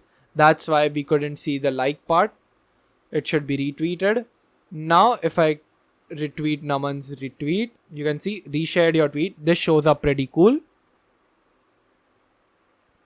Now the next part is whenever the user decides to comment on other user. So I can copy the same thing. I'll go down where there's reply. So I'll just go reply. And there's no reply over here. It's in the Twitter reply view. And here down below we have the on submitted property. We have passed in the reply to. So here we also need to pass in another thing, reply to user ID. So basically we don't, in the share tweet, we don't have access to a field called reply to user ID. So whom are we trying to reply to? What is the user ID of the user to whom we are replying to? Right? So we need that. So we have replied to user ID and this should be tweet.uid. Okay. So if we come back over here, replied to user ID is exactly what we need to send out notification. Because it's at the end of the day, tweet.uid, and everywhere we have used tweet.uid to send to the notification to a person. Because we have replied to their tweet, right? We're going to get it through tweet.uid and we have accepted that over here. So now what we need to do is just take reply to user ID, share it literally everywhere, share text tweet and share image tweet, both of them. accept them in both of these functions. So we'll just have required replied to user ID string and required string replied to user ID. And here, after the success, we're just going to check, also put a bracket here, if replied to user ID dot is not empty. So if it is not empty, that means the replied to user's ID is not empty. That means there is some ID, and if there's some ID, we want to send a notification. So let's just copy this, go down below and paste it over here. And here we just want to say replied to your tweet. So the user.name, the current user replied to your tweet, and this is reply. The post ID will not be tweet.id. Don't make this mistake. Basically, tweet.id is this tweet's ID, right? And here the ID is empty string. So if you try to put post ID, it will give you an empty string over here and your notification won't get sent. What you need instead is this r's ID, because this r is basically the tweet that you get after uploading it to Appwrite. When you upload it to Appwrite, you get a particular ID because we have used id.unique while sharing the tweet. So here we get r, and we are going to use this r to get the ID, and we get that using r.$id. So the post ID should be r.$id. And the UID should not be tweet.uid, because tweet.uid is user.uid. We do not want that. The UID should be replied to user ID. Okay? The same thing is going to be there in the share image tweet as well. Right here. We're just going to have R, and we're just going to have this. Simple and easy. The state is equal to false will also come over here after all of this. Even for the share text tweet, let's go over there. The state is equal to false will be done only after the notification is sent. Now in the create tweet view, let's see what's the error. We need to provide the replied to user ID. It's going to be empty over here. And since it's empty, we are not replying to anyone. If you're not replying to anyone, the notification does not get sent to anyone. That makes sense? Now let's rerun it. Let's reply to someone. So let's say I want to reply to Naman. So I just say, hey, what's up? And then click on done. Now if you come to the notification section, you see Rivan replied to your tweet. And for the reply, we did not have any icon. So I did not have any icon put in over here, even according to our logic. So if you have an icon, do share it in the comment section, or you can just have it in the leading icon widget. Okay. Now the last part is the following part. So whenever we try to follow a user, it should show up in the notification section there as well. So I'm just going to copy this, go to the user profile controller, and if it's a success at the end, this always gets sent in the end. Basically, after all the logic process has done, we want notification to be sent. And here we are going to require notification controller. So we have notification controller underscore notification controller required notification controller underscore notification controller is equal to notification controller. That was a lot of stuff. But at the top, we can resolve the error by passing a notification controller as ref.watch notification controller provider.notifier. And over here, what are things that we need? Well, we are going to create a notification saying user.name followed you. But is it going to be user.name? No, it's going to be current user.name, right? Because it's us who has followed the other person. What is the post ID going to be? Well, we can find that but there's no finding it out, because a follow cannot have a post ID because we are not doing anything related to tweet, right? So it's going to be empty. What is the notification type going to be? Well, it's just going to be follow, and the UID is going to be user.uid, not the current user.uid, the user.uid. So we have added this. Now let's try to follow one user. So let's say I try to follow from here, Rivan. So I can just see, I'll click on follow. It doesn't really get sent. You can see Naman followed you shows up. So that means the entire notification section now works. You can retweet, you can do anything, and it will work. Now the next section is basically listing out everything that one hashtag has. Basically, if I have one tweet that has hashtag Rivan, this is nice, and then I tweet it, and then I have another tweet that has hashtag Rivan, not @ hashtag Rivan, hashtag nice, hashtag wow, and you then click on tweet, and even this person has hashtag Rivan in some of their comments. So they have hashtag Rivan, hashtag haha, hashtag oof, and then click on tweet. You see, there are 3 hashtags with Rivan, and when one of this hashtag is clicked, this hashtag should open up in a different screen, the hashtag screen, and it should show you all the posts from that particular hashtag. Okay, so this is what we are trying to achieve.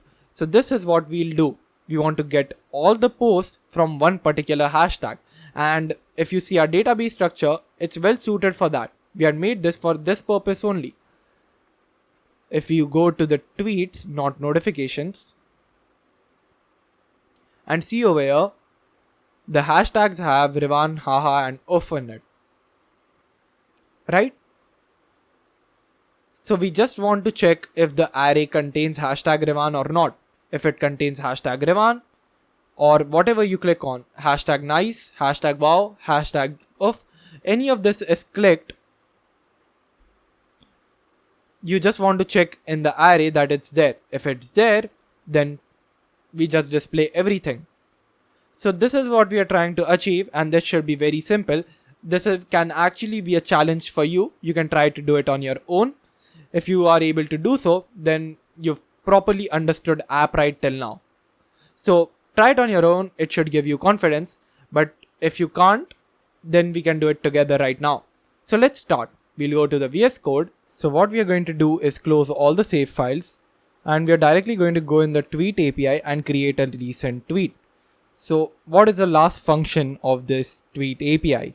It's going to be future list of document, this exact same thing, because we are going to get all the user tweets, not the user tweets, but get the tweets by hashtag. And here we are going to get a hashtag, right? So the implementation is very similar to get user tweets. We're just going to copy this, paste it over here. It's going to be asynchronous. We are going to list all the documents in the tweets collection where the hashtags should be equal to, not really, because hashtags is a list, we cannot equate it. Here we want to search. So in the hashtags array, we want to search that the hashtag is present. And if the hashtag is found, then we want to return all of those documents, right? So we will use query.search hashtags and then find a particular hashtag. And then we'll return the document. Now all we need to do is go to the tweet controller, create a function very similar to get user tweets or get replies to tweets, something like that. We're going to get the documents, but here the name will be get tweets by hashtag. We'll mention the hashtag from the UI. So the future provider is also going to be family. And here we're going to have tweet API dot get tweets by hashtag. We'll pass in the particular hashtag and all of those conversions will take place. Now we just need to go to the future provider. We'll have to create one, and this will be very similar to rest of the things that we have. Get tweets by hashtag provider, future provider, and this time we are going to get a string of hashtag, and then we are just going to pass that to the get tweets by hashtag function. Simple enough. Now we can just go to the view, create one view which is hashtag view.dart, and here we need to import material dart. We want to create a stateless consumer widget called hashtag view. We are going to import Flutter Riverpod library. We are going to return a scaffold. Here we are also going to accept a string hashtag. So basically this hashtag is whatever the user clicked on. So if the user clicks on this hashtag, we will navigate to a new screen where hashtag will be written in the title and all the posts from this particular hashtag will be seen. So let's require it through the constructor.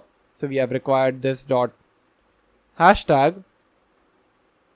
Let's put this inside of the name constructor. Now in the app bar, we are going to have app bar, and the title is going to be text hashtag. Okay. And now we are also going to go to the home view, copy this route, put it in hashtag view, and return hashtag view from here, just like we've done multiple times before. But this time we're going to take it from the parameter. So we have a hashtag and we pass that in to the particular hashtag. Now what do we want to do? Well, whenever the user clicks on this hashtag, which is identified. So how do we identify and where do we identify the hashtag? We do that in the widget here, hashtag text. So what we can do is whenever we identify a hashtag over here, we can just have something known as recognizer here, and we can pass in tab gesture recognizer. This is the syntax for it. We create an object of tab gesture recognizer and we give it a property of onTap, and the onTap property is equal to an anonymous function, and here we can write whatever we want. So we basically want to have navigator.push, and we want to push to the hashtag view. So we have hashtag view dot route, and we pass in the particular hashtag. What is the particular hashtag? Element. This is what we had, right? Element dot starts with hashtag. We just push it to hashtag view dot route. After we've completed this, we can go to the hashtag view, restart our application on iPhone and Android, click on Revan, let's say, and we get hashtag Revan. Now the thing that's left is just to display everything. Now to display everything, we are scholars in it now.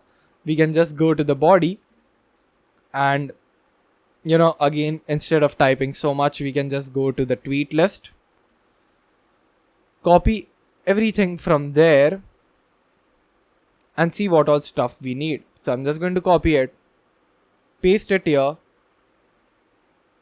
import the loader. So I have common, import tweet card. So I have tweet card, and I don't think we need any of this. I'm not making it real time. Of course, if you want to make it real time, go ahead, but I'm not making it. So again, I'll have to remove all of this part. I also have to remove this returning part. All I need is get hashtag tweets by hashtag provider and pass in the particular hashtag. And when there's data, we'll get tweets and we can display that. And now we can remove this bracket. This is an extra bracket, it seems. Even this one. And now we don't have any error. We're basically returning a list view builder with all the tweets. If you want to make it real time, you can go ahead and make it. There's no problem with it. I just removed it so that there's no complexity. You already know how to make it real time. We just remove the real time code. And now you can see we are getting this error, index not found hashtags. When we get this error, we go to Appwrite. Then we go to our tweets, indexes, create index. And here let's just say search by hashtag, and this is going to be, let's say, full text because it's search. And then we are going to have the attribute. So what is the attribute we are searching by? Hashtags, order descending, create, refresh the app, and then click on Rivan. You see all the tweets which has Rivan in it. That means this is working. Our app is now working even to show the latest hashtags. This was very simple, right? You just need to understand the logic for one thing and you'll get everything else. Now the next thing is to close all the save files. We have completed all the features except one, which is Twitter Blue. So let's get into it. To get into Twitter Blue, what we need to do is go to the home view, and here basically whenever we click over here, we want a drawer to appear, and in that drawer we should get my profile, so that when I click on it I can go to my profile, and the option to convert to Twitter Blue, and the logout option. So these three things are the things we need to work on, and you're done with the application. So here in the home folder we are going to get widgets, and the widget is going to be side drawer dot.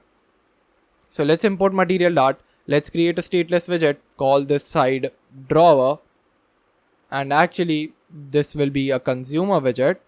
So let's import that, add in a widget ref, and now let's have a safe area so that our drawer doesn't merge with the top notches over here. And then we have drawer, then we have a child, a column, and in that column we have children. And what are the children that we need? Well, first of all is a list style, and in the list style we have a leading icon, which is const icon icons.person, then a title which is constant text my profile, and an on tab to it. Now what I'm going to do is just attach this drawer to the home view. So over here I'm just going to add a drawer property and pass side drawer to it.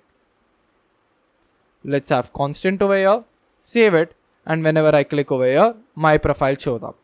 But this is not good because this is not black in color. I just wanted pure black, so I'll just pass in the background color property as palette.background color. If I save this much and go back, you can see this is black. But I want the font size to be increased now. So I can just go ahead and have style as text style with font size as, let's say, 22. Much bigger and looks much better. You can also increase the size of this icon. So let's say size of the icon is now 25.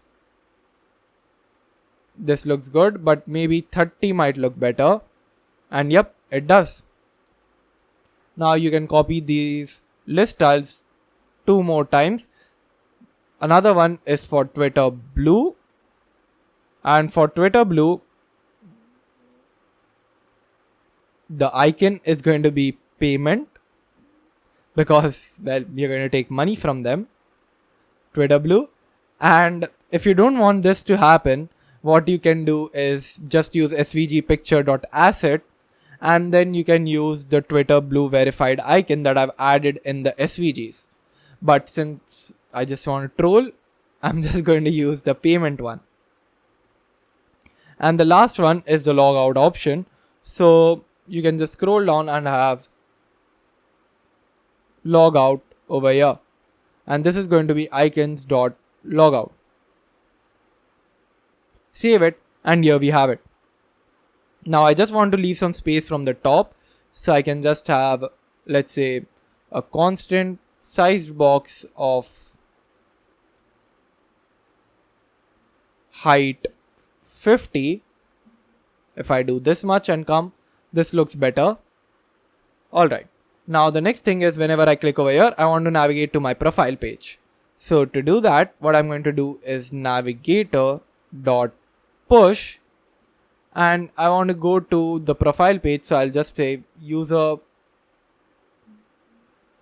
profile view, and then I have to pass in the user model. To get the user model now, I'll just do final current user is equal to ref.watch current user details provider dot value, and then I'll check if current user is equal to null, then I want to return a constant loader. Otherwise, everything else is going to work. Now I can just pass in the current user, not over here, dot route, and I'll pass in the current user over here. Great. Now if I just click over here, I should be able to go to my profile, and this works pretty good. Next thing is when I click on Twitter Blue, I should get a verified badge next to my name. So to do this, you'll have to go to the user API, scroll up, create, and actually if you see over here in the user API, we have something known as update user data. So I don't think we have to create a separate function for isTwitterBlue to update the isTwitterBlue, of course. So what I'm going to do is close all of them, go to my side drawer, and here I'm directly going to say ref.read user profile controller provider.notifier.update user profile. Then I have to pass in the user model. The user model is going to be current user dot copy with, and now I want to copy with what? isTwitterBlue should now be true. This is the updated user data that should be there. The banner file is not there, null, and the profile file is not there, so it should be null. So obviously if we go to the update user profile, this is the updated user model. Since both of them are null, these two functions won't run, or the if blocks won't run. And then we call update user data. It passes in the user model, which is isTwitterBlue is now true. Okay. And now the last thing that I need to do is just go to my tweet card, and here I just want to display my verified icon. So what we are going to do is scroll up right here. You can see we have container. In the container where we have margin, here we are going to check if if the user dot is TwitterBlue. So if the user is TwitterBlue, then we want a margin of 1, otherwise a margin of 5 from the right hand side. Now we'll remove the constant as well. Why is this logic there? Because if the user is TwitterBlue, then we will have a Twitter badge beside it, right? So we want a very less margin to be present. But if the user is not TwitterBlue, it's fine if the margin is little bit more to the right. And now we are just going to have, after the container, if condition. So if user is TwitterBlue, then we want to have an svg picture dot asset of asset constants dot verified icon. Now we'll save it. Nothing shows up because no user is TwitterBlue as of now. So now let's try to convert one user. So I'll click on TwitterBlue here. Nothing happens. But if I refresh my application on both the devices, I see the TwitterBlue icon. Great. But this Twitter icon, if you zoom it in, it's very close to this username. So I want there to be a margin from the right hand side. So for that, I can either wrap it with container or a padding, and here have dot only. And from the right hand side, I want 5. So from the right hand side, I have a padding of 5. And this looks much better and less congested, you know. So if the user is TwitterBlue, it shows up. Now we also want to show it on the user's profile right beside their name over here. So now we can just have this user.isTwitterBlue. We'll go to user profile view. In the user profile, just below where they mention their name, right here, we're going to wrap it with a row widget and have something like if user is TwitterBlue, then we want this thing. Where is it? This padding to be present with the icon. So I can import Flutter SVG, I can import asset constants and save it. After I do that, you can see I get my Twitter blue icon over here. But I don't want the padding to be from the right hand side. I want it to be left hand side. So I have it. And this looks so good. Maybe we can do 2. Whatever way you prefer. 3, whatever. So I'll just keep it 3. And we get the verified symbol over here. And if the user is not Twitter blue, we can see that over here, that they are not Twitter blue. And of course, Twitter blue is $8. So if you want to implement payment integration, I'll create a separate tutorial for it. You can check it out. I'll mention it in the cards above when I create it. But if you already have an idea, or if you want to use Google or Apple Wave, which I've used in my other tutorials, what you can do is you can implement it here. Before the side drawer, when you click on tap, over here you can create a method and create a separate controller so that you can add your own, Twitter blue thing, your payment integration. So you can add it in the on tap over here and then only update the user profile. So if the payment is success, you can update the user profile, else you will not. So now the last feature we are left with is the logout feature. So for that, we are going to go to the Auth API. We're just going to have future either void logout. I'm just going to have create one missing override. We're going to have async. We're going to have our simple try and catch blocks. And here we don't want anything. We'll just have if await account dot delete session. Or if you want to delete multiple sessions, so you want to delete sessions from all the phones, so you can do delete sessions and just do this. So it will log you out from all the devices, but I only want to delete session from this part, and I have to mention the session ID. So what is the session ID? Well, the session ID is basically the login session that it gives us, that ID. But since I don't have it, what I can do is current. When I use current over here, it will delete the current session ID. Appwrite identifies it and does it for me. Now I'll just do return write null, meaning that is a success. And in case of failures, yes, all of this is done. Now we can go to the auth controller. We can create a void function for logout. So we have void logout, and then we can have underscore auth API dot logout.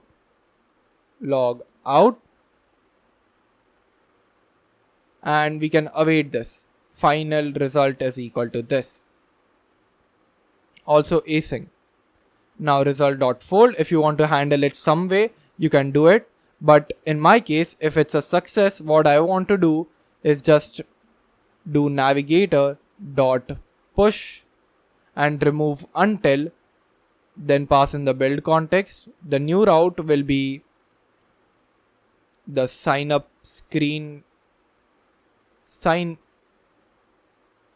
view.route false. So basically this will pop off, push and remove the screen until we get to the sign up view.route, and then we'll pass in the build context. Now to use this, what we want to do is just go to my side drawer, just use your ref.read auth controller provider.notifier.logout, pass in the required build context, and done. So we'll restart the entire app. And now if I try to log the user out, let's log out. We've logged out. Now if I try to restart and see if I'm on the login screen now, yes, I am on the login screen now because account is now null. We have deleted the session. So we have developed an entire application, an entire Twitter clone where you're able to like, retweet, comment on a profile, put hashtags, identify links, click on links to go on a new link, in a browser, search for users, follow a particular user, unfollow a particular user, see the notifications here, even if it's reply, reshare, like, anything. And also able to add carousel images to your application. And obviously the most important feature, that is Twitter Blue. So I hope you learned enough from this application. If you did, make sure to leave a subscribe to this channel. This was it for this tutorial. Thank you so much for watching, and I'll see you in the next video.